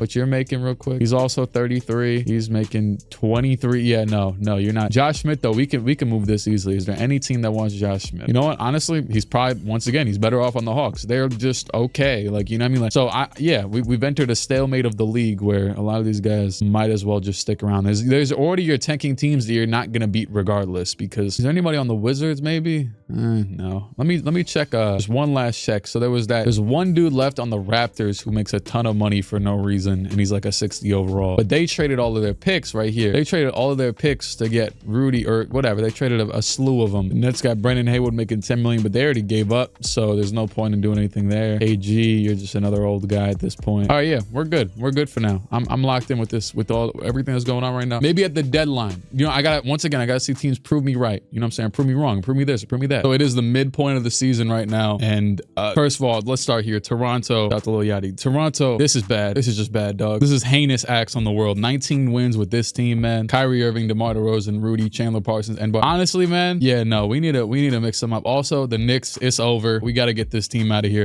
Toronto's young. I can't get. Also, the Heat are pretty decent. Maybe I just should find a way to finesse and trade Melo and Amari to the Heat, which probably won't be possible, but you know, it's a thought. Celtics are a tanking team with Jokic. Pistons are tanking. Hawks, you too. You guys, it's over with. The run is over, dog. Also, I haven't really checked everything yet. So we're the Blazers with Chris Paul. They're the 5th seed. That's about where they always were. Yeah, I knew Mike Conley's his Clippers run. You know, he's great in these sims, so I didn't have to do too much. Pelicans, you know, if money, okay, actually, Noah Vonleh's playing really well as their starting 4. But if money was able to, you know, provide it. Kevin Love over here, beautiful whatever for the Warriors. It was a signing, yeah. Utah's in the playoffs again. Sacramento. Spurs actually back. Whoa, the Spurs got Marc Gasol. I didn't even know they got Marc Gasol, and that's a really good signing. That's a really good signing for this team. They got him and Varejao. I mean, I know they had Rudy, and then I traded Rudy because I wanted them to give up, but like, damn, if that freed up this much money, and then also you got Mark, and now you're back. I mean, you're not playing, you know, insanely well, but you're around. Nuggets are surprisingly good. Giannis still needs probably 2-3 more years. Same with Embiid now. And yeah, the worst team in the league right now is the Celtics. Now, when it comes to just in general, also, I don't know why I haven't. It's obvious the Hornets are fantastic. Yeah, they got Kyle Lowry. They got Charlie Villanueva. They got the big 3. They're 2nd in the conference, 4th in the league. The Bulls are behind the Warriors and Thunder as well. So I think the teams we really need to address. There's not many West teams outside of the playoffs that have like a bunch of very coveted assets. But on the East, you got the Knicks, technically the Raptors, but not really because, yeah, and the Hawks. Also, shout out to the Cavs. The Cavs might be the team that low-key deserves. You know what? Let's go talk. If the Cavs are playing this well, how much money can they afford being added to their roster? Because an Amari, Joe Johnson, someone, they deserve somebody. Yeah, oh my, yo, I should have been looking in this direction. They could literally get Melo for Gary Harris right now and still have $6 million in cap. At least that's what it looks like. About this 38 million more than acquired. Hold on. Well, I think I have a great plan in place for the Cavs. All right, so we're about to get a couple of moves down, right? So the Knicks are going to trade Carmelo Anthony to the Cavs for Davis Bertans, Gary Harris, and as of right now in my mind, I'm thinking 3 first-round picks because Melo does expire. There is a chance that he doesn't want to come back. I think I'm going to make him come back regardless, but I'm thinking in a logical sense that, you know what I'm saying? He is also 30 years old. That's not too crazy old. That's still middle of the prime, but I'll throw one more lottery protected. How about that? That's really all I could, because they're not getting any crazy assets out of this. They're getting a 16th pick from this year and a dude from 2011. So yeah, Carmelo Anthony has been real in New York. Might have you re-sign in Cleveland. Don't care about your no trade clause. All right, next up for the Cavs specifically, because I rock with the Cavs. I like the perseverance. I like what they're showing. showing. I have an idea of a trade for them for a player from Atlanta, and that man goes by the name of Josh Smith because he's making $11 million. Is there a chance that they could possibly get this man for like nothing? Let's see. So it says 9 million over. I think if I give up someone like, who's this dude? Danny Wise. Okay. Mo Harkless, 21 years old. Okay, well, hold on. Actually, there was just 2 players and it said it was valid. Or when their worst player, this dude right here. Okay, bet. So like this right here could work. Boom. Jay Smooth is on a 4-year. He is 29. He's not as good as Melo. I think that if you want to mortgage, give away all of your picks, you know what I'm saying, throwing a few seconds here, I think this is cool. In a technical sense, they're actually giving away better players than they gave Melo, but they also give away less picks. And Cavs, since you guys want to be so doggish, screw it. There you go. Lock in. There you go. You got your full team now. Melo and Jay Smooth are both I know this is like a bit of a power clash right here, but we're gonna do some weird stuff. Josh Smith at the 2, versatile, athletic type of guy. You still got Millsap there. You still gonna have Mo Williams. This is a really good like overall talent lineup. I'm not gonna say it fits perfectly, but if you wanted to lock in and, you know what I'm saying, try and give yourself a chance, screw it. Why not? This team didn't seem to want to give up anytime soon. Next up from Atlanta, I'm trying to get rid of Joe Johnson, maybe even Jeff Teague. Where are the Sixers at in the standings? Because they've been on that cusp of me. Oh, okay, Philly. Yes, this is perfect. Okay, cool. So I'm gonna go talk to Philly for Joe Johnson and maybe even Amari Stoudemire. Honestly, I'm actually gonna throw him in. Hey, this is my NBA script, right? Writing my NBA script. Great. I'm trading Amari Stoudemire and 2 second-round picks to the 76ers for Julius Randle, the 5th pick in this year's draft. And the Sixers will be able to move into like whatever the hell they feel like doing. But also, I just think this is kind of funny. And you know what? I'll make it 3 seconds just to really sweeten up the deal. Amari Stoudemire, sayonara. It's been real. And the reason I was actually trying to genuinely make it a 3-team deal with Joe Johnson, but it was going to be too much assets that the Sixers had to give up. They were about to give up like half of their team that was actually working well. How are the Pacers doing? They're doing very swell. Matter of fact, the Jazz is another team that, and could they can't really use Joe Johnson. Kings are kind of capped out where they are until some of these guys get better, like until Dame becomes a 90. And the Spurs at this point, you guys follow your own path because you guys kind of pissed me off. But also in a sense, I didn't fully put them into a rebuild because I didn't want to trade Tim Duncan. And since they want to keep on overachieving, I'm going to send Joe Johnson to the Nuggets for 2 firsts and Nick Stauskas. Actually, matter of fact, Joe is about to fall off pretty crazy. I'm just going to make it 1 first. It's a lottery protected. That means it'll be unprotected if it isn't in the lot. You know what I'm saying? And they deserve that. That's that for Joe Johnson. That's solid. Nick Stauskas was the 9th pick, but we know how good Nick Stauskas is going to get, as good as he is, with all due respect. So Joe Johnson, you can head over there, and it's better off that this team is just worse, honestly. Actually, you guys want Jeff Teague too while we're at it? He's not even making that much money. Yeah, actually, hold on. Just let the Hawks tank, man. They got a decent little haul for Josh Smith and yeah, Kirk Heinrich. Screw it. You guys got a good young player for him? Oh, Nerlens Noel. Damn, could I just, screw it. I'm gonna just take Darius Miller. I'm sorry, I haven't even acknowledged this Suns team in so long because they are so bad. Look at this team for a second. Just take a gander. Their leading player is Michael Kidd-Gilchrist. Matter of fact, have I checked the Bucks at all? I'm gonna do Jeff Teague and Anthony Morrow for a lottery protected first in 3 seconds and Darius Miller. Screw it. Nuggets, go ahead and try. With that being said, I'm kind of focused on the Bucks now. Okay, good. They're finally in the playoffs. My God, I only gave you guys the world. They actually still have Rudy starting with Al Horford at the 4. Great defense. I didn't think that through to put Al back at the 5, but with that being said, they don't really have a great 4 either unless they would have just moved Kawhi there. So honestly, that's cool. Yeah, it would be Yee probably. I like how the league is right now though, and I don't think I have any other teams. Shout out to are the Grizzlies. Okay, the Grizzlies are starting to move on up because I just saw their team too. I'm like, damn, their team is pretty nice. They're just kind of building, and I don't have anybody to trade here because they're all young. It's actually a good solid rebuild, but they're getting to that point now though where their players have to get good because yeah, they're gonna end up in that middle tier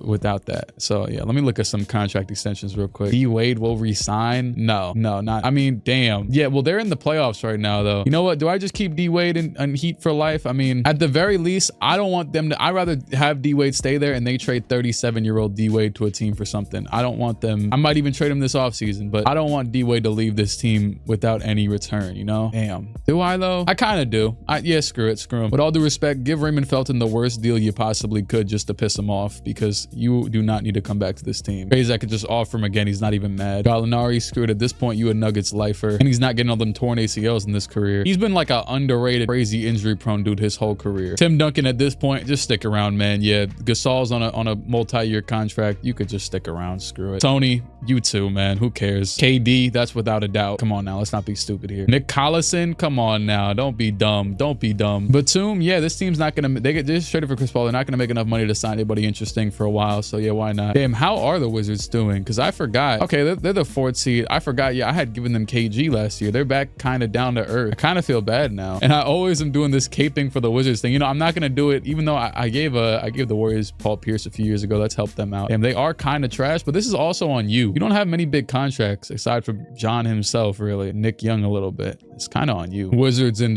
Pistons about to strike an amazing deal. Karan Butler, I'm a Wizard if you doesn't know. Shout out to J. Cole, Chris Kaman, and Patty Mills. All going to the Wizards for no reason at all because they're all expiring actually. And screw it, it's just 2nd round picks. It's really just vibes, honestly. Whereas like this team, I don't even feel like I need to help them. Look at how many 80s the Pacers have. My God, they get the job done. Russell retire. No, he didn't retire. Sorry, he got MVP. That's pretty good. Sorry, I was just stalling saying that's pretty good as I was turning my controller back on because I just got back. Jokic, Rookie of the Year. Sullinger, 6th man with the Lakers because they don't have players anyways. Dwight Howard, DPOY. Sullinger, Most Improved. Scott Brooks, Coach of the Year. I'll be forgetting Jared Sullinger's actually in the game. Russell, Wall, LeBron, Kawhi, and AD. 1st team, Wade, Rose, Duncan, Durant, and Cousins. 2nd team, Harden, Curry, Horford, Antetokounmpo, and Howard. 3rd team, and Giannis makes it as 79 overall. Yeah, we might need to start giving him players already. I mean, by next season for sure. I mean, they got Joel on that team too, and they're not terrible. They're just not good yet, you know, as a team, as an overall squadron. Here's the all-rookie 1st team. Joel averaged 18 with Giannis, and Levine averaged 23 on that Nets team. Then Jokic. Elfrid Payton with that hairstyle. My God, 17 a game with minimal assists. That doesn't sound like Elfrid Payton. You just threw a random player, gave him some hair. Harden averaging 34, then Wall with 30, Curry, Rose, and Durant following them. Rebounds, Cousins with 15, then Howard, Davis, Love, and Horford. Assists, 13 from Wall, then actually just right behind him, 13 from Chris Paul as well. Rondo, Williams, and Westbrook. Steals, 2.4 from Rondo. Blocks, 3.1 from AD. 61% from Dwight. This is about to be a crazy playoff. Shout out to Eric Gordon. The Sixers still missed it with Amari. I'm sorry to say that.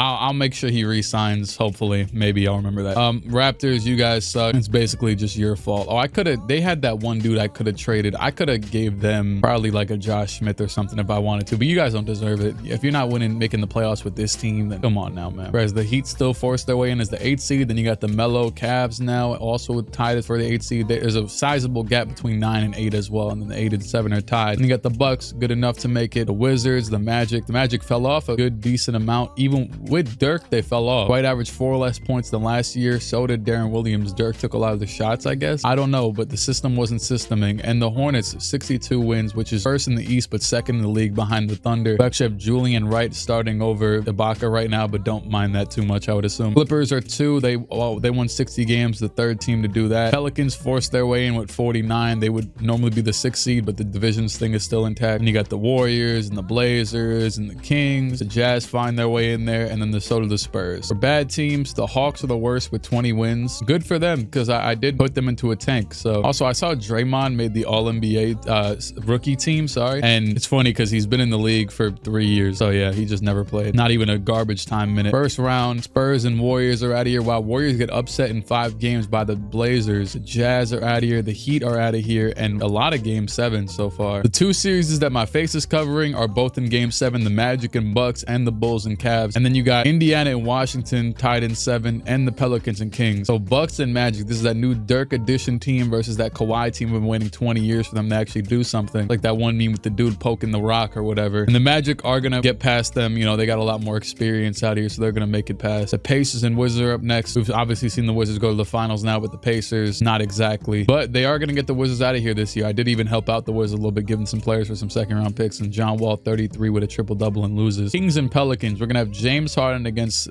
Damian Lillard and his team. Well, I mean Boogie and Tyreek Evans, but you got Harden and like Emeka Okafor, and actually Isaiah's gone, I think. Who else they got? They got Rondo. That's what I was trying to think of. And the Pelicans are gonna win. James Harden able to will his team over the top. 57 from James Harden. LeBron had 58 a few times, and so did Derrick Rose, but he would have been in the top 5 of total points if it wasn't for these guys. And lastly, surprisingly enough, the Bulls and the Cavs, the Melo-led Cavs team now, showing that it mattered for even if they didn't get so many more wins in the regular season, it definitely mattered for the playoffs to put them in more of a contention space. But Bulls are in control still. Oh wait, never mind. There you go. Cavs tied up with 2:37 to go. Someone's got to be at the line. They just shot a free throw, or not. I guess it was a technical. I don't know. Tied game, 2:37 to go. Game 7, the final game 7, right? Of all those ones that I just talked about 2 seconds ago. Carmelo, wearing 45. Okay, and Mo Williams kind of just looks like Kyrie with the number 2. I mean, well, he was wearing it before Kyrie. Melo, pulls up, pass it down to that dude, random dude, Griffin. The great pass by Melo, something you rarely hear. You got Jay Smooth out there. Noah, the pass into Rose. He got very close to the baseline there. We've seen Derek do do the unthinkable in these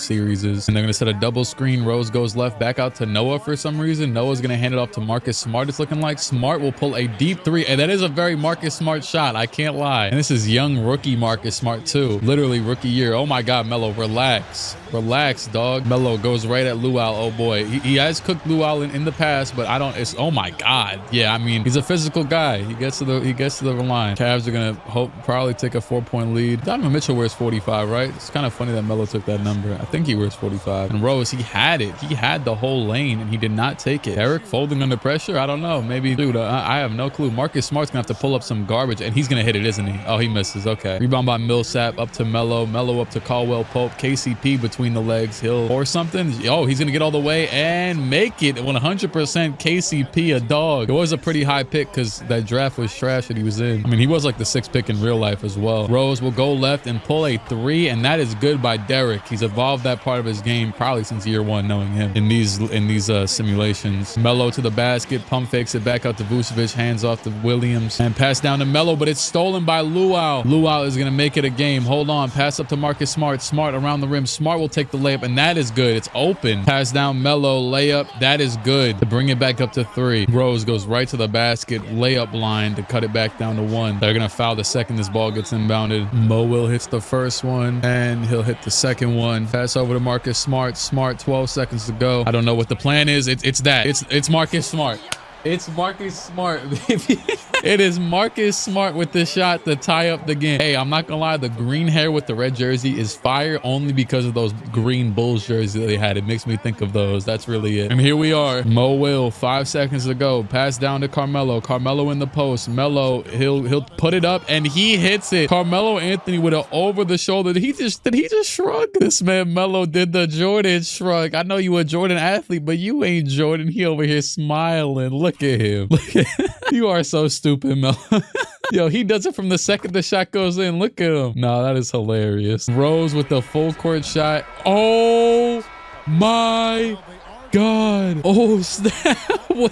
Wait. How much time was there? Review it. I got to see the review. Hold on. No. He ain't get it. I didn't know how much time. Honestly, I didn't realize how much time there was left. That is insane. That is crazy. What? That is insane. It's over. The Cavs are moving on. Wow. That is actually crazy. 40 from Rose on 8 and 9 rebounds and assists. And Melo had 26 and 10. Hey, congrats to, I think this is his first time going past the first round because he's been in hellish situations for this whole time. I apologize for that. I tried. I got you to the Knicks. I did that. I got Chris Paul to the Lakers, and shoot, neither one worked out. I got Dwight Howard, his team. Okay, but second round though, we're moving on. We're moving forward. I'm sorry. Okay, Cavs are out of here. They got smoked by the Magic. I'm sorry. Yeah, Vucevic loses to the Magic. The Clippers are out of here to the Pelicans. Okay, they were the higher seed and they lose it. And the Pacers lose to the Hornets. So yeah, so the Bulls are the big upset one that is confusing to see them lose. But we're gonna have LeBron and Kobe team against Dwight Howard's Magic and Dirk, of course, and the Blaze. So let's just look at the full matchup, right? So you got Darren Williams against Kyle Lowry, JJ Redick against Kobe, Wilson Chandler against LeBron, but then you got Dirk against Villanueva and Dwight against a young AD,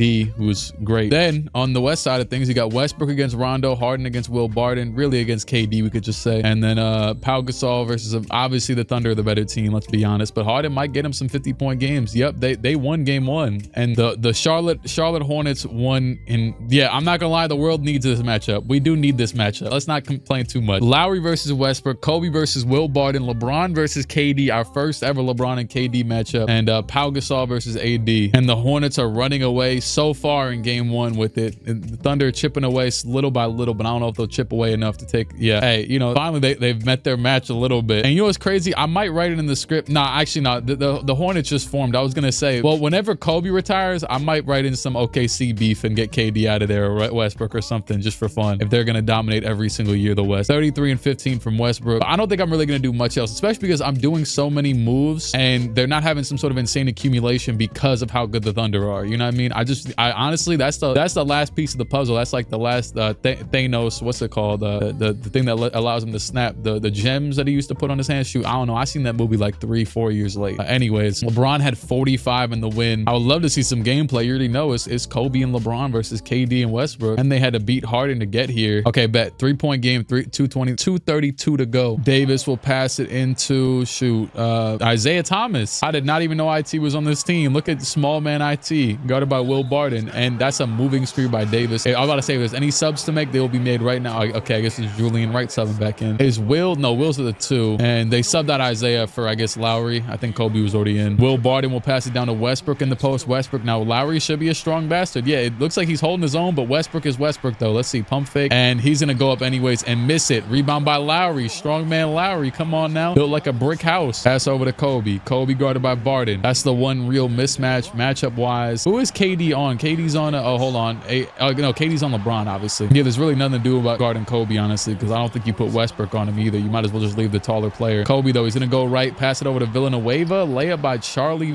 Villanueva. It's off. Don't know what that thought was, but hey, you're keeping the game close, so screw it. Westbrook, once again, bodied by Lowry. Bodied again, but Westbrook's a little bit too tall, and he misses. A good shot by Russell, but it didn't matter. Lowry back up the other way, between the legs, over to Kobe. Kobe back over to Lowry. Lowry will pull the mid-range shot, and that is good. Kyle Lowry. Playoff Lowry. I remember that was a crazy meme all those years he was losing. He was trash in the playoffs and all that. That was crazy. Remember Eric Bledsoe was having some rough years with the Bucks too. Obviously DeRozan and him kept on getting beat by LeBron. All right, Westbrook to the basket. Westbrook the spin move. He doesn't look to pass to anybody, and I guess it's canonically correct. Westbrook layup, that's good. At least he finally hit one. They could have been in the lead by now if he would hit the other couple ones that he took. But Hornets have a chance to maybe close this out, honestly. And Kobe's dominating the basketball right now. He'll take the ball, go right into the mid-range area all the way, and Kobe Bryant dunks it. 36-year-old Kobe. That gave me Nets flashbacks, like when he dunked on Gerald Wallace and who was it? Was it Chris Humphries or something like that? Shoot, I don't know. Look at Kobe, man. Rises up. As sure as I could just move the camera around. Yeah, like just come on, man. That's a dog right there. Number 24 in Charlotte. I just realized he's back where he got drafted. I did not think about that at all. Barton back out to Westbrook. They're going to take a timeout. They are rattled, confused. Pass into Westbrook. Westbrook goes right to the basket, back out. Barton for 3. That's a good shot, and he's going to miss it. Damn, they could have used like a Kyle Korver or something right there. Probably wouldn't want that man guarding Kobe, though. Kobe is going to hit the first free throw. Thunder, they do have one more shot. Kobe missed the free throw. And Westbrook steps back. He could have taken the shot right there. I felt like done a smooth little step back and taken a 3, but instead, oh, here you go. Moving 3, Westbrook. That's good. I don't know. You never know. Down by 3, 18 seconds to go. If Kobe hits one free throw here, I'm out. I was kind of waiting to see if they were going to get an inbound steal, honestly. Kobe, the first free throw. That is good, and it's over. Let me out of here. 28 from AD, 35 from KD, 31 from Westbrook. And what is it, 2-1 in Hornets' favor? I forget. 3-1. LeBron and Kobe trying to get their first rings of the video. Kobe trying to get his 6th. Actually, yeah, LeBron doesn't have a ring yet at all in career, in life. Sorry, not in life. He is married. I just woke up today and I seen that in LeBron's new commercial with something, it was like Savannah said, oh yeah, he's gonna stay around until Bronny, and then what's his other kid's name? Bryce, until Bryce plays. Crackhead. That'd be insane. Don't do that, LeBron. You got a life to live, dog. You might be waking up like Larry Bird in pain and agony every day, like you're not playing in the modern era. Off by Bron, rebound by AD, and the block by, was that a foul on Serge? No, I gotta see whose foul that was on, because no way that was on Serge, right? I know I could see through this probably, right? Wait, hold on. What's the thing? Is shot chart not what I'm thinking of? There's that thing when you're when you're doing Simcast that shows every play, the game log. That's what I'm thinking of. Maybe I gotta wait until the end to see that. I guess I never really thought about that. Who was that foul on? Look at how cleanly Serge blocks this. Like the ball just sent to the 18th row. He might have, like in 2K terms, hit his hand a little bit or something, but it just went through his hand. He ain't noticed all that. I really think it might have been on. It was on Powell. It zoomed in on Powell. Powell, you ruined it, dog. I'd be pissed if I was playing rec with you. Hornets about to take a 5-point lead off of that. 1:42 to go. The Thunder fighting for their life. Barton pass fakes back out to KD. 7 seconds to go. 6 seconds. The screen on the left by Pau Gasol. This would be a good pull-up shot right here. Whoa, he does the little fadeaway thing and he hits it off glass. That KD pull-up shot always catches me off guard, because who the hell does that? Who does that? LeBron steps it back to the left. LeBron in the post. Back out to Villanueva. Back over to Lowry. Lowry over to Kobe. Kobe pump fakes the spin. The pump fake again into the post. He'll pull that. That's off. Rebound by Powell. Westbrook back up the other way. Hands it over to Durant. Down by just 2 points as KD got it in him to force it to a 3-2. And it's a spin by KD to the basket. He hands it off to Powell, and the block by AD. LeBron's on the break. He's not going to hit him. He's going to reset it back out to the top. 30 seconds to go. LeBron to the basket. He'll take the pull-up shot and hit it. That works. Thought he was going to dunk on somebody, but that works too, I guess. Hands it off. Will Barton over to Durant. Durant in the post against LeBron. Durant drops the ball to LeBron, and that is going to seal the finals. Why you giving him fist bumps, buddy? You just sold. It's over with, man. And that is it. I seen one dude comment recently about I want to see the final stuff. Me personally, personally, I don't need to waste my time on no final celebrations. 27 and 24 with AD, 21 from LeBron, 10 from Kobe on 3 for 16. They still won though, I guess. And that is it. They are champions. The Charlotte Hornets in year 1 of this, whatever the hell. Finally, a #1 overall pick thriving. Thankfully, well, I mean, it was because of the trades though, to be fair. And finally, LeBron thriving. Forget all that. Like, I know Kobe, you know, but this is LeBron's era. It's literally LeBron era. Come on now. I did have to give him a second super team though, but it is what it is. The Thunder got one too, and they lost. And Powell is still a 90. Oh, you know what? Damn, wait. Was he 28 when I traded him? He wasn't that old. Why did I think he was older? He was only drafted in 2000, right? I should say 2001. Okay. And yeah, Harden averaged 38 in the playoffs. Okay, yeah, we need to, he's well deserved, needs some help. So we need to focus on that as well. Because yeah, Rondo wasn't it. Rondo, they might not have a lot of picks, but shoot, I'd trade Rondo. Because Rondo's cool, but I mean, if he needs some more scoring help, a second actual, because like when you become a real dynamic threat is when you have a second dude that's that good, or at least good enough. You know what I'm saying? Garnett, Nash, Paul, Pierce, and Carter. Oh yeah, they all retired. Wow. The Warriors are Pierceless. Nash, I've been expecting him to retire for 20 years. Garnett was on the Lakers, so nobody cares. And Vince Carter, I think I replaced him with Brandon Roy on the Bucks anyways. All their jerseys get retired. Manu retired? Yes, he did. Manu's out of there too. And I had just signed him to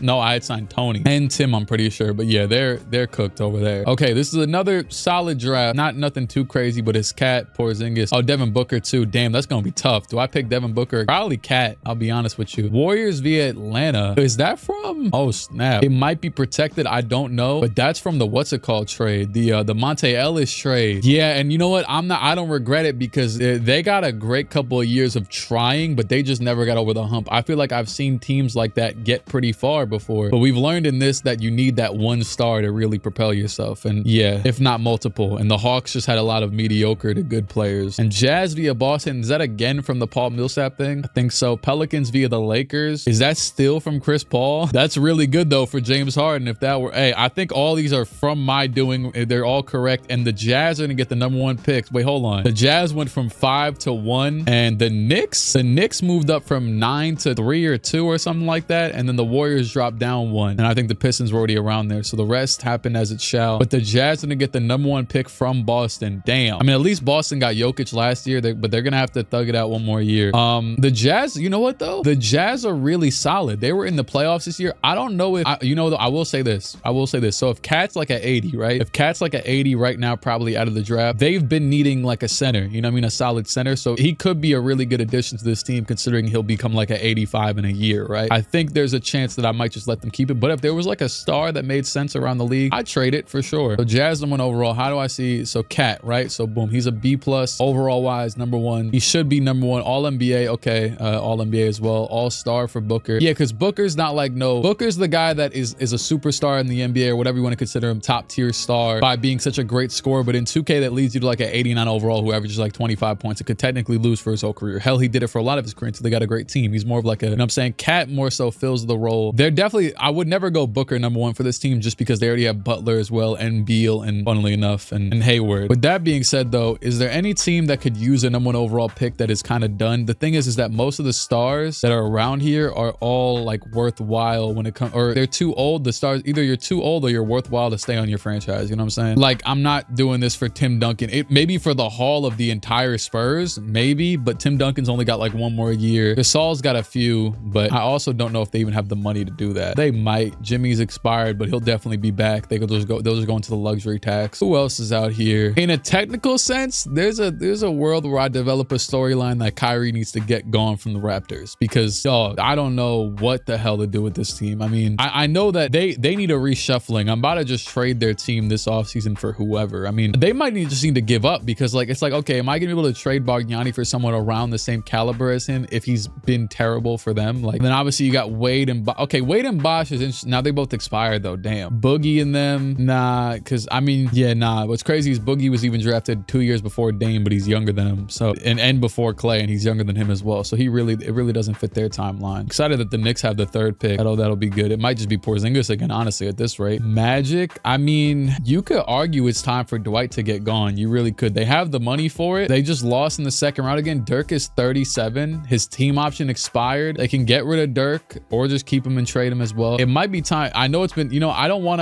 to cut them off of their big 3 after 1 year though. I think they're a candidate that next year, oh, Dwight's going to be expired next year, but next year if they're still, you know what I'm saying, if they'd underperform, well, I guess he'll just leave in free agency. Yeah, he'll just leave. I'm taking the chance for them to try one more year because, I mean, what else do they got to lose? Let's be honest. I think I'd rather have one more year of 96 overall Dwight than 40 years of Cat, because, you know, you're probably not going to be no championship contender with just Cat. We've seen how it worked out for the Wolves. Okay, Paul George, they made it out of the first round this year, but they are an interesting one because I have said, you know, the Jazz are showing more dog with less, but also it's not like there's some sort of great team. It's really just it's the potential of the #1 pick of how you value that, you know what I'm saying? And I don't think I'm seeing anybody here that would make sense for this. I thought Rondo would work out better next to such a great scorer like Harden, but it's been, yeah. All right, I think it's best for them. The Jazz get lucky here, and I think it's best that we just take the position they need a lot. Karl Anthony Towns will build for the future. How young is their team still? 25, 22, 25. So they still got like a 5 to 7 year window to really piece it all together. They could, if they ever wanted to move Hayward, they could have a lot of money for free agency. Honestly, it's something I might look at because, yeah, he's kind of mediocre. Yeah, they're probably being led by, to get to where they go to, they're being led by Beal and Butler, really. So I might look at moving Hayward. Damn, that's kind of tough though, moving Hayward. Interestingly enough, if I was doing a rebuild right now, like an actual rebuild, I would move, oh snap. And #2 is the Warriors. They just lost Paul Pierce. I could definitely actually move Hayward to them for the second pick. It just depends on, and then we could have, I guess, Booker, and I don't think I'd go Russell over Booker. I think that's a little, I don't know, maybe, shoot. D'Angelo is sometimes a dog. Okay, let's get this out the way. Cat #1, I'm gonna have him go to the Jazz, right? #2, the Warriors. Okay, so here's the thing. They really don't, it doesn't matter who it goes to, they really don't need this pick. I don't see what would be the benefit for them with 27-year-old Steph, 26-year-old K-Love. Is there any team out there with a real, and I know you could say that I could have done the same thing for the Jazz, but I actually felt like Cat would be the best decision for the Jazz. I also don't know how much money they could take on. Like, let's just try it, for example, if James Harden was the one, right? I doubt it. Okay, wow, they could actually take on $20 million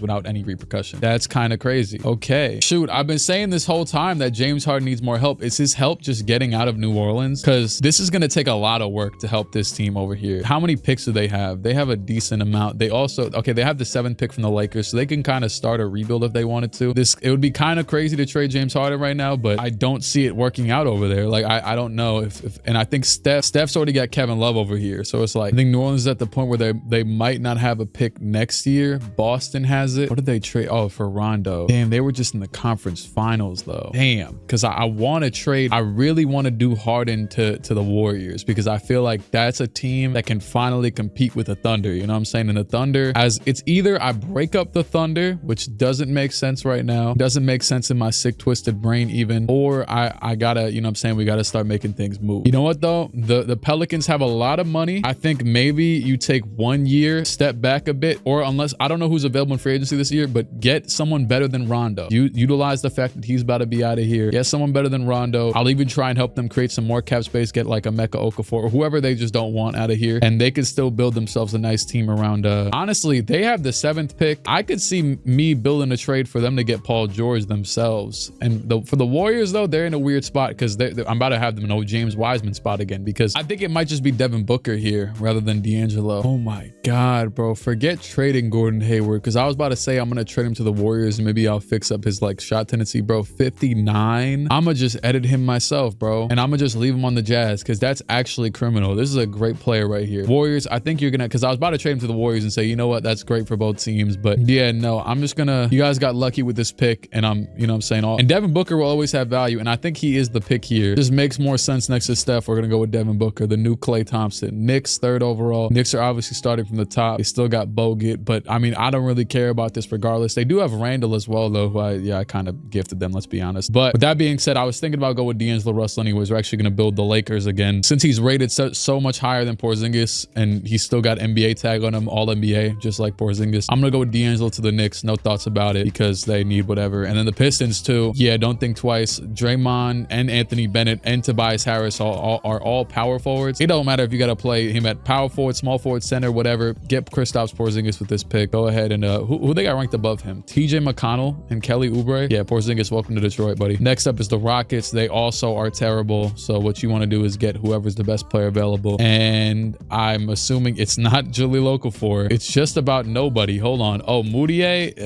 Oh, it's probably Miles Turner. Yeah, it's probably Miles Turner. Damn, that's sad. That's real. That's a crazy drop off. He's a 74. That's cool. You know, I'm not even mad at that. But yeah, it's Miles Turner though. The Suns, the next up, another terrible team. I'm getting to the point where I might have to sim it soon because it's just so up in the air. Moutier has all NBA, but the thing is that he's not going to hit it. We already know how that goes. It's going to be that he peaks in year 2, and we never even think about that. I saw Terry Rozier, who's obviously had a pretty great career, yeah, but he's just starter, so not running for that either. Yeah, I'm about to sim it right now. I don't see any picks with value here, but good draft though. Devin Booker's 75, but give him 2 years and it'll be like 82. I did want to trade the pick, but it is what it is. I've been fine with the Knicks getting Devin Booker too, but I feel like it's gonna age badly if I draft D'Angelo Russell to a team and then he's actually worse than Booker, which you'd obviously expect. And you already have a point guard, Billy Hernangomez, sorry, the 1 pick of the 2nd round. Just, you know what I'm saying? Oh, hello, Christian Wood. Went to the Pelicans again. Remember he was there, I think, right before he went to the Pistons, and then they let him go. I remember that. I don't know why I remember that, but I do. Most of these guys are fake players. Hello, Javonte Green. How did the rest of the draft go?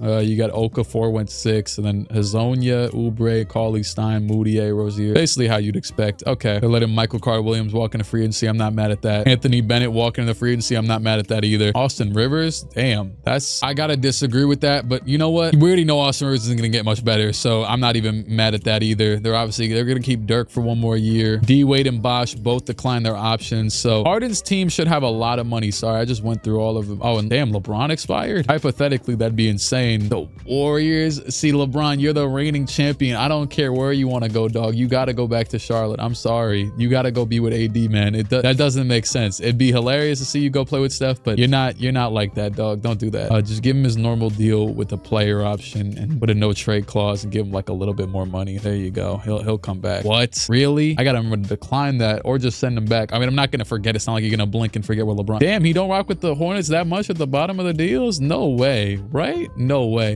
I didn't give him like the max or anything though. Maybe that's where I messed up. I don't know. Kawhi's going back to the Bucks. Kyrie's interesting because if Kyrie really wants to leave, I'm not gonna say no, because I mean I am. If they say no, I'll say no, because and then I might though if he really, this is like the type of time where Kyrie would be like, oh man, I hate this team, bada bada bada, I'm leaving, right? And then I'm gonna just be like, okay, bet you gonna sign there, come back, and we gonna trade you anyways. You know what I'm saying? Because it's not working in Toronto. Let's be honest. He's been in the league for like 5 years now, 4 years, obviously 4 years because his contract expired. Kevin Love. Okay, wait, the Pelicans are about to steal Kevin Love. Now that's interesting, because if Harden steals Kevin Love, I can't even hate, because that's a good idea. That's a great idea, especially if, damn, that's a good idea, Kevin. I mean, that's a good idea to everybody involved. Wow. I think I'm gonna just let things go as they shall. Oh, I said Amari started when I re-signed. Damn, he wants to go to the Bulls though. That's kind of cool. That's kind of cool. Bulls, there's a lot of players out here. I've never seen this many great players out here. Just, I mean, sorry, Sixers. I know I traded for Amari, but just sign somebody. Don't be skill issue-ish. You know what I'm saying? Hey, I'm not even gonna make any more offers after that. I try to get LeBron back. Let me just make sure LeBron isn't signing with the Warriors. Oh, okay, he actually isn't. Yeah, okay, cool. Renounce rights to LeBron James. Are we on crack? It says LeBron accepted other offers, so now I gotta find what offer it is. Was it really not Golden State? The Nuggets? Yeah, hell no. Yeah, no. Okay, let's make LeBron go back. Get a finals MVP. Give him whatever money he needs. There you go. Just gave him the max for the player option. Okay, cool. Kyrie's still racking up offers. Rondo's got nothing yet. Kevin Love's still deciding. And now the Grizzlies are in the lead. Okay, see, that's not going to happen either. I'm going to keep a close eye on all this stuff because, oh, actually, yeah, but they're going to be so mid. And I don't really like that. I want him to stay on a great team. Kevin Love's a great asset. Melo's got no offers yet. These are the type of things I'm going to be looking at. Amari, Bulls, Wizards. So Sixers don't even want him back. I'm not saying that I don't think they should get him back, but I kind of don't. Like, there's a lot of places for him to be offered. Okay, Kyrie from the Clippers. So Kyrie's on the I gotta look at the Raptors. Oh damn, Bargnani's also on the Raptors. Okay, LeBron's going back. They want to decline Bargnani's match and keep Kyrie. I respect it. I can't hate on that. And with that being said, Kyrie might be a trade deadline trade anyways. Okay, day 3. It should be a lot less slim pickings. Carmelo Anthony's getting offered from the Hornets. No way they have money. There's just no way. Dog, they have technically. You know what though? No, because LeBron's about to get re-signed. So they're just stupid. You know what? Okay, Chris Bosh, you're an interesting one and you can go wherever you want. Also, Dwayne Wade signed with the Pelicans. And did I forget to decline Kevin Love's deal? Damn. I could just do it after this day. Bargnani to the Blazers. That's okay. They got enough guys where he'll fit in decently. Doesn't really feel like a good fit next to,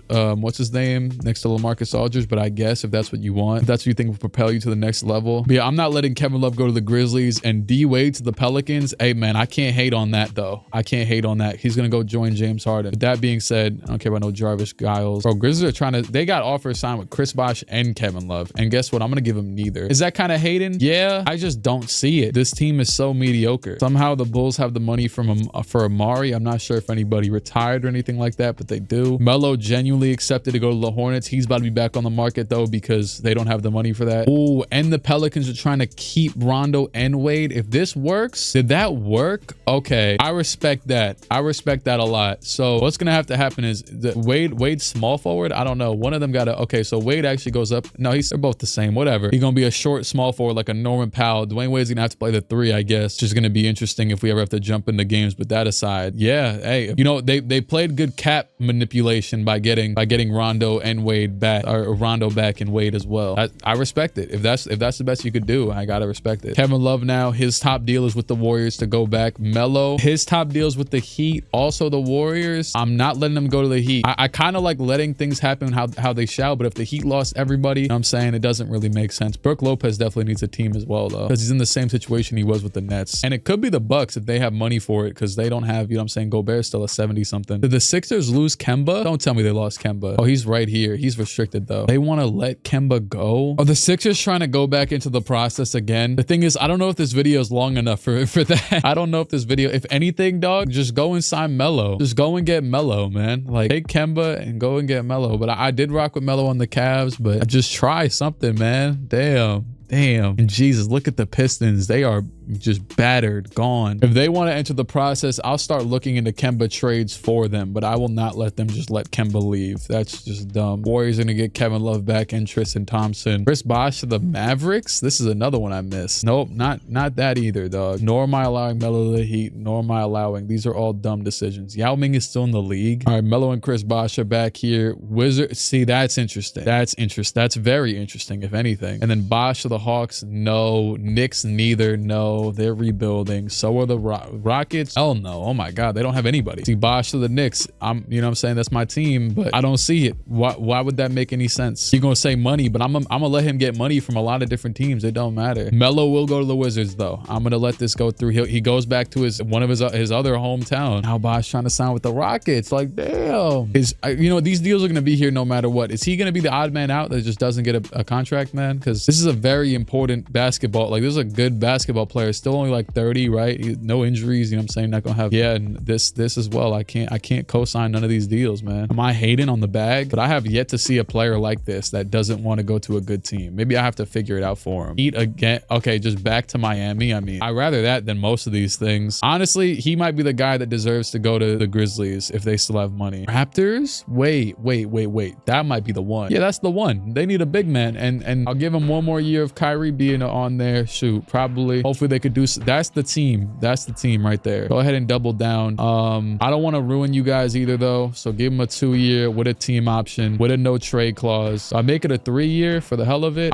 He's 31. He's not going to get no lower than like an 85 in the next 2 seasons. So you know what? Yeah, lock it in. Chris Bosh, welcome to Toronto. He didn't sign still. He's trying to go to Denver. Screw it, man. Denver got some dog. Go to Denver. Why not? Go to Denver, man. Denver got some dog in them. They got Joe Johnson now. They got you now. Why not? And the Sixers, I'm gonna just trade Kemba Walker right now. If you guys really don't want to win, I'm gonna trade him and Andre Drummond. If you guys shoot, it don't even matter. I don't even have to trade Andre Drummond. You guys don't want to win. You want to let him go. Damn, look at the Wizards. Melo, Nick Young, John Wall, bucket getters. Screw it. I'm too deep in, and I have a thought of maybe just giving him to Jokic's team for the hell of it. But let him tank if they need a tank. Why not? Player progression. Here you go. AD's up to a 94. Where's Kobe's still a 94 at 36. Dirk's going down. Rondo and Wade. Okay, so they bought into 2 aging players. I mean, I knew that though. Most of these guys though looking good around the league. Yo, the Hawks are so trash. It's scary. Did they not have they didn't have their pick this year? That's why. Yeah, I'm sorry about that. But he'll sold your couple years of quote unquote contention anyways. Clique Productions, known liar for saying he's gonna make the thing go faster and then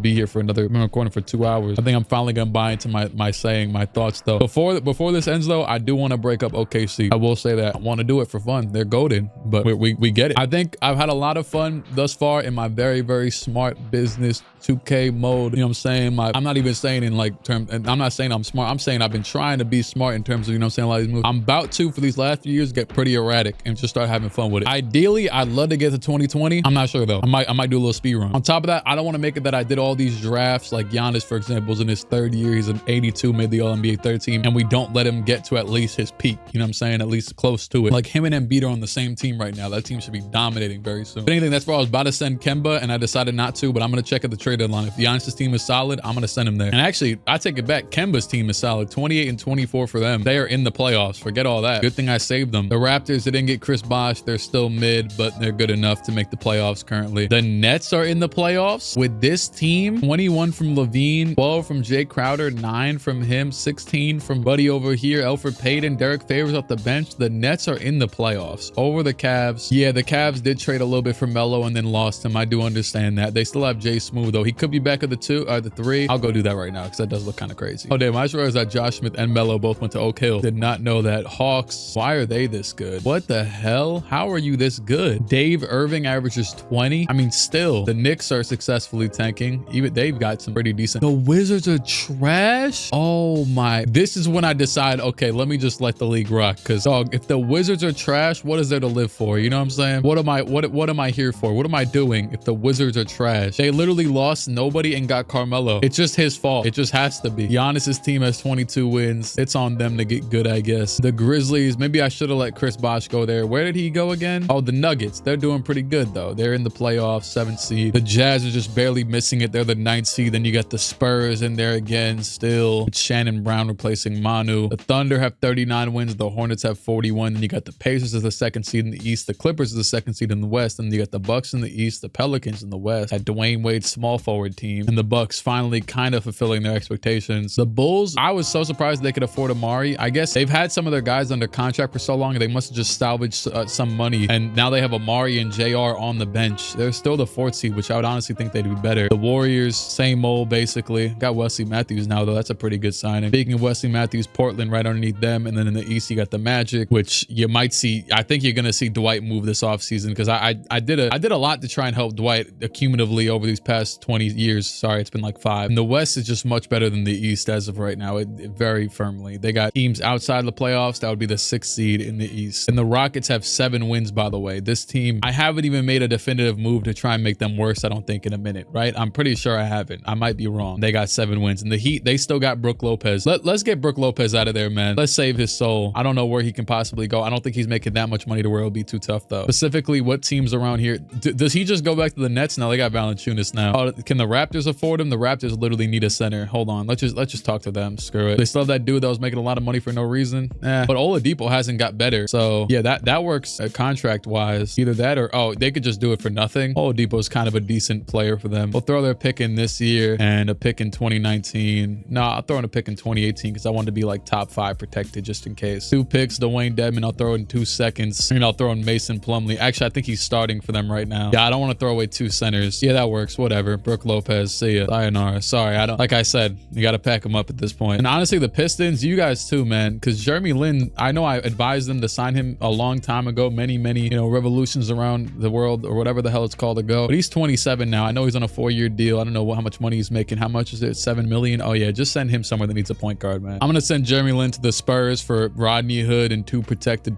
picks. Just some more talent if they want to decide to shock the world or anything. Just get him out of my face. See ya. He's been stuck on Detroit for so long. Just get him anywhere else. My God. Honestly, I'm gonna re-sign DeRozan and just have fun watching the Raptors rot, with all due respect. Is Tim Duncan actually not retiring? Okay, screw it. Yeah, just stick around, man. Would you want a 4-year deal by any chance? I want to see if Tim Duncan would stay for 4 more years. If that would convince him. Westbrook, yeah, I'm not stupid. I might trade you for fun one of these years, but screw it. My script's starting to get funny. You know, it's getting to the comedy bit, the section. We're in the drama. You know, it's like I don't know. I actually don't know. I don't really watch movies enough. I feel like I'm constructing like the Cat in the Hat movie. Blake, honestly, don't re-sign you. You could decide what you want to do, dog. Your team is kind of mid. They're good, but you know, yeah, it's on you. It's your fault. Take your money. Stick around. Oh, snap. Forgot to edit Gordon Hayward's shot tendency. I did forget about that. I definitely did. Dwight's gone. Dwight does not care. Dwight is gone. Gordon Hayward might be the most 88 overall person to ever live. Like when I think of 88 overall, I think of Gordon Hayward. I think of that 1 year CJ McCollum. Also, I'm just making sure there's not any more flawed shot tendencies. Al Horford, yeah, you could shoot a little bit more than this. Rondo, screwed. Here's 5 more points of dog. Josh Smith, you kind of have to lead that team. So yeah. Dang, Mike Conley was averaging that many points with this shot. A 70 shot tendency, or did it go down? I think it might have went down. down. Whatever. I'm gonna make you have some more dogs. All right, that's good. I did like every player above 80, just made sure they were good. We're good for the season. My guess, probably a Hornets Thunder rematch, if we're being honest. Anthony Davis MVP, Karl Towns Rookie of the Year, Dante Exum 6th Man of the Year, Dwight Howard DPOY, Bernard Moon Most Improved Player. Who the hell is this? I don't. He's on the Rockets, that's why. They don't have anybody on that team. Hornets, Larry Brown Coach of the Year. Then you got Steph Curry, D Rose, LeBron, Kawhi, and AD first team. Wall, Westbrook, Wade, Tim Duncan, and Cousins second team. Paul, Lillard, Anthony George, and Jokic third team. You got defensive first, defensive second, and the rookies teams. Julia Okafor putting up stats, but it'll probably be a 78 overall forever. D'Angelo Russell 17 and 6. Damn, where's Devin Booker at? Devin Booker not play? He might have not played. It'll pay off in like a year, but damn, he might have not played. All right, West, is anything different from earlier when I checked? No, all I know is that the Jazz just barely missed it. The Grizzlies just barely missed it. Respect to them. I was wrong. They built their team up nicely. They could have made it if I let them have like a Chris Bosh or something, or a Love, or yeah, but I definitely rather Love on the Warriors though, which they're still their 4th seed. So looking at a little calm break. But with that being said, I'm back again. All right, let's not get too hung up on records right now. I think I want to start to make this just move, you know what I'm saying? Keep pushing on. Okay, Jazz with Cat at center, they missed the playoffs. Grizzlies had missed the playoffs. I don't know what the hell I could do for them. I think as I return back for another recording session here,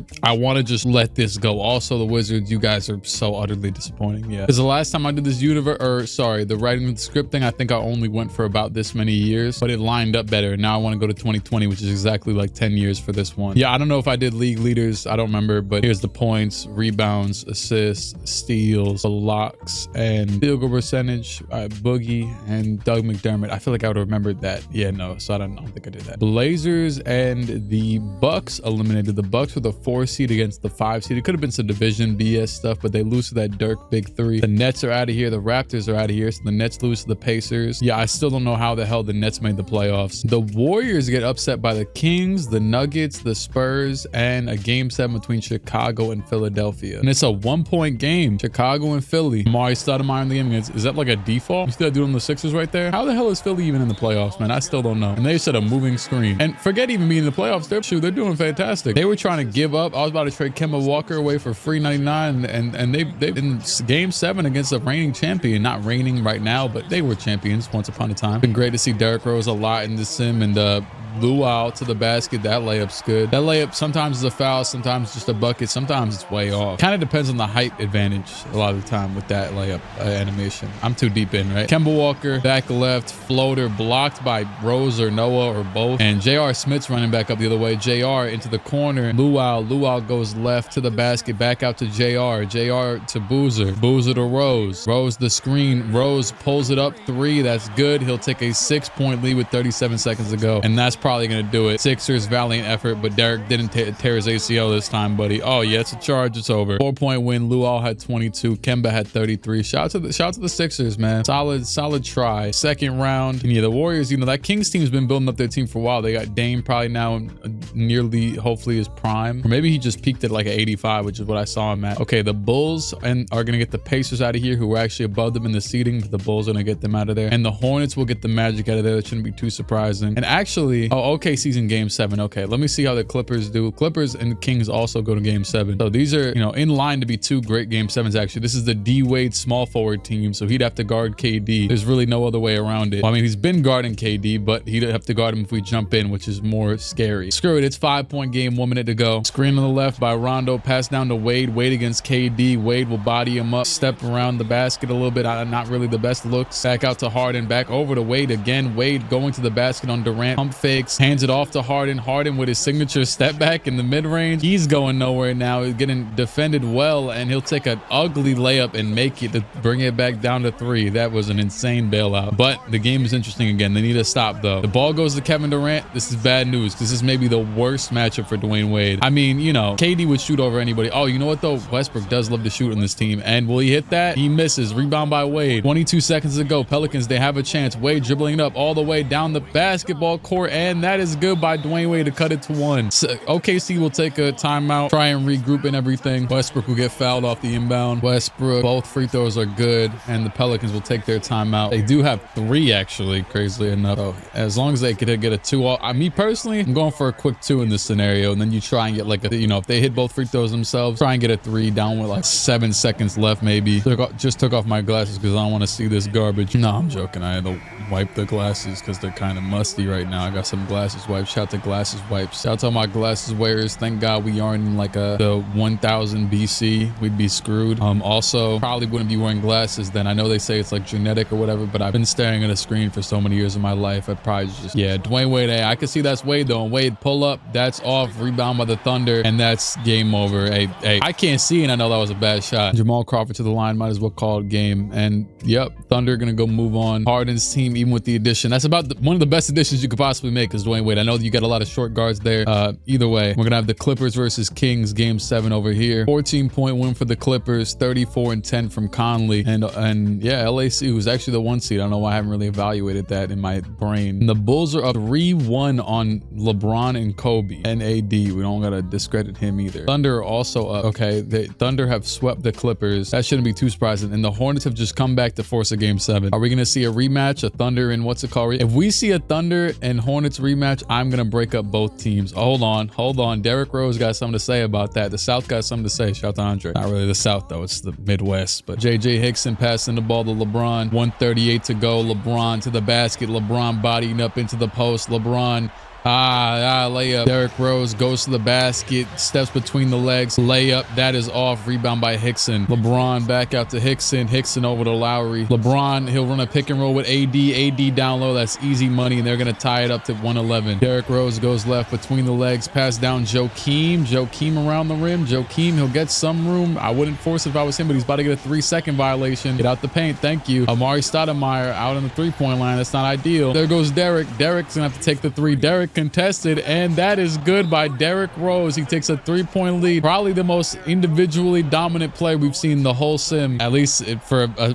period of time when that one playoff run is. And here he goes again. LeBron to the basket, layup. That is good. Insanely contested. Rose, he'll get fouled at half court. It wasn't really necessary. It was like, what was it, like a 3-second shot clock differential? I'm not sure. Might have been like 4. They're gonna be down by 3 with their last timeout. The Hornets. Is Derrick Rose gonna eliminate the reigning champions? LeBron the screen. LeBron all the way. He'll just take the easy layup, and they'll foul again. No timeouts left though for the Hornets, and they fouled Marcus Smart. We've seen him hit some insane threes, but is he a great free throw shooter? No. Marcus Smart misses the first one, and he will hit the second one. 73%. Down by 2. No timeouts. 18 seconds to go. Lowry brings it up the court. Who will get this basketball? Is it going to be LeBron in the post? It's looking like. Going to be a quick little AD screen to LeBron in the post. Yeah. LeBron down low. LeBron tried to lob it up to AD. He's dropping the ball. LeBron, he's going to have to take something. LeBron layup, and it is good. He tried to lob it up to Anthony Davis, though. Can we acknowledge that? Because I had a feeling, you know what I'm saying? It's LeBron. He's going to figure something out. I'm not too surprised by him hitting that shot. But, dog, AD went for the lob right here, and he throws the... And by the way, wait, would the lob even have worked? No, AD got hit mid-animation as is. So everything about this went wrong. The pass and the lob. Maybe one of the worst reads of LeBron's career. To try and throw it through another man. And I don't even know why I'm in the game right now. We already know this isn't going to count. It's going to go in, isn't it? No. You know what, though? If I would have simcast to a .2, they might have messed around and gave him a shot, because simcast is crazy sometimes. All right, 3-point deficit for Charlotte. Insane that it's even at this point. Really because of a Marcus Smart miss and LeBron somehow recovering the ball off a terrible pass. Lowry, he'll get the screen from AD, and he's going to pass it down to Bron. He could have thrown it again, the lob, and never mind. Lowry wide open for 3. He will tie it up. They double LeBron in the post. I'm not sure you can double against this team. You could leave JJ Hickson probably, but not Kyle Lowry. It's funny because the last time we were seeing Kobe dominate the ball a lot, but now it's a lot of LeBron. At least like plays being called for him. You know, Kobe was just getting the ball in isoing the last time around. Rose will go right around Hickson to the basket and dunk it down with 2 hands for safety. Last season, made All-NBA second team. I do like those old school graphics or whatever you want to consider this. I don't know. I might go play some 2K16 after this or something like that. Oh my, LeBron drop step bucket. I do really like this LeBron era though, and all the graphics and stuff, because yeah, it does remind me of all of my childhood games, 2K games. And screen by Boozer. Rose all the way, and that's a 2-handed dunk. LeBron back up though. He'll take a timeout. Lowry down by 2. He's gonna get it to LeBron, and LeBron's gonna lob it up to AD. It'll work that time. The play, it's a solid little play. I can't lie. Joakim, oh my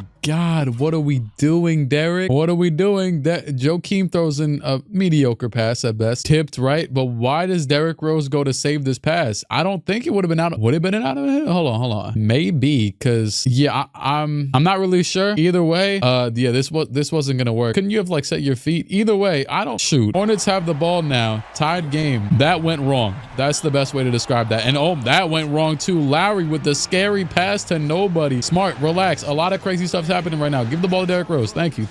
Oh my, Derrick Rose. He pulls up and that is good anyways. 26 seconds to go. Lowry down by 2. Screen by AD. They're gonna pass it to LeBron again. He's got the pass down to AD and AD dunk. Yo, that defense there, I don't never seen a team pull that off this many times. And it's Noah guarding AD, right? So like, come on now. What are we? I know Noah's probably getting up there in age now, but golly, it's 2016. This is about the year that Noah and Rose are about to be heading to the Knicks, except right before that. Rose goes right. 13 seconds to go. Derrick with a chance to head to the finals again. Rose behind the back. 5 seconds to go. The screen by Noah. Rose goes right, hands it down to Joakim, and Joakim Noah will hit the close shot to head to the NBA Finals. LeBron, it don't matter if you hit this, hit a fan, you are going home regardless. Maybe to jail. They got Yao Ming. You don't just miss Yao Ming, you know what I mean? 38 and 17 from Bron, 38 and 14 from Rose. Hornets eliminated. Russell versus Rose, Smart versus Tyshawn Taylor, Luau versus KD, Boozer versus Serge, and Joakim versus Powell. Seen this matchup what 3 times now? And shoot,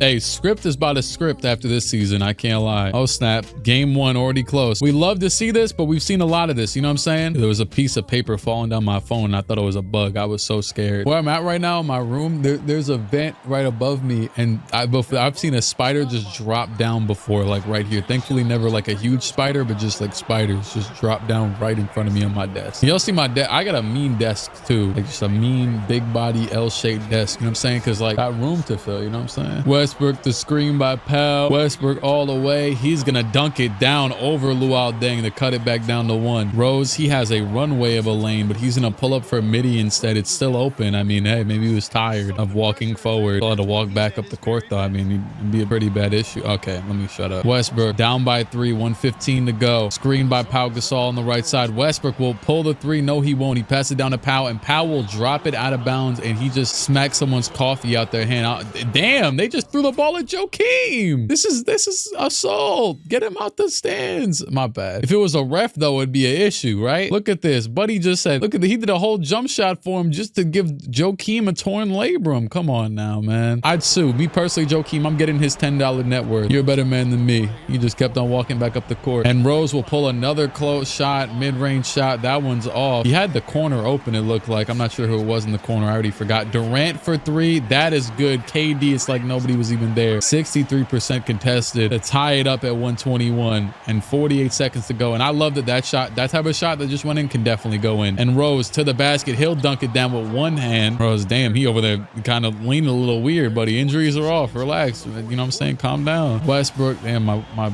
battery's dying. I guess I did just do a whole Spider-Man episode. Pull up Westbrook from 3. That's off. Rebound by Noah. And 27 seconds is going to hit. They're going to foul Marcus Smart. That worked out for the last team that fouled him like that. But let's see, Marcus. Can you give us 2? No. I'm putting on the new controller right now. I'm gonna wait till this free throw go to throw it on. He hits it. Westbrook goes left. Westbrook pump fakes, pass over to Taylor. Taylor over to KD. KD down by 3. He'll swing it to Westbrook. Honestly, if I'm Kevin, I'm taking that shot. Westbrook though will take some garbage, but that's gonna work because he shielded Rose off of him. Took a terrible shot. That works though. Who they pass it into? It is gonna go into, okay, Marcus Smart again. I don't know why he's always the choice decision for these when he's got a 60% free throw and he's gonna hit the first. Maybe he's just a dog. I don't know. Thunder gonna be down by either 2 or 3. It will be 3. No timeout left. OKC, 8 seconds to go. Game 1 of the finals. Westbrook over to Durant.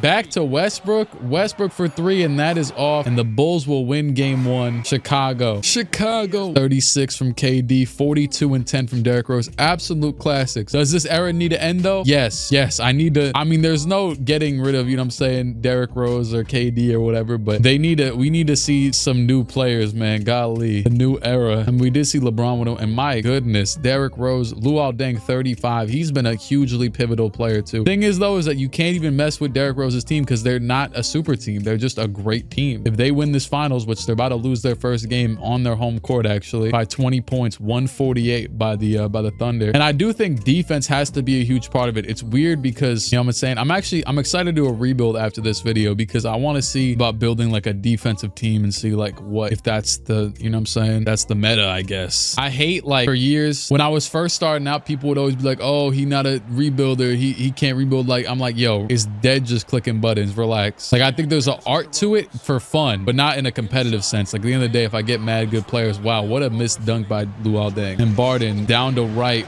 that's off. Rebound by Stoudemire. That was a terrible shot by Julian Wright. Let's just acknowledge that too. Rose will go all the way and dunk it down over Kevin Durant, the reverse. That reminds me of that J.R. Smith reverse he had over LeBron, except it was from a completely different angle, but it was just a reverse semi-contact dunk. I mean, JR's really wasn't, but yeah, that JR did some dunks. I think that's why he's one of my favorite players too. He did some dunks that I still have never seen anybody do to this day. It's just weird. I love when players, there's such distinct intricacies to players that don't make sense. They're not pre-calculated. They're things that, like, you know what I'm saying? And Westbrook's gonna go around Noah and Rose and dunk it down. Like, there's certain dunks that certain players, like Donovan always does that little jump off two-hand spike the dunk, you know what I'm saying? Like, stuff like that. The actual signature dunks of players, it's like you couldn't have even practiced this. This is just you. This is who you are, you know what I mean? It's like natural artistic expression. Anyways, Rose with the layup. They're up by 2. Jamal Crawford screened on the left by Powell. The pass down to Westbrook. Westbrook in the post against Rose. Westbrook, he'll drop step and shoot, and that is good. Westbrook and Rose has been one of the most incredible dynasties, and Rose will pull the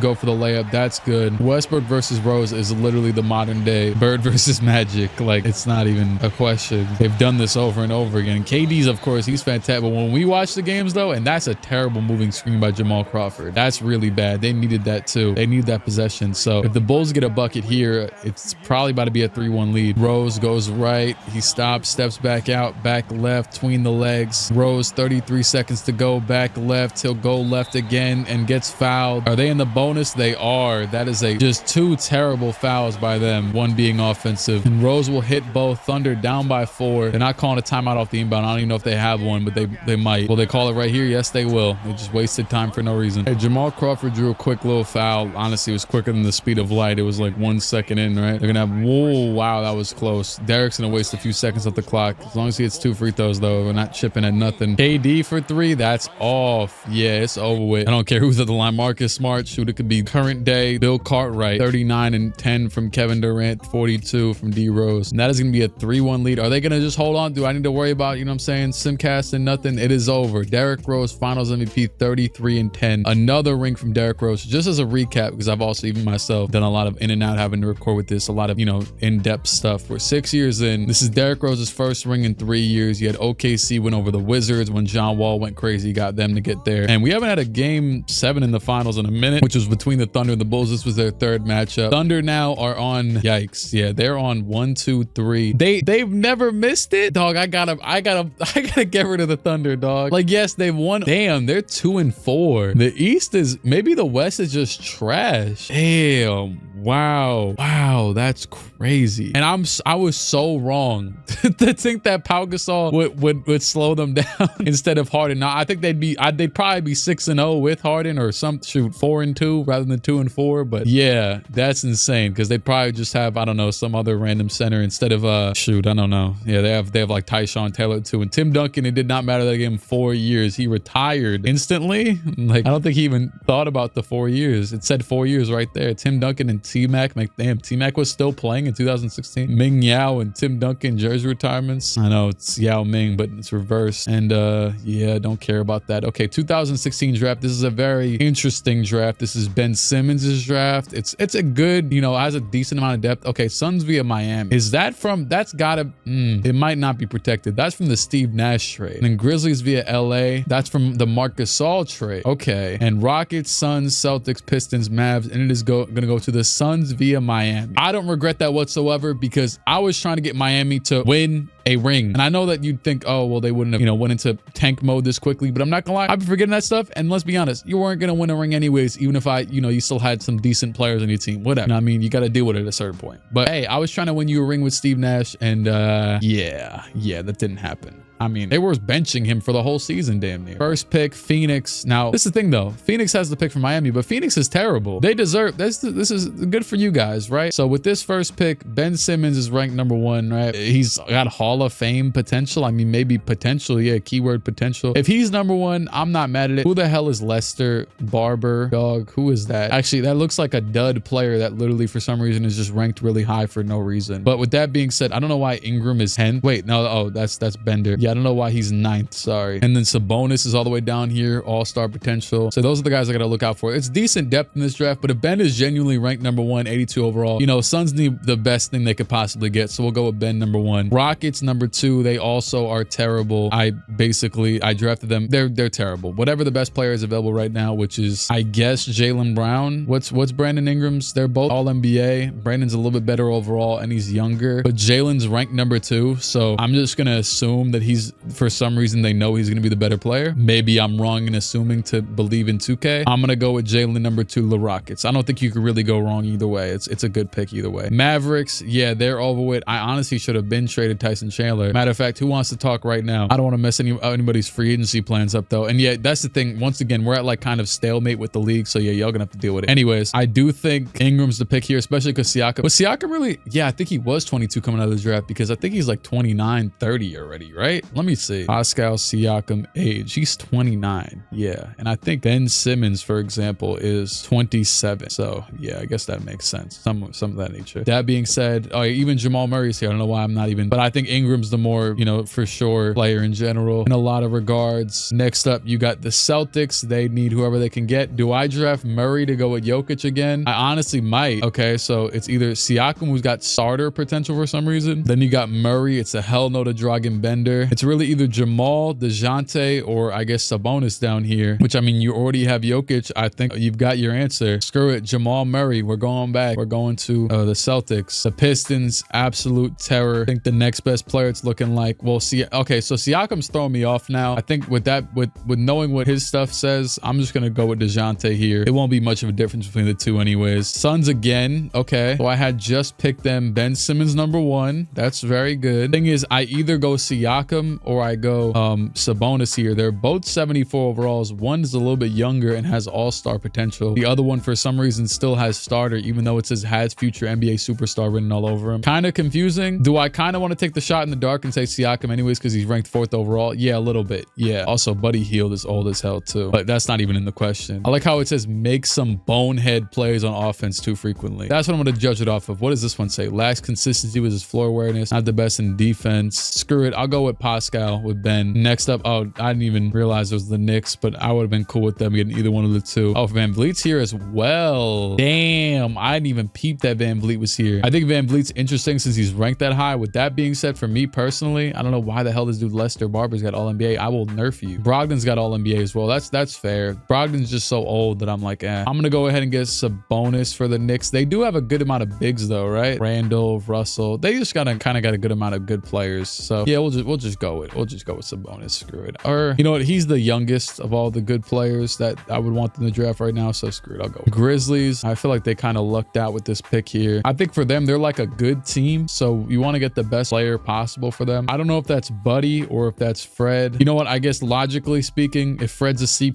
rating, he's a little bit younger than Brogdon. I'll go with Fred here. Timberwolves, that's Giannis's team. Okay, very interesting. Actually, you know what? Looks like just get Brogdon again. You know what I mean? This is the deepest I've went into a draft thus far. So that's a good sign for, I'm saying, the future of the league here. And I might call it quits around this time because I don't really care at this point. I got most of the all-star potential guys out of here. I know Buddy's still available, but I don't really want to make this pick because I don't think there's any more all-NBA, all-star potential type of guys left, right? Unless you count Thon Maker from Mike Korzemba's perspective. Yeah, I'm going to sim the end. So Buddy went 10, then Bender, then Dunn. Anybody that I forgot about? No, I think I looked at everybody. That's good. Damn, the Celtics had mad for, they got Bender right there too. I mean, that's cool. If he's young and he's okay for a while, I mean, he's not going to get better, but he'll be around. Damn, they're getting rid of Thanasis. Sorry, Thanasis. Damn, Suns getting rid of Doug. I mean, he's kind of old and they suck, so might as well. All right, free agency. Is it crazy this year? Ooh, Dwight. Okay, Dwight's got offers from the Jazz, the Grizzlies, and the Mavs. Do any of those intrigue me? The Jazz do. Yeah, the Jazz do. I think this is actually the team I was about to trade him to for fun, right? Because I was like, wait, but then Cat, it was like when they had the first pick. Grizzlies. Yeah, but no. Was the last one the Mavs, which is kind of just disrespectful. Why would you do that to yourself? AD's obviously going back. Dirk to the Pacers is actually pretty cool. Was Paul George in free agency? Because I don't know how they can afford that. And the Bulls just pulling money out of nowhere. Now they want to offer Andre Drummond too. Like, golly. Good for them though. They might get another good, I mean, they did just win the ring. So I don't know why I'm always rooting for them to get more good players, because they don't really have some insane team. But honestly, Dwight to the Jazz, that's fine by me. You know, I don't want to, here's the thing. I either got to break up the Thunder or I got to get teams that are better than them in that conference. Now, how do I do that exactly? And I don't want to waste too much time thinking about it. Okay, you know what? I think it's about that time where Paul George or something's got to go with this Pacers team, man.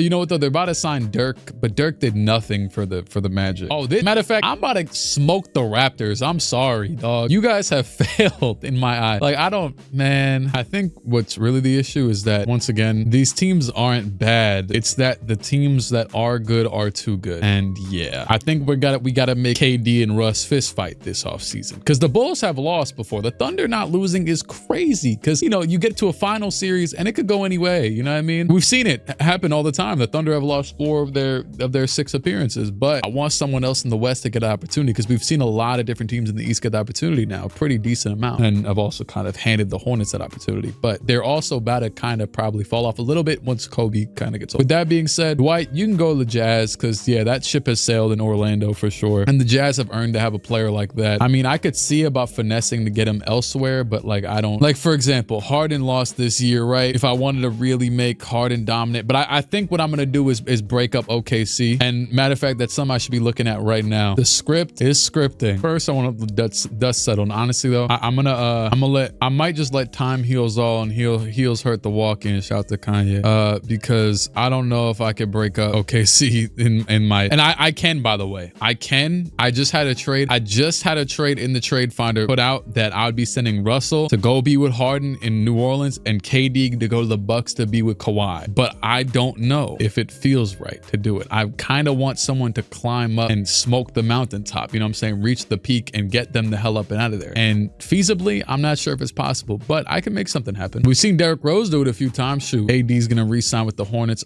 Dwight, any new offers? Looks like the Jazz are still #1, and I'm okay with that. Also, ooh, Tim Duncan retired. Yeah.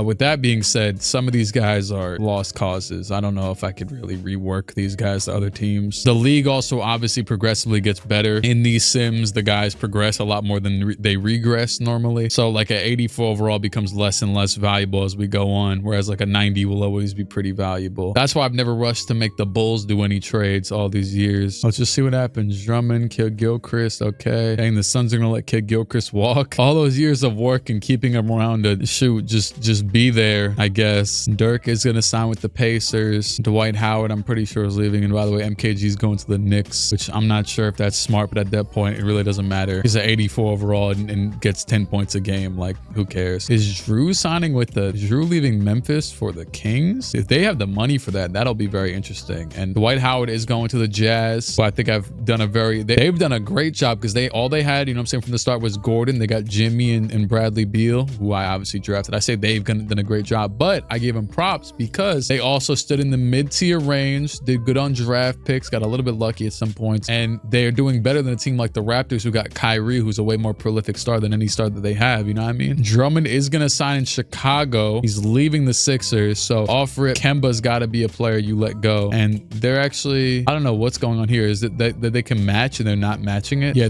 something's wrong with the Sixers, man. They want to go do their process, man. Go ahead and do your process, dog. I'm gonna wait till this next day is over, and then we're gonna start talking about, you know what I'm saying, trading Kemba, right? How did Dwight just hit free agency again? What did the Jazz do? Oh my God, what did you guys do? Who did they sign? Is it because of Beal? Is it just because of Beal? They signed Collison. Did they lose Dwight because they signed Darren Collison? You idiots. And now they don't have, okay, they didn't have nearly enough money for him. Is he about to go back to the Magic? Man, this is about to be a crazy sign and trade, because I'm sending Dwight somewhere else. He's not sitting in Orlando anymore. It's over, dog. Yeah, you can go there though for now. Let's go talk right now. Screw it. All right, this is what's about to happen, right?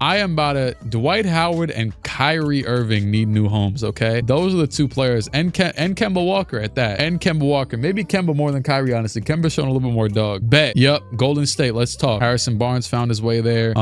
D-Book's down there. D-Book, I could definitely reasonably trade him if the money is, you know what I'm saying, the money makes sense, right? So Magic, okay. 23 million more. Say no more. This dude and Tristan. This works. Still 2 million. million. All right, Anthony Bennett. There you go. It's a lot of assets, okay? Now, the Magic, I want them to give up. Even Darren Williams is still good, though. Damn, he's another player, though. Because the Magic, it's just not working, though. It's not working, though. It's damn. You know what? No, I should be looking. Bro, they pissed me off because I gave them Dirk and they didn't do anything with him. So it's like, what exactly could be done here? You know what? I know what can be done, but I don't want to do it. It's Kevin Durant. I had to really think about this. Forget KD and Russ. I'm moving the real chess piece. Pau Gasol. How did you guys get Eric Gordon? How are we allowing this? Yo, the Thunder might be too good, man. They might got it. I'm gonna give it one more year. I give a I'm about to trade Pau and they got Eric Gordon. I've lost my own script. Burned my own script. Script gone. Script dust. Ashes. Is Pau even getting worse? No. Kyrie really does need a second star though, because I've given, you know, DeRozan's a pack at this point. I'm sorry. DeRozan has done nothing. He's got a 90 shot tendency and barely averages 18 points. You know what? That's just it. I'm officially doing it. We are sending Kyrie Irving to Orlando. This is a trade that I call a change of scenery. So Kyrie Irving and DeMar DeRozan and Rudy Gay and Omri Caspi and Chandler Parsons and Gerald Henderson are all getting traded from the Raptors. They're giving up. Darren Williams from the Magic, Omri Caspi, and Gerald Henderson are all going to the Timberwolves. Matter of fact, I'm making it Rudy instead of Omri just to keep it even. It might not be fully even. It's okay. You're gonna be all right. You know what? That's lottery protected though. I didn't realize I did that. Just for that, no, you get Omri Caspi. 2 unprotected picks, 1 lottery protected pick for Darren Williams, Omri, and Gerald Henderson, right? And the Magic trade Darren and 3 firsts, fully unprotected. You know what? Do they have a 4th? Throw in all of them to Toronto. For Kyrie and DeRozan and Rudy and Chandler Parsons. And by the way, oh yeah, I haven't mentioned the Timberwolves is the team with Giannis and Embiid, so they're gonna have a good team now. And Toronto, you guys can just give the hell up. Just give up. Stop trying. Thank you. Trade done. And now, at least the Magic, you know, now they have a lot. They have a lot going on over here in Orlando. Kyrie Irving, Dwight Howard. Have we given them a lot of chances? Yes. Do they have the benefit of the doubt because they have one of the best players in the league? Yes. Would it have made sense for me to have traded him to Toronto where they've been losing even though they've had a pretty solid core? No. I'm gonna go ahead and bless them even more. Bobby Portis, Malcolm Brogdon, 1 first for Kemba Walker. Sixers, you guys deserve to give up 2, man. Just give up. You've been trying to trade your whole team for 20 years. You get 2 young players. There you go. Okay. Go and do your, what's it called? Your rebuild or whatever. Aside from that, I can't complain outside of that, really. The Spurs, yeah. Damn, the Pelicans signed Brook Lopez. Good signing. All right, moving on. 2016-17. We ride. Very excited for this season. Tried to ruin the Thunder. Honestly, let's just get to the playoffs. You know, saying this is once again saying we ball and letting it rock at this point. Did I go past the trade deadline without even thinking about it? That's all good. It's probably better off. My addiction. How the hell is Ty Lawson on the Nets? This is actually a pretty good team. Damn. Ty Lawson went to the Nets like yeah. Good job, honestly. Damn. Kings have really needed that boost too. Dame might have maxed out at 88. That's still pretty good though. Oh, they got Drew. Yeah, they should be pretty good. I haven't checked their record yet, so I have to. I think though it's pretty safe to say you re-signed Tyreek when you already have so much money allocated. Might as well. Is the Raptors best player Victor Oladipo? Oh my god, I didn't realize the irreversible damage I did to this franchise. Matter of fact, it really did pass trade deadline because I was about to just give them back. I might just give them back their pick. I forget who I traded it for. Oh god, I'm so scared. Okay, they're not even the worst. It's the Heat, who I didn't have their pick last year. They're also terrible. The Lakers also terrible. More importantly, the Thunder are the best. Oh yeah, there go the Kings. Kings are second best in the West. Oh yeah, right. Tyreek doesn't even start. He technically should though. Does he have?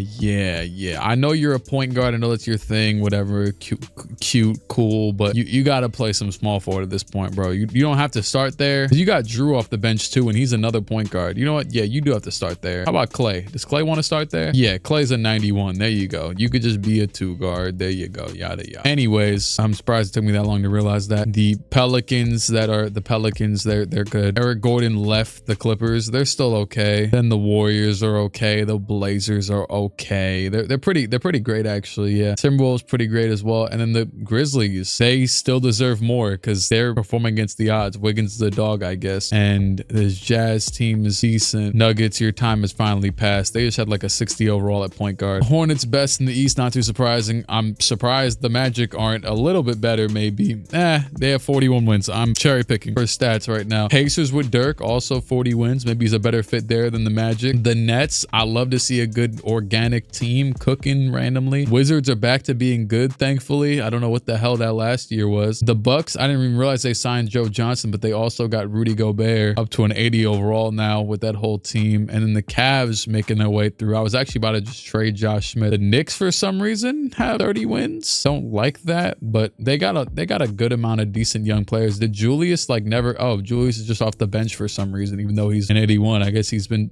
being terrible. No, he's pretty good actually. Sixers, surprised you aren't worse, honestly, and so on and so forth. Okay, when the playoffs roll around, I'm just gonna see if those teams are the same. Aside from that, don't care. Just want to see what the matchups are. Anthony Davis wins MVP. A new opponent. DeJounte Murray wins Rookie of the Year with that trash Pistons team. Jeremy Lin, 6th man of the year on the Spurs, and AD DPOY. Clint Capella, most improved with 20 points per game on the Lakers. Wow. Courtney Ingram, coach of the year with the Pelicans. Oh wow, they ended up taking the #1 seed. Wall, Rose, Leonard, Antetokounmpo, and Davis first team. Irving, Curry, James, Anthony, and Cousins. Westbrook, Paul, Wade, Durant, and Towns on the 3rd team. And the defensive teams, all rookie teams, yada yada bada bing. And the Knicks had 42 wins and missed it by 1 game to the Cavs. Honestly, good job to them for making their way back up to relevance. Jazz. So the East, the West is more well-rounded outside of the playoffs, but the East had the best team, which was the Knicks actually. And then both conferences had their fair share of 60-win teams. If anything, the top 2 are entirely tied. League leaders, D Rose 28, Curry, Wall, Leonard, and Irving after him. Then you have rebounds, Davis 15, then Towns, Cousins, Love, and Embiid. 13 assists from Paul, then Irving, Rondo, Rose, and Wall. Steals is Chris Paul, blocks is AD with 3.11, then Julian Wright with 62% from the field, and 46% from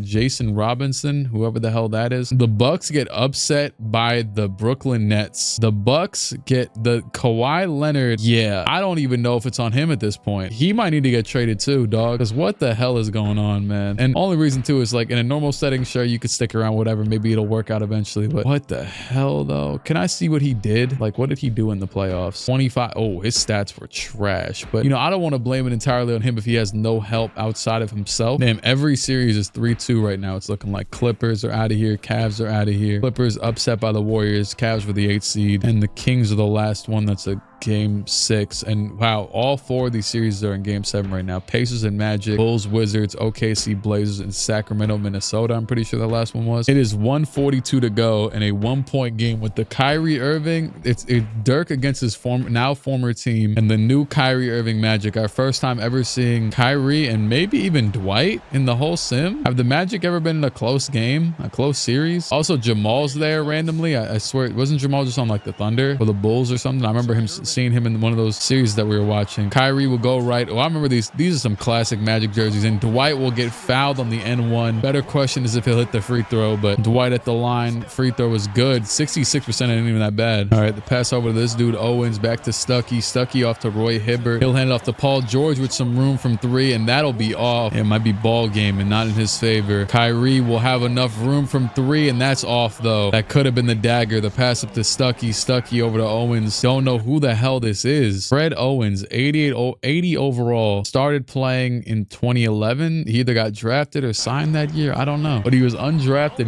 He's only at 80. Respect. I don't know. Stuckey backing down Kyrie. Layup is good to cut it to 2. Rodney's been like an underrated side. He's been basically like the CJ McCollum of this sim. He's averaged like 18 to 20 this entire time. I've never felt compelled to trade him from the Pacers because I'm like, oh, well, I'm about to trade him for another dude that averages 20. So why would I do that when he already does that? And what a terrible defense from Roy Hibbert. My God. Pacers call a timeout, down by 4, 30 seconds to go. Honestly, you guys are pissing me off. You got this. Magic got it, man. Just because it's a first round. We got 3 other game 7s to look forward to. I'm not about to wait through a whole timeout just to watch them get fouled in 3 seconds. Trailblazers Thunder. A career high 35 points from Nicholas Batum to get the Thunder out of here for the first time ever in the Western. This didn't even hit. Why is Batum in shoot? Because he's sending the champs multi-time every time Western Conference champs home. Wow, that was nothing changed except for signing Eric Gordon. They have the same exact team as ever. Powell didn't even go down in overall. The team is the same good as always. Ibaka's still there. Like I'm trying to look for anything different. They're the same old team, and they lose to Portland. We might not see either team. Chicago's in a game 7 as well against Washington, and they're getting cooked. Hold on, it's kind of close. No, it isn't. Washington's got it by 7. John Wall with 41 to get the Bulls out of here. here, and we are about to have an entirely new finals one way or the other. Pass in, nearly a steal. Kemba Walker gets it. And wait, is this Giannis's team? Oh, snap. Giannis and... Wait, damn, I forgot I sent Kemba Walker here for nothing. I forgot about that. Because this was the team that was in that huge trade with... Yeah, so they got Darren, Omri, Cassiope. I'm happy to see them here and against the Kings. Kings, another great team that I haven't get to see much of. I keep thinking that's... who is Kemba being guarded by right now? Why am I drawing a blank? Who is the big burly dude? What the... Oh, that's Drew. Yo, Drew looks like a giant next to Kemba. Hold on, was Drew's height different? Because I swear he does not. 6'5"? What's Drew's height now? Because he doesn't look right. Damn, he's still 6'5"? Okay, some things say 6'4". Yeah, I could have sworn. It was crazy is I would have thought, it says he was even listed at 6'3" at some points. I would have thought that Drew was one of those players that was listed 6'4" his whole life and then recently got reclassed down to 6'3", like how Curry and Westbrook and all them did, like how they went down to 6'2". Yeah, I remember Donovan used to be listed at 6'3" and now he's 6'1". So I would not expect Drew to be 6'5". I think this is like an OG 2K thing. I mean, if that's the case, Giannis shouldn't be 6'. He's not 7 foot. I think I found that out recently though. I know like Giannis is a guy that seems like he's 7 feet tall, but he's been 6'11" my whole life, dog. Or not my whole life, because that's actually, oh my God, Kemba Walker, cardiac Kemba. It seems like Giannis was 6'7". You know what, actually, you know what's crazy? I've never told this story, but I have my grandpa, it isn't my blood grandpa though, but he's Greek and you know, I'm remarried, whatever, but it is my, you know, saying he's Greek. I'm not Greek, but he literally told me, he was the first person that ever told me about Giannis, or, you know, outside of me being like an NBA fanatic, I knew who Giannis was because he got drafted as they turned over the ball there. But when I was like 12 years old, he was talking about Giannis because they were like proud of him from Greece and like they were talking about him. And Jesus, they're not about to be proud of him today. Oh my God. With the ball down. Wow.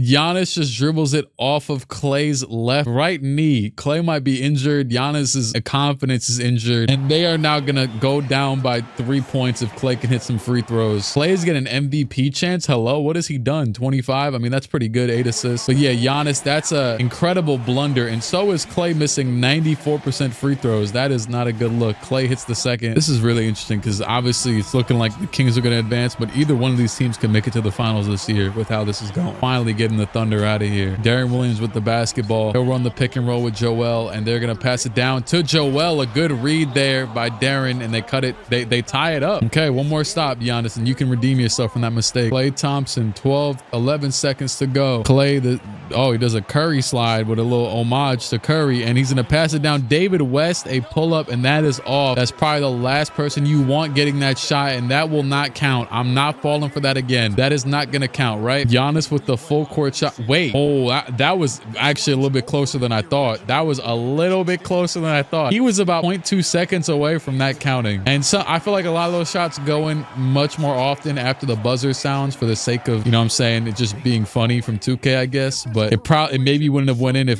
the buzzer actually didn't sound mid shot. But yeah, we've seen a lot of great games in this video though. I will give you that. Kings kind of running away with it. Damn.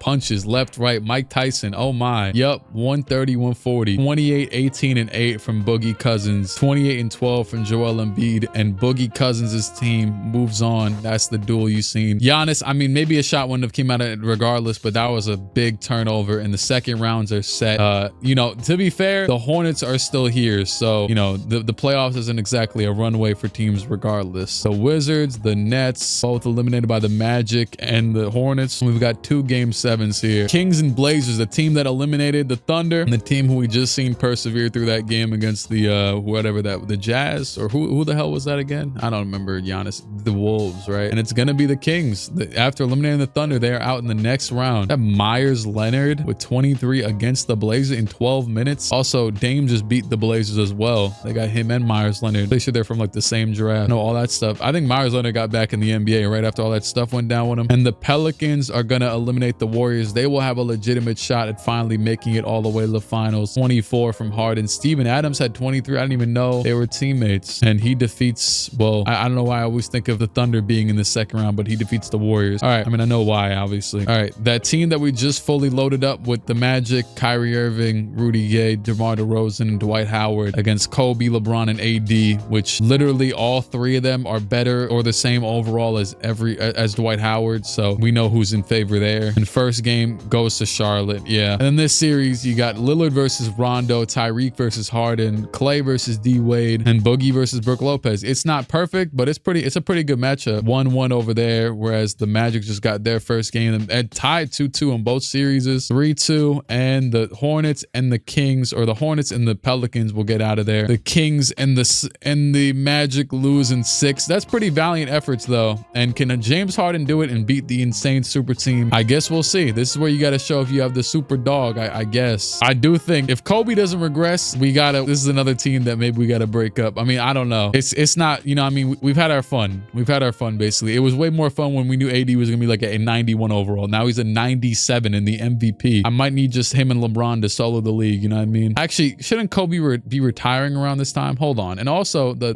Pelicans just got their first game. This is a confusing matchup too, because it's the Pelicans versus the Hornets. But shouldn't Kobe be retiring? He had 4 with 6 turnovers. Yeah, no, sorry, I'm hating. He had 4 points with 6 turnovers in this game in 33 minutes. That's kind of insane. And got cooked by James Harden. I mean, to an extent. But hey, that's one game to the Pelicans. To be fair, the Pelicans do have a lot of players with like superstar tendencies. Like, well, Wade and Harden specifically, as they lose that game. I didn't even check the stats, but we're just going to keep on moving. Another win by the Hornets, AD with 31. Yeah. What's crazy is it really seems like it's AD who's the most dominant player on that team at this point. And funnily enough, against the Pelicans. Yeah, wow. And that's it. That series. Anthony Davis, finals MVP after the MVP. Shoot, he might have won DPOY. I forgot. Probably not. Kyle Lowry led them in scoring in this game. AD would have 17-point triple-double. Kobe with 16. That's his 7th ring. Dirk retired. Gilbert Arenas finally retired. With all due respect. He did that thing against Super Hot Fire. Respect to Gilbert for that. That was hilarious. That was, you know what I'm saying, classic, vintage even. Timeout system. 2017 is a big draft year, I won't lie. Spurs via Toronto. I said I would give them their pick back. Okay, that was from the Rudy trade, huh? This is the thing though. I just flipped Rudy for mad players, and the Spurs could use the pick. Might as well share the sugar. And they're about to lose their own pick to San Antonio, to the Sixers, it looks like. Shoot, I don't know. Screw it. Heat, Celtics, Spurs, Suns, and Pistons. It might even be protected. It's not. Heat, Celtics, Spurs, Suns. Isn't that exactly what I just said? Did the draft stay the exact same? I don't know. I think so. Let's leave the draft as is. We already know all those teams need their players desperately, need these draft picks desperately. Will they actually formulate within this league? I'm not sure. First rated pick, Jason Tatum or Donovan Mitchell. Interesting, right? This is Miami. I'm pretty sure they're working up from nothing. It's kind of up in the air. What are their comparisons? Hall of Fame, All NBA. I think that gives you the answer. I'm gonna assume nobody else has Hall of Fame. Yeah, so if Tatum has Hall of Fame, you know where I'm going. Jason Tatum, #1 overall to the Miami Heat. Celtics, #2, Jokic, Jamal Murray, and I'm about to add the dude Jamal Murray was having duels with in the bubble,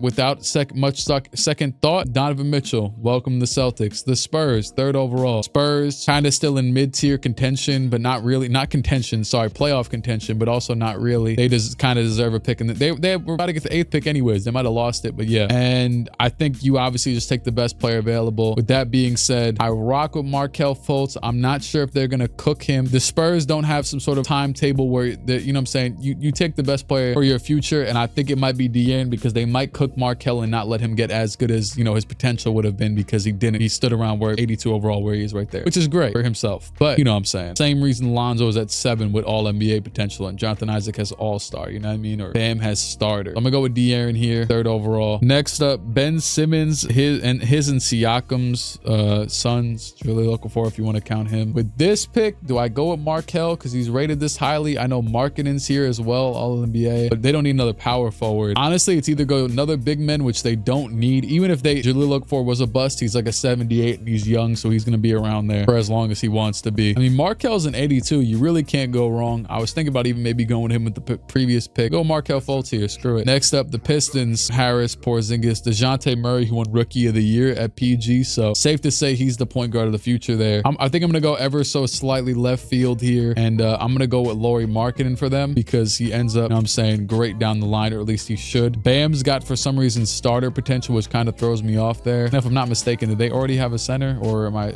Oh, they have Porzingis, yeah, who could play there if they want him to, but screw it. They'll have 2 big men plus Tobias Harris. They could just put him at the 3. Damn, or do I go Lonzo? I might be lying, and you know what? I'm gonna have them establish the crazy defensive backcourt Go ahead, Lonzo Ball. Hawks also starting from nothing. Is Frank the highest rated player in the draft? God is good, man. On that note, Lauri Markkanen, you're going to be the pick here for them. Next up, oh, this is perfect. This is literally perfect. Memphis Grizzlies, look what they need very clearly. They need a big man. Go ahead and give them Bam Adebayo. Don't know why his thing says starter, but he can't slip much further than that. Sixers made them give up, rightfully so. Isaiah was probably out there hooping a little bit. It was really Otto Porter with 22 a game. Oh, well, Dennis Smith Jr. has all NBA potential. Do I do that just for the sake of that? Or maybe just because Isaac has all-star, they're the same overall. You know, I'll play it safe. I'll go with the higher rated. Oh, snap. Look who's higher rated for real. Actually, you know what? I'm not too convinced. I'm gonna go with Dennis Smith. Nuggets, you guys are just confusing. We'll go with Isaac here. Sixers again. I just got them Dennis Smith Jr., right? We'll go with Malik. He's got all-star potential. The Rockets also working from nothing plus Jaylen Brown. It does not feel like Josh Hart and Frank Ntilikina were in the same draft because Josh Hart is like pushing third. Frank is, so what is Josh Hart like 29 and Frank is 25 now or something like that? Maybe 28. I don't know. Something like that. 27. Hey, screw it. Highest overall player with good potential. I'm going Frank. And from there, I think I'll take the last obvious player. Actually, no, there's a few. I kind of just wanted to draft Frank for fun. Let's be honest. Oh, Jared Allen's here too. Damn. For some reason, he doesn't have the great potential either. I'm going to let it go as it shall. Oh, the Knicks are about to have 2 picks. Hold on. Don't let my bias kick in. Nah, screw it. Just for that, I'm going to let them draft. I got Josh Hart and Jared Allen. 2 great picks. Derek White, OG. Yeah, I was looking at OG. OG's a solid one. Dylan Brooks went pretty high up at 69 overall. I think he was a 2nd-round pick in real life. All right, team player options. You guys can deal with that. I'm not going to be too on your case. With that being said, Kobe's an unrestricted free agent. Okay, so screw it. He's 38. I'm going to let him,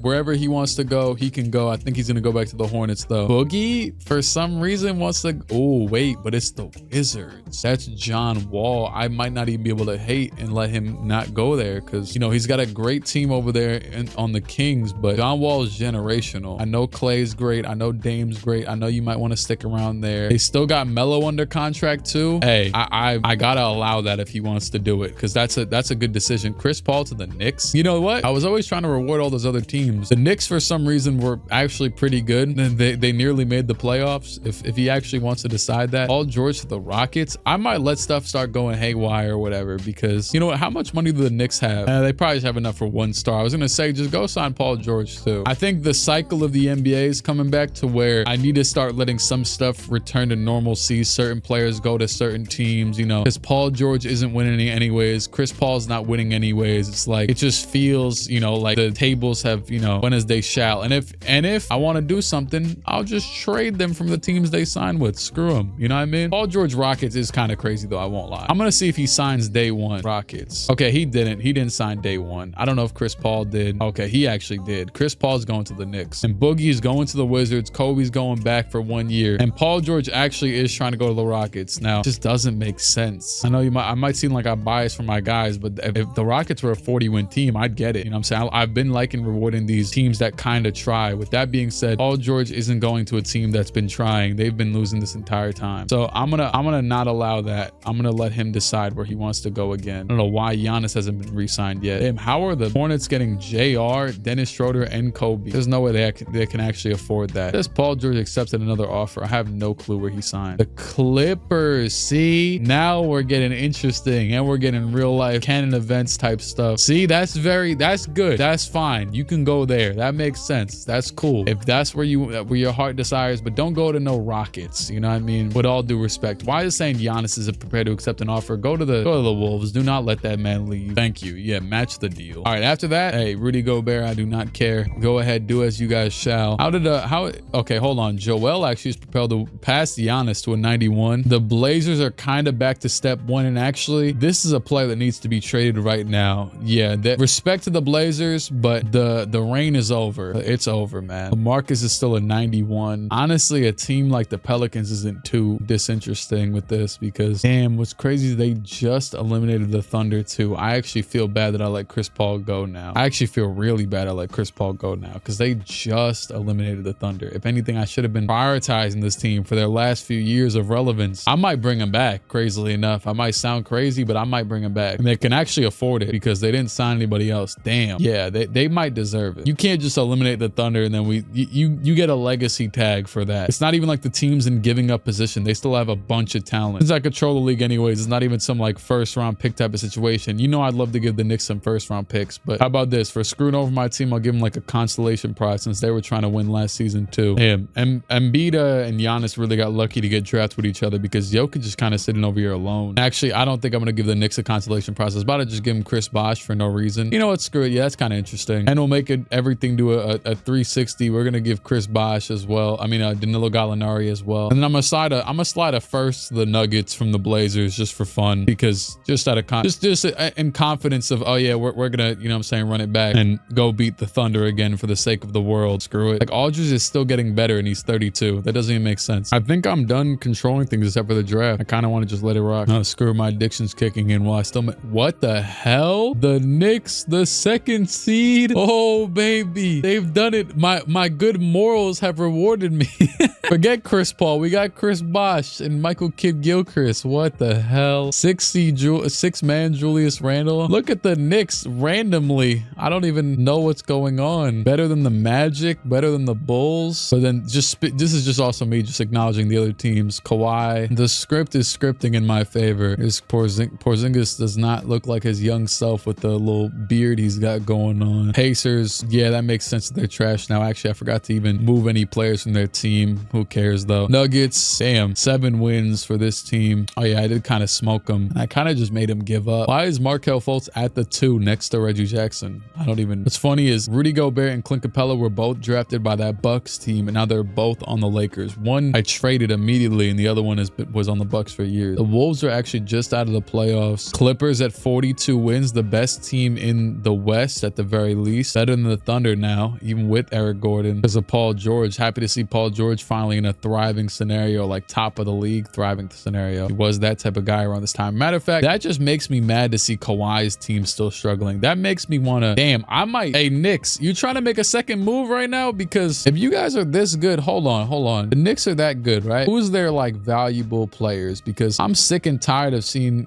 a player like Kawhi. Okay, D'Angelo is goated. MKG cannot shoot the ball in the basket worth nothing in any regard, any facet of his game. No. Why is he shooting 7 threes? Has he been doing this his whole career? Michael Kidd-Gilchrist? Oh my God. He's attempted 4,000 threes. He has an 80? That's actually not that bad. 80 is pretty good. You just suck. Yeah, you just aren't good. Okay, wow. Good to know. MKG's arms unbroke. With that being said, he could literally be a trade piece for someone else because the Knicks have randomly became the most interesting team in the league that was completely disinteresting. It's like with teams like the Warriors, for example, I just randomly glanced over. It's like, yeah, there's a lot of guys that I could trade for stars, but also, let's just say breaking news, Kawhi Leonard mid-season trade request, all right? Because I'm sick and tired of seeing him on this team fighting to make the 8th seed, 7th seed, 6th seed even. Okay, I'm not that stupid. Kawhi is only like 4 or 6 games worse than the Knicks, so I'm not going to be that dumb. But what I will do is trade their pick this year, which I made a top 10 protected, but let's be honest, it's not going to be top 10. They're in the playoffs. Trade a top 5 protected next year, another top 10 protected the next year, only because these guys aren't insanely high value and pretty old. And also throw in Josh Hart and Joe Harris, who's also, he's okay. For Jeremy Lin and Marc Gasol from the Spurs, the trash Spurs. Shoot, you want to throw in anybody else? All right, we're at it. Yeah, screw it. I'll take Shannon Brown. Yeah, there you go. The Knicks now stack up their team even more because I said so. My script. They're also like the cool experimental role player team because they really just have a million role players, including one guy that's shooting 17 threes a game for some reason. At this point, I'm really not breaking up the Thunder. Just keep re-signing him. Pau Gasol, that's your decision. You're 37. You don't win this year. You know what I'm saying? But KD, like, let's be honest. Blazers, how are you guys doing this season? I know I brought them back together again. 35 and 18. You really can't complain. I'm going to go ahead and re-sign LaMarcus. Steph, definitely not, because they've had less hope and promise. And honestly, they also need a 3rd star. Damn. They're the team that I might need to trade Kawhi to in the offseason. They're really the team. Damn. Because see how much it helped the Clippers? Thing is, though, is that the West is way less stacked than the East. Way more stacked than the East, sorry. So I feel bad to send Kawhi over there too, but it's like, I'm really just looking on a team-to-team basis. If you don't make the playoffs, you just don't got dog. I'm sorry. Even though they haven't won anything yet, one of my favorite trades is Mike Conley to the Clippers. They haven't won anything yet, but that's like a low value. Oh yeah, I'm still going to drop 20 and 8 a game type of play. You know what I mean? Maybe even 12. AD wins MVP again. Tatum, rookie of the year, averaging 28. Dante Exum, 6-man with the Lakers. BPOY Kawhi is Dwight. Bogdan, most improved, averaging 21. Jay Triano, coach of the year with the Hornets, and they also have the executive of the year. Wall, Rose, Leonard, Ingram. Yeah, I gotta get Kawhi out of there, dog. And young Brandon Ingram with 32 a game. My God, his team was not in the playoffs, but yeah. Giannis, Cousins, LeBron, CP3, and Curry, and then Irving, Walker, Durant, Griffin, and Jokic on the third team. Then you got defensive first, defensive second. Nothing too crazy there. Wow, rookie first, Adrian Payne from the 2014 draft. Hadn't played yet, but he played because he's on the Pacers. Also, Devin Booker finally played his first season with the Warriors and averaged 16. It's been years. We're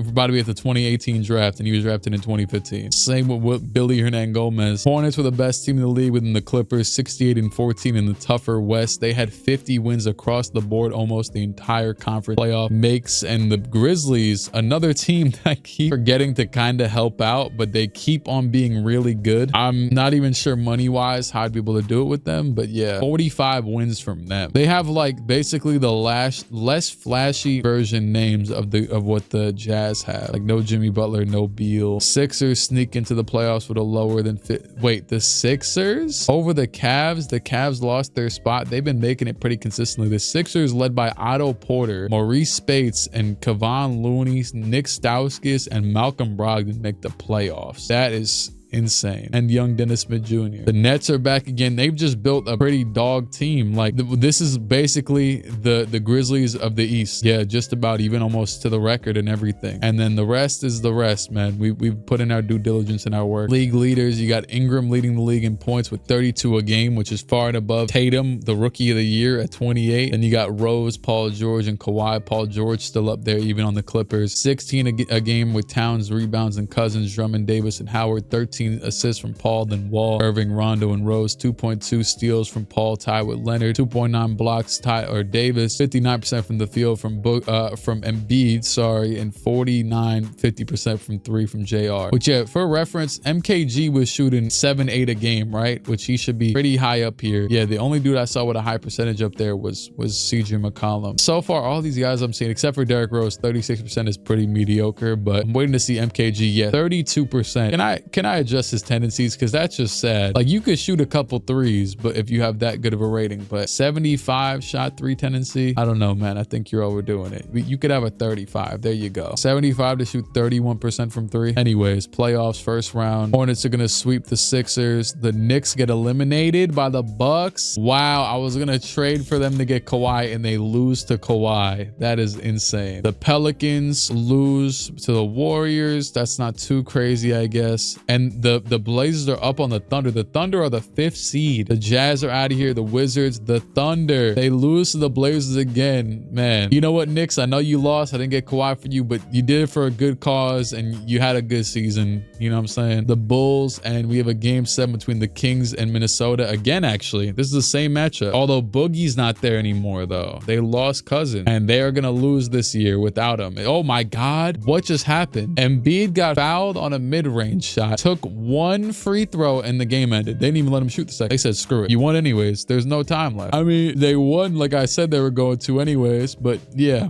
that was kind of insane. Also, the Nets beat the Bulls, another shocker. And yeah, D'Angelo Russell, Jeremy Lin, they couldn't. Jeremy Lin 6 for 20. Maybe that was the issue. Shoot, I should have never traded for him. Too much talent, or whatever, lack thereof. And the Wizards, even after signing Boogie, lost to that Magic team. I mean, it's Kyrie and Dwight Howard and them, so I'm not even that mad at that. And Minnesota over the Kings was a big time upset. I guess I wasn't too fazed by the Kings being good because I was so used to it. But with Myers Leonard starting for Boogie, they still won a ton of games. And honestly, they could be, wow, I feel bad that Boogie left now, because they did great without him. I mean, well, you know what I mean? Like, I feel like they could have done great with him as well. So far, 3-2 in both of these series. The Nets eliminated, and it's a game 7. This would be a 3-1 comeback from the Blazers if they pulled this off against Paul George and them. This would be hilarious if the Clippers blew it 3-1, but they're not going to. They are going insane right now. Once again, the Blazers get the Thunder out of here just to lose in the next round. And what an absolute stinker of a game from the Blazers. They did nothing, it looks like, offensively, whereas Paul George had 37 on him. But we are gonna have Milwaukee. Kawhi, good for you, man. There you go. I just wanted to see you succeed one way or the other. And they're playing against LeBron, AD, and Kobe, and they're probably gonna lose. And what I would assume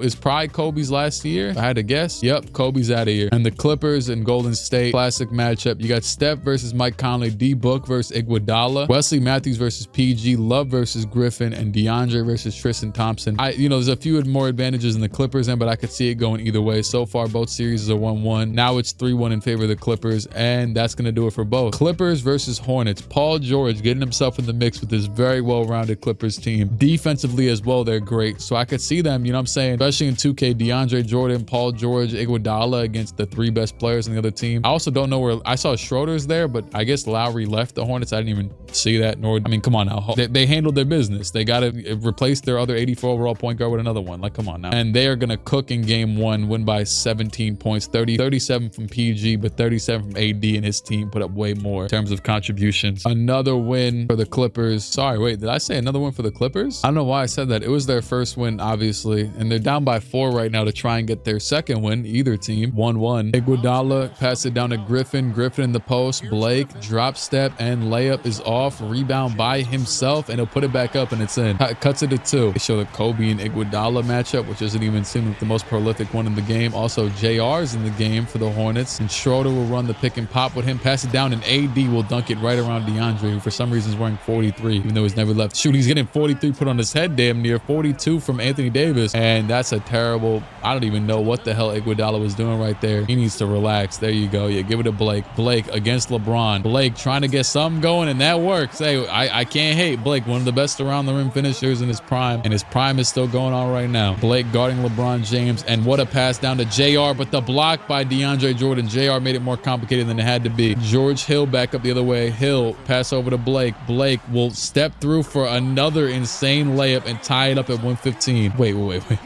I just seen signs. Did it say Clips or Clips? Okay, because the way they were making it, they made it look like it was saying Clips. Shout out to Clips. Shout out to Pusha T. LeBron to the basket, steps through, tried to dunk, and what? Where was the foul? Blake looked like, Blake looks like real life Blake right now. Blake is so confused. Literally no emotional reaction, just dead confused at what the hell just happened. Look at this. This was on Blake. Yo, real quick. Boom. Pushes out the way, right? DeAndre with the super clean block. That's actually a clean block. And somehow that's a foul right there. Does the ref, like, can you see when the ref actually blows a whistle? I just realized that you really don't see when the ref blows the whistle. Oh no, you do see her making the call right now, but I also hate how the players never actually complain to them like that. Well, no, they do sometimes. That's insane though. That's the worst call I've ever seen in 2K. No lie, that is the worst call I've ever seen in 2K. The fact that it was called after the ball was out of his hands is insane. And LeBron, free throw is going to get to the line. Clippers will take their timeout, waste a few seconds, dribble it up for whatever reason, but it's all good. They want to think this one over. That is an insane call. We're in the NBA Finals too, dog. That is an insane call. Is that Lowry? Oh, snap. Lowry's still there. They just got Schroeder as well. Passing the... Oh, Conley, relax. You're getting close to the baseline there. Or the sideline, I should say. Blake in the post against... Who is that? Is that Hickson? And Blake will fade away and miss. That's not the shot I'd want from Blake Griffin. LeBron will go back to the line. I don't know what Blake's free throw is, but ideally not the shot. I'm not mad at the Hornets if they win a ring this year because, you know, it's Kobe's last year and it'd be his 8th ring now. But LeBron's going to miss that one. Give the Clippers one more chance. Sorry. And he'll pass it over. Iguodala. They wanted Iguodala, and he misses. Andre Iguodala will miss the shot. It would have been a huge shot. LeBron at the line, and it is over with for this game. 5-point win. Paul George with 39, AD with 42 and 16, and the Hornets will take a 2-1 lead. That's a huge game, man. Okay, 2-point game, 136 to go. Clippers were down by 6. They just cut it down a little bit. Got a chance now. Passing to Schroeder, 134 to go. Dennis, and wow, he just had Kobe wide open on the cut, and he's still open. That's a 4-point lead. Paul George has 36 to LeBron's 20. That's the matchup for that. Kobe might have 40 himself, though. Who knows? Pass down to Blake against Villanueva. Blake Griffin. He will go to a pump fake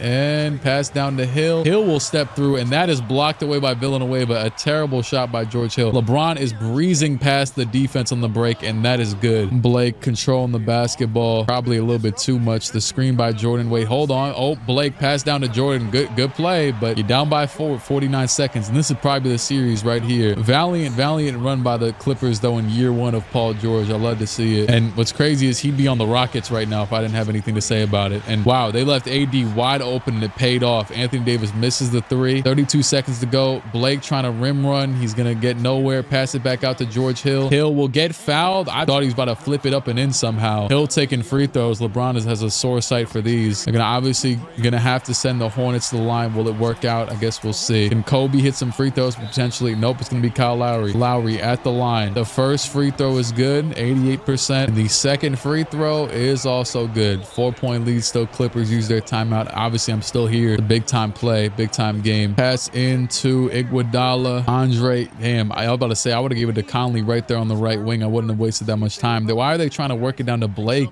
in this scenario right now? Blake is about to put up some garbage, and he got a 3-second. That is an insane fold. Yeah, that is a great block by Villanueva. I'm not gonna lie, that's an elite block. It's over with, dog. Hornets win by 7, and that's gonna be the series as well, unless the Clippers come back from down 3-1, right? 3-1 lead from the Hornets. 3-2, 3-3. Okay, that's just kind of, I always just start simming games at that point. But hold on, Hornets running away with it. Are they still gonna get their what they earned? Yeah, it's looking like it. It's looking like it.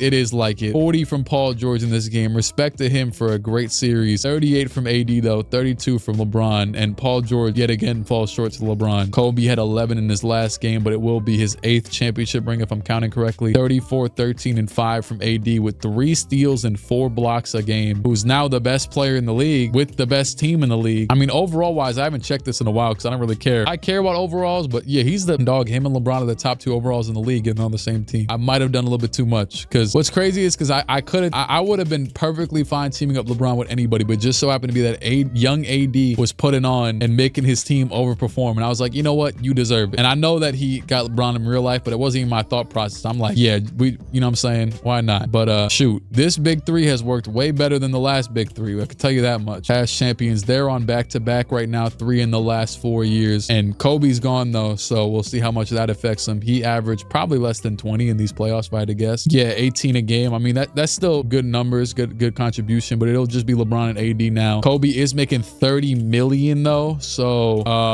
yeah, we'll see how that affects in free agency. Kobe is out of here. Amari's out of here. Jose Calderon, Kobe, and Amari. 8 championships from Kobe Bryant, and Amari's #1 gets retired with the Suns, which actually it just did recently in real life. We got all-star captains now. I haven't looked at all-star teams this whole time. Draft lottery for Luka Doncic. This is huge. Heat via Toronto. What did they trade at Toronto? Oh god, I'd be doing too many trades, man. I didn't trade Bosh there. I didn't trade Wade there. I usually only trade picks once. And then the Hawks via Denver. Was that the stupid Joe? I think that might be lottery, because I think that was the dumb Joe Johnson trade I did for fun. No way that wasn't lottery, right? And the Nets via Miami, that's from the Brooke Lopez. Damn, Miami is seeing the downside of a few of those trades. And what's crazy is for Miami, I would have traded role players for better ones, but they really never had role players, you know what I mean? Because they didn't have money. Heat, Hawks, Nets, and Celtics. And it's going to be the Hawks, the Celtics, the Raptors get their pick back. That Joe Johnson pick really is going to hurt them crazily enough, because Denver loses their picks to the Hawks as well, and the Nets. So the Hawks get the #1 overall pick. Also, the Heat went from supposed to get #1 via Toronto, as well as maybe getting their 4th pick back from the Nets, to getting no pick at all. So yeah, they got screwed in that regard. Hawks 1st overall, you already know. Why are they saying Trae Young? Hall of Fame versus Hall of Fame, respect. But we know where this has to be. Hawks, how's your team looking right now? Greg Monroe and nobody else. Sounds good to me. Luka Doncic, welcome here. Let's be honest though. Let's not put too much stock in this. I'm ending it around 2020. So yeah, Celtics,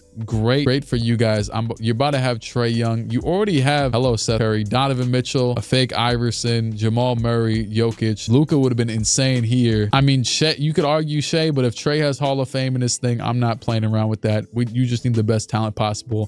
Next up, you got the Raptors. They reset entirely. It doesn't matter who the hell you pick, just best available. And I think that's going to be Shea with his All-NBA thing. This is Aiden Hall of Fame, but you know what? He's from Toronto. He's from Canada anyways. And the Raptors aren't going to be good anytime soon. We'll go with Shea. Now, Hawks, again, this is after they just got Luka, and I think it's pretty no-brainer here. As much as it not seem like it, if Aiden's going to be good and they're saying he has Hall of Fame comparisons, just go with Aiden. Let's not be dumb. The Nets able to finesse, even though they're in the lottery and everything. I think you go for the best-ish type of player available, not maybe the best all around. Because Bagley, I think I'd rather go Jaren Jackson than Bagley, and that's probably where I'm going to go with this. Oh, McHale's down here as well, but I'll go with Jaren Jackson for him. Screw it. Ben Simmons, Okafor, Fultz. At this point, honestly, and I know there's a lot of great players, but I've seen how little a lot of these guys can matter down the line. So you guys can draft your own picks. I'll be honest. Okay, they went with Mikhail. That was actually the player I was scared that I wanted to draft with him. I thought Colin would be pretty decent too. Marvin Bagley goes to the Pacers. Lakers get MPJ. Anybody fall that I would have had drafted earlier, probably Miles and Robert Williams and Simons. After what we know about him, he's been cooking recently. Mitchell Robinson as well, but he's a 69 overall, so I'm not that mad at that. Basically, every second round pick is an actual real solid NBA player. Maybe not Theo Pinson with all due respect. Like Jared Vanderbilt for sure. Devon Carter, that's a fake dude. Hello, Jock Landale. Hello, Metu. Brunson, Gabe Vincent. Brunson in the second round is crazy. I mean, I know that's actually probably, I think 34 is like almost exactly where he got drafted. Maybe 31, something like that. That's everybody. You guys can decide what to do with you know what I'm saying? These type of things. Yeah, see you Denzel Valentine. See you Kelly Oubre. James Harden's a free agent. Now that's interesting. They did make a push to the finals, was it? Like 2 years ago, right? But they didn't put up a very interesting finals at that. Kyrie's also here. I don't think I can rationally let him leave the Magic after what we committed for him. I mean, but the Hawks is interesting after they just drafted Luka, but not interesting enough just yet. They also have Markkanen still. Damn, yeah, they got a good crop of young talent. With that being said, they just had a very interesting playoff run. I don't think I could let Kyrie go just yet. So Harden's getting, ooh, Harden Timberwolves. Okay, would they have to give up Embiid for him? I'm not sure I could really stop them either way though, because Harden is Harden. I mean, Embiid is Embiid though. That is funny too that they decided between those two. Have they offered Embiid? No. You guys can make a decision on that because those are two generational. They're only 2 years apart, crazily enough. Damn, that is crazy. John Wall is just straight up going back. Bucks are going to keep Al Horford. I mean, you guys had a pretty solid run. I think I might let Jokic leave the same way I let Kevin Love leave all those years ago. I know Jokic was a top pick. Damn, no, but I just got him Trae Young. Yeah, they could be good by the time this sim's starting to wrap up. Honestly, I'm gonna let a lot of this stuff once again go as it shall. Let's just see what happens. Joel Embiid is prepared to offer from the Raptors. Let's see. They did Allen Crabbe terrible. Where is the Pelicans at? Okay, so they're trying to renounce James Harden's rights as he wait, oh no, not the Pelicans. Timberwolves. They're trying to just sign both straight up. Do they have the money for this? I guess if they're getting rid of Darren Williams, they might have the money for this. I could just click on one and see. Okay, it says over the salary limit. You know what though? Damn. Okay. I made this available to their salary, right? Joel, James Harden, right? But that's because I traded everybody. It's just OG Anunoby and Giannis and Yuta Watanabe. That's the team. That's all. Why? I traded Kemba for OG Anunoby, and I don't know why it doesn't show it, but 3 first-round picks. Kemba's now on the Celtics, funnily enough, and joins Jokic. So I gave Jokic some more teammates, as he's probably gonna re-sign there. And then I also kind of just gave them Cody Zeller, and I gave the Knicks Omri Caspi to repay for the sin of giving away Chris Paul. Still, they're forever in my debt for that. In a sense, but not really though. Honestly, I'm kind of just biased. And but I also though, then I was like, let me make sure there isn't any other teams around the league that I want to give the most valuable assets to. So I gave Kemba to the Celtics. But that's because I thought it'd be so interesting to have the Timberwolves with Giannis, James Harden, and Joel Embiid signed together. And Giannis is about to get even better. Both of them, him and Joel, and maybe even James, are about to both get better. And they're gonna lose Darren Williams in this as well. So that's another thing they lose. But hey, you got to go out and sign a whole new team, but it might be worth it. Kyrie re-signed with the Magic. Obviously, I would assume John Wall is going to stay. Jokic, of course, has to stay. Let me just make them not be stupid and just go to the Celtics and make sure they give him the best, you know what I'm saying, 5-year deal, all that. D-Wade, at this point, you can go wherever you want, Pelicans or whatever. If they're giving you a bag, so be it. All I know is I see Jokic re-sign. Marcus Smart's going back to his team. Dwayne Wade goes to the Pelicans again, which is interesting because they just have him and Rondo still. I mean, they have a good team. They don't have a great team. Darren Williams got to find a new home, and it might be the Wizards as well. Why is every player going to the Wizards? They got Nick Young, Melo, Boogie, John Wall already re-signed. Maybe they think they have money that they don't. Grizzlies going to match Wiggins. That's another team I've been saying I need to help for 20 years. And shoot, that day is not going to be today. Oh, wow, that's crazy. I was about to actually sign the Monte Ellis, and they did it without me even doing it. A pretty interesting, pretty solid signing for them, as that Pacers team is already falling off as is. The Celtics get way more interesting this year off rip. rip. They got Siakam. Damn, they got Siakam. The Suns let their former 6th pick go. I guess Siakam was mid. I guess they were right. Noah's getting old, but now they have Drummond. I'd be forgetting they have Drummond. I feel like we don't even see him when they play. And I guess Boozer's old as hell. I would love to have Kawhi and Derrick Rose on the same team too. That's another. Oh, also, I don't know if Pau Gasol retired or not, but he is not on the Thunder anymore. Did he retire? Last name Gas. Pau Gasol. Wait, damn, he just signed with the Raptors? That's crazy because I almost traded him to the Raptors as like a just out of pity a few years ago, just to get him out of OKC. That's kind of, you know what? If that's where he was gonna get his bag, so be it. That's how I'm looking at it now. Bag work. We're getting down to the home stretch of this sim. I appreciate anybody who's been engulfed with this as myself. I don't take it for granted when I find a video idea or something on this channel that actually intrigues me. I know I ask people for ideas all the time, and I appreciate it. I read every single one when I ask on Twitter, on here, and if you want to, you know what I'm saying, comment, or I have the Discord still around, or Instagram, or whatever the hell you send them on. But a lot of times I really do not care because I've been doing this for 3.5 years now. So if you ever have some that you actually, I'm not saying that don't send the garbage too. If some garbage might actually, you know, spark some in my mind and I think of some that intrigues me off of the garbage. For example, I got this idea for the NBA script, but I think it was like some rumor like 3 months ago. I was like Arian Foster and then like an NBA player as well or something that were like, oh yeah, everything's scripted. And I just thought of it. And I think some other people did it and they thought, then they acted like I stole the idea like some idiots, but it's all good. But let me know if you ever have some that actually is like in-depth, interesting, you know what I'm saying? So I appreciate it. Oh snap, the All-Star teams. Here's a look at what these All-Star teams have probably been for the last couple of years. Ingram makes it for the first time for some reason, averaging 36. I say for some reason because he should have made it last year when he was averaging 32. Lillard just made it for the first time in year 7. And then the rest, none of these are really too surprising, let's be honest. At this point, all I want to see is, oh my, the Knicks are 38 and 13. Yeah. I mean, I know you got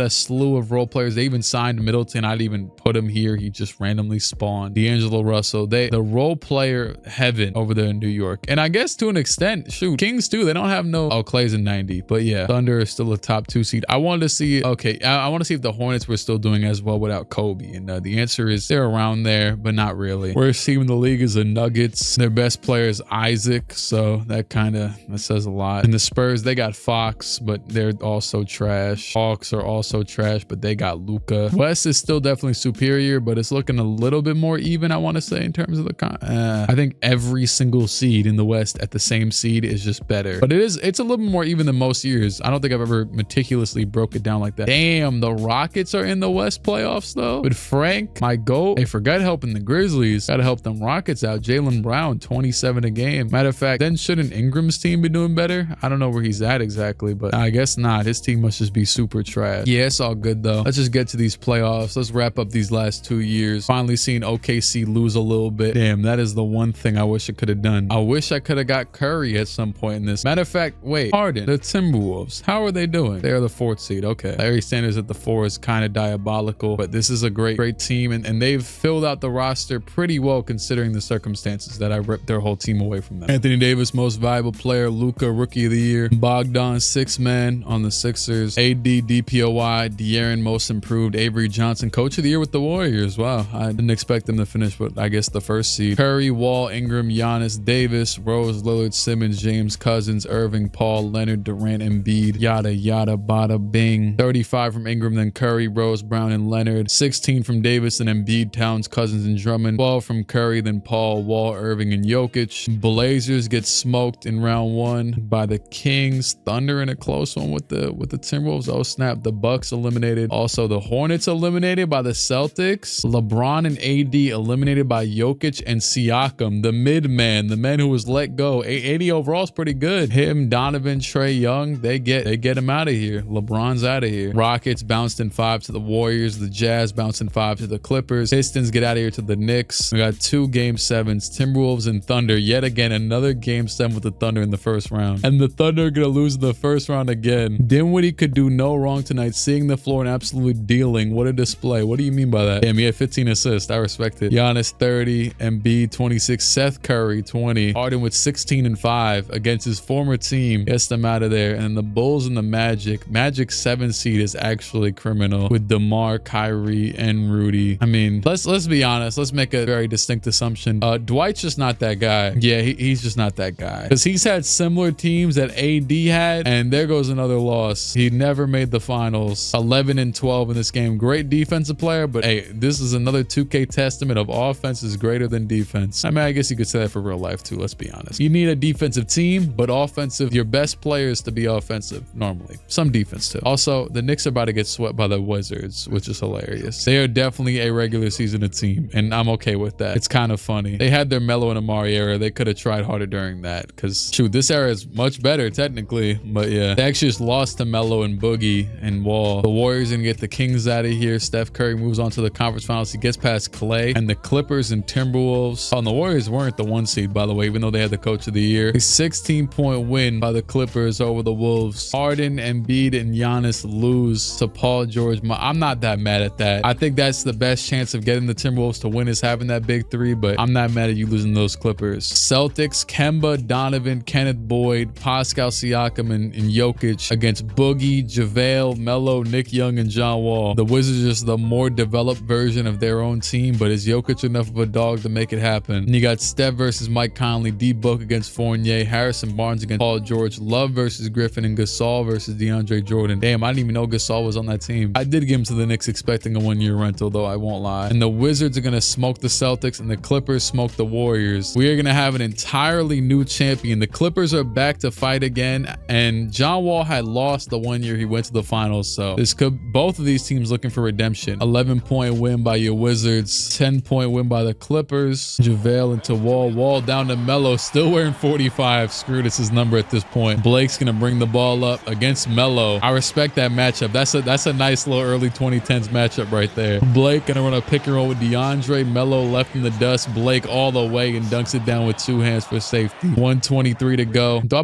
put a game in broadcast for fun? I've been putting this whole video in. I kind of like the 2K low vibe though. I like it when I play online, and I like it in this because you really just feel like you're courtside, but not on no, you know, weird courtside camera angle. Like, and I feel like a broadcast camera angle from courtside is kind of weird. For like, for example, hey, shoot, I sat at courtside at one of the Knicks games last season. You don't exactly see everything, and my God, I definitely see that. Andre Iguodala and one. I definitely got to go to another game like that this year though. That was a beautiful game. Maybe I'll go to the opener like that. Shoot, wait, when did they play? Who did the Knicks play? This video not gonna be out by that time. I don't know who the hell we play. Hanson, who the hell is that? That's all. Oh, we play Boston in New York too. Yeah, I don't want to go and see us get smoked though, because Boston is a crazy. Damn, I rock with Porzingis though. Anyways, Paul George up by 5 right now. Griffin down to Harper with the dunk. Sorry, they were up by 5. Yeah, I'm tweaking. This game's over with. Let's be honest. 8-point win by the Clippers. 29-15, 8 from Cousins. A win for the Clippers. 7-point win Clippers, and they'll go up 3-1. Is that gonna be it? Yep, it is. Blake Griffin Finals MVP, 23-12. Last game they won by a cool little, what is that, 13. Melo 21. Raptors, Pau Gasol will retire. Zach Randolph for the Kings. Pau's obviously, yeah, I was about to say he's got to be a Hall of Famer. He won 4 rings after that first one, or well, 2 actually. Damn, so wait, that's so crazy that Thunder only won 2 rings, and they made it every year except for the last 3. Because now the Hornets got more, the Bulls got the same amount in like 3 appearances rather than 6. It's just crazy. The Bulls had the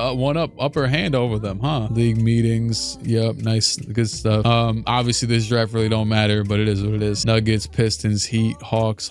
Maybe I'll definitely, I would come back to this, but it wouldn't be on some crazy controls stuff, you know what I'm saying? But I'm not gonna lie, it's 1:47 a.m. I've been going to sleep at like 2 a.m. every day, maybe 1. So, you know what I'm saying? You got me up past my bedtime. Relax. You know what I'm saying? I'm in a good life schedule right now. Relax. I didn't even see what the hell happened with the lottery just now. Nuggets got it, sure. Not that I don't care. I honestly just zoned out. They got Ja ranked number 1, Zion ranked number 2. I'm gonna be honest with you. Respect to Ja, but if Zion's at 84 and he's not gonna get injured, I don't see why the hell I wouldn't pick him number 1 overall. Respect though, but I'm going Zion. Hawks number 2, perfect, because they didn't need a big, and they're gonna have Ja and Luka. Works with me. Lakers just suck. RJ is the next best, but no, it's Garland. We know that. Hawks again. They did this again. Whose pick is this? The Cavs? I'm trying to think. Is that from the Josh Smith trade? Jesus. Is it just gonna be RJ All NBA? Yeah, probably him, or yeah, I guess it's just him. They really made Jordan Poole look tired. Dang, Porzingis is at 89 at this point, and they signed Josh Smith. I didn't even know they signed Josh Smith. And Lonzo's at 83. Murray's at 81. This is a good looking team. They're starting to piece it all together. But that being said, I mean, I think Tyler Hero's probably the obvious pick here. All-star. All these players are so low overall. I'm gonna just let it rock at this point. Damn, my Hunter got All NBA potential. There was a quote from Hunter recently recently, and it was him saying, like, they were like, what'd you work on this offseason? He said, and he was joking, he said nothing. And then all the comments were like, yeah, look like it. Look like you ain't work on nothing. Romeo Langford went to the Heat. I'm sorry, Tatum. I should have just picked for your team. My bad. It would have been better with just Hunter. Remember there was a big, this is why how nichely weird I'm into the NBA, because I remember there was a big thing with Romeo Langford not playing in his first season. I'm pretty sure he would just not play. I think I had mentioned on the channel years ago. Wizards gonna re-sign Melo. That's cool. You went to the finals. It is very nice to see Blake Griffin win a ring and Paul George at that on the same team. Shout out to Chris Paul. I'm sorry you ain't won one yet. You know what I mean? You have had your fair share of opportunities though. Kobe ended up getting one. Damn. And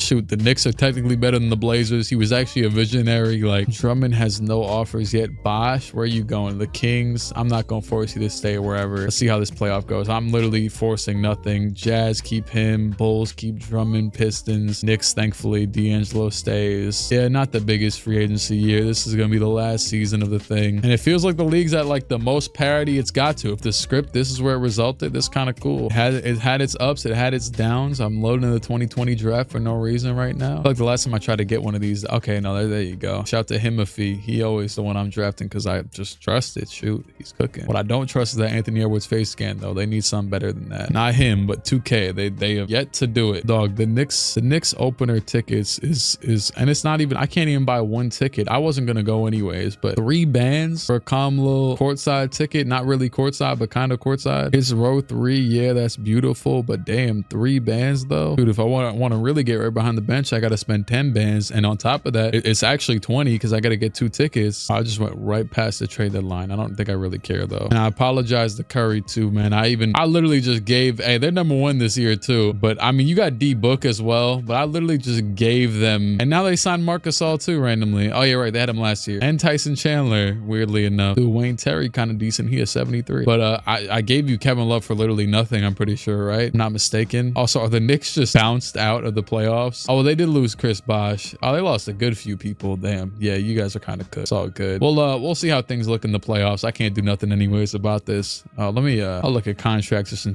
case I ever come back to this. Oh yeah, Giannis, you're not going nowhere, buddy. Steph Curry wins most valuable player. Zion rookie of the year. I told you. Like, come on now. What are we doing? Brandon Jennings, 6 man. The hell? Who is starting over him? AD, DPOY, Fred VanVleet, most improved. Avery Johnson, coach of the year with the Warriors. Steph, Wall, Simmons, Giannis, and AD first team. Paul Walker. Anyways, Ingram, Leonard, and Jokic second team. Rose, Lillard, James, Durant, and Towns third team. Defensive first, defensive second team. All rookie first, all rookie second team. I just started simming dumb fast. I think it was just instinct. 29 from Ingram, then Curry, Leonard, and Williamson, and then Booker. 15 rebounds from Embiid.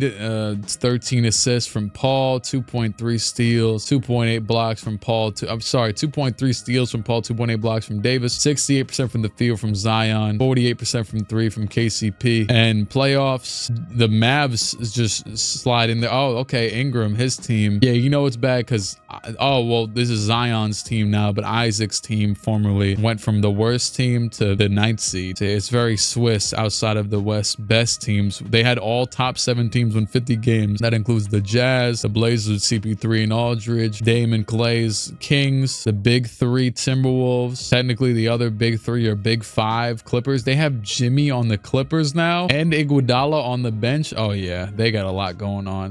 The Thunder got Vucevic now. That's cool. And the Warriors at the 1 seed. And in the East, the Knicks just barely missed it. So did the Magic and the Cavs. And they're a lot more well-rounded right outside the playoffs. Luka, wait, why do I not remember? I forgot they had the 2 picks and got Ja and RJ. And they got Luka and Aiden. They had the 1 and 4 pick and then the 2 and 4 pick. So Ja, RJ, Luka, Aiden, and Markkanen, they're the 8th seed. They're the 8th seed year 1. I can only imagine years to come. Kemba and Tatum. Kemba just signed here, left Boston. Speaking of that, Boston is, sorry, did I just miss them? Oh, okay, they're right there. Okay, yeah, that's true. They have Trae Young anyways, and Murray. Davis, LeBron, Kyle Lowry. The Hornets, they're the 6th seed still. The Bucks with Kawhi, still the 5th seed. The Bulls, Derrick Rose. Where's Luol at? Luol didn't retire, right? Oh, wow, he's just a 79. And Joakim's off the bench behind Andre Drummond. Their whole team is different. Shout out to Marcus Smart, though. He's still there cooking. Wow, the Pistons. They got Josh Smith on the Pistons. Back again. Hopefully no stretch provision this time. Lonzo Ball, DeJounte Murray, Porzingis. I kind of saw the vision for that backcourt, so I'm happy to see it's doing well. And then the Nets as the #1 seed. This is the weirdest conference.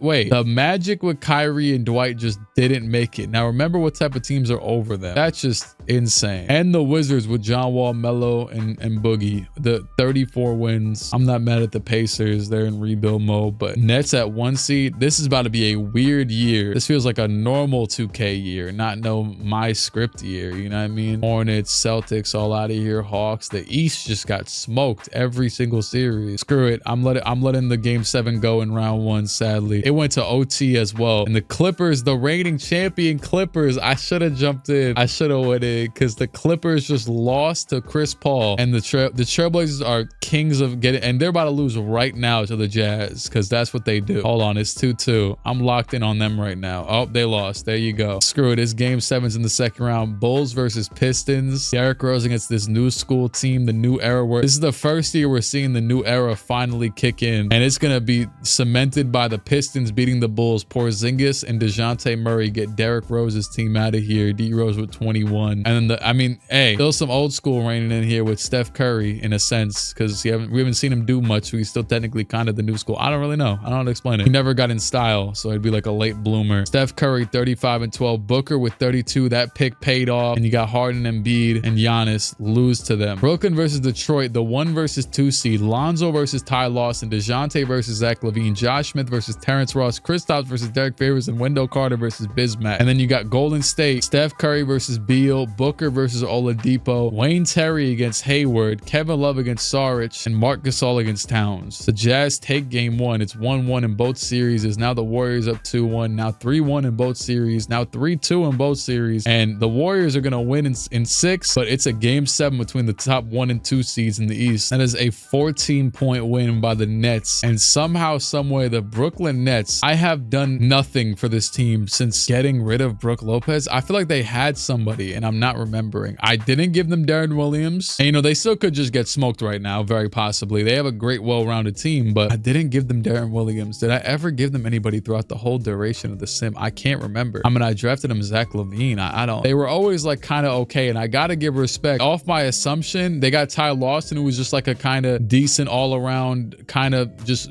swerving his way around the league type of player. And they also got Malik Beasley. I thought it was Michael for a second. Just drafted him Jaren Jackson Jr. And I wanted to really say Derek Favors has been here this entire time. Pivotal for one of the biggest trades in the early 2010s with the Darren Williams trade, and that didn't happen. Instead, he went to Orlando. Orlando has never seen the finals, and now the Nets have. It is a tied game with 57 seconds to go. You might think, what the hell? You haven't jumped in and it's 57 seconds. Yeah, a little bit, yeah. Is that Jaren Jackson at the 1 against Curry? What are we doing? Is that Jared Allen too? I just realized Jared Allen's there. Jared Allen passed down. Allen in the post against Kevin Love. He'll take a post hook and hit it. 48 seconds to go. Are we about to see dog from this big man team? I mean, Jaren Jackson is one of the best defenders I would ever choose to put on Curry just for the vibes. Let's see. Favors chasing Booker off the screens, off the off balls. And okay, pass down. And how do you mess that up? I don't know. I don't know how you mess that up. You got 2 big men guarding the pick and roll. All you got to do is put your hands up and stick with Steph. Steph was faded into the mid-range. Like, he's not even being a threat in that scenario. Pass down to Allen again. Allen will fade away and miss. I don't know what the hell to expect from the Nets offense. They are just hellish. I don't even know where the hell Zach LaVine is. Curry, pass over to Booker, over to Terry. Terry in the corner. Is he going to take the shot? Is this dude going to take the shot? He hits it. Terry hits the shot, the 73 overall. And I want to simcast out, but I already know they're going to give the Nets a shot with 0.3 seconds left, and I do not want to see them get some BS. I mean, I'll see it, but with my own eyes, if it happens. Pass into Lawson, and yeah, he misses. Cool. Warriors will take this is game 1, right? Game 1 win off that dude, Terry. 20-point win by the Warriors. Booker had 39, might as well call it 40. Him and Steph duo is crazy. Nets are going to take 1, though. All-around effort from the team, mostly Ty Lawson, Zach LaVine. But the Warriors are running away with another 1, game 3. And it looks like after the decade that they really dominated. I know the Heat couldn't get no rings. I know the Cavs never got LeBron in this, so you know what I'm saying. They are going to win the championship. 32, 6, and 11 from Curry. Curry finally gets his ring, hard earned. Haven't given him a damn thing since Kevin Love, so I respect it. They signed Marc Gasol. Booker, it took a long time for even to start playing basketball. He literally just sat on the bench for years and then randomly popped up. He had the Jordan Poole arc in a sense. Yeah, it's 2020. I don't know if that's in a technical sense. Yeah, it's 10 years because Derek Favors was drafted and he's played 10 years. That has been 10 years. This has been kind of insane. I guess I'll do, I'll I was really here for the moments, for the vibes, but here's the past champions. I feel like I've been I don't need to, you know what I'm saying, audibly go over every single one, but a lot happened. Oh man, those Paul Pierce game winners though, it feels like it was yesterday. It was yesterday for me. It was yesterday. But it feels like I've been through a whole legacy, a whole arc, really putting this much work into this or whatever. I don't want to say work, but you know what I'm saying, this much time into this. It's crazy that this team with a highest overall being an 85, Derek Favors, was in the final. Shout out to him though. Hey, if you still here,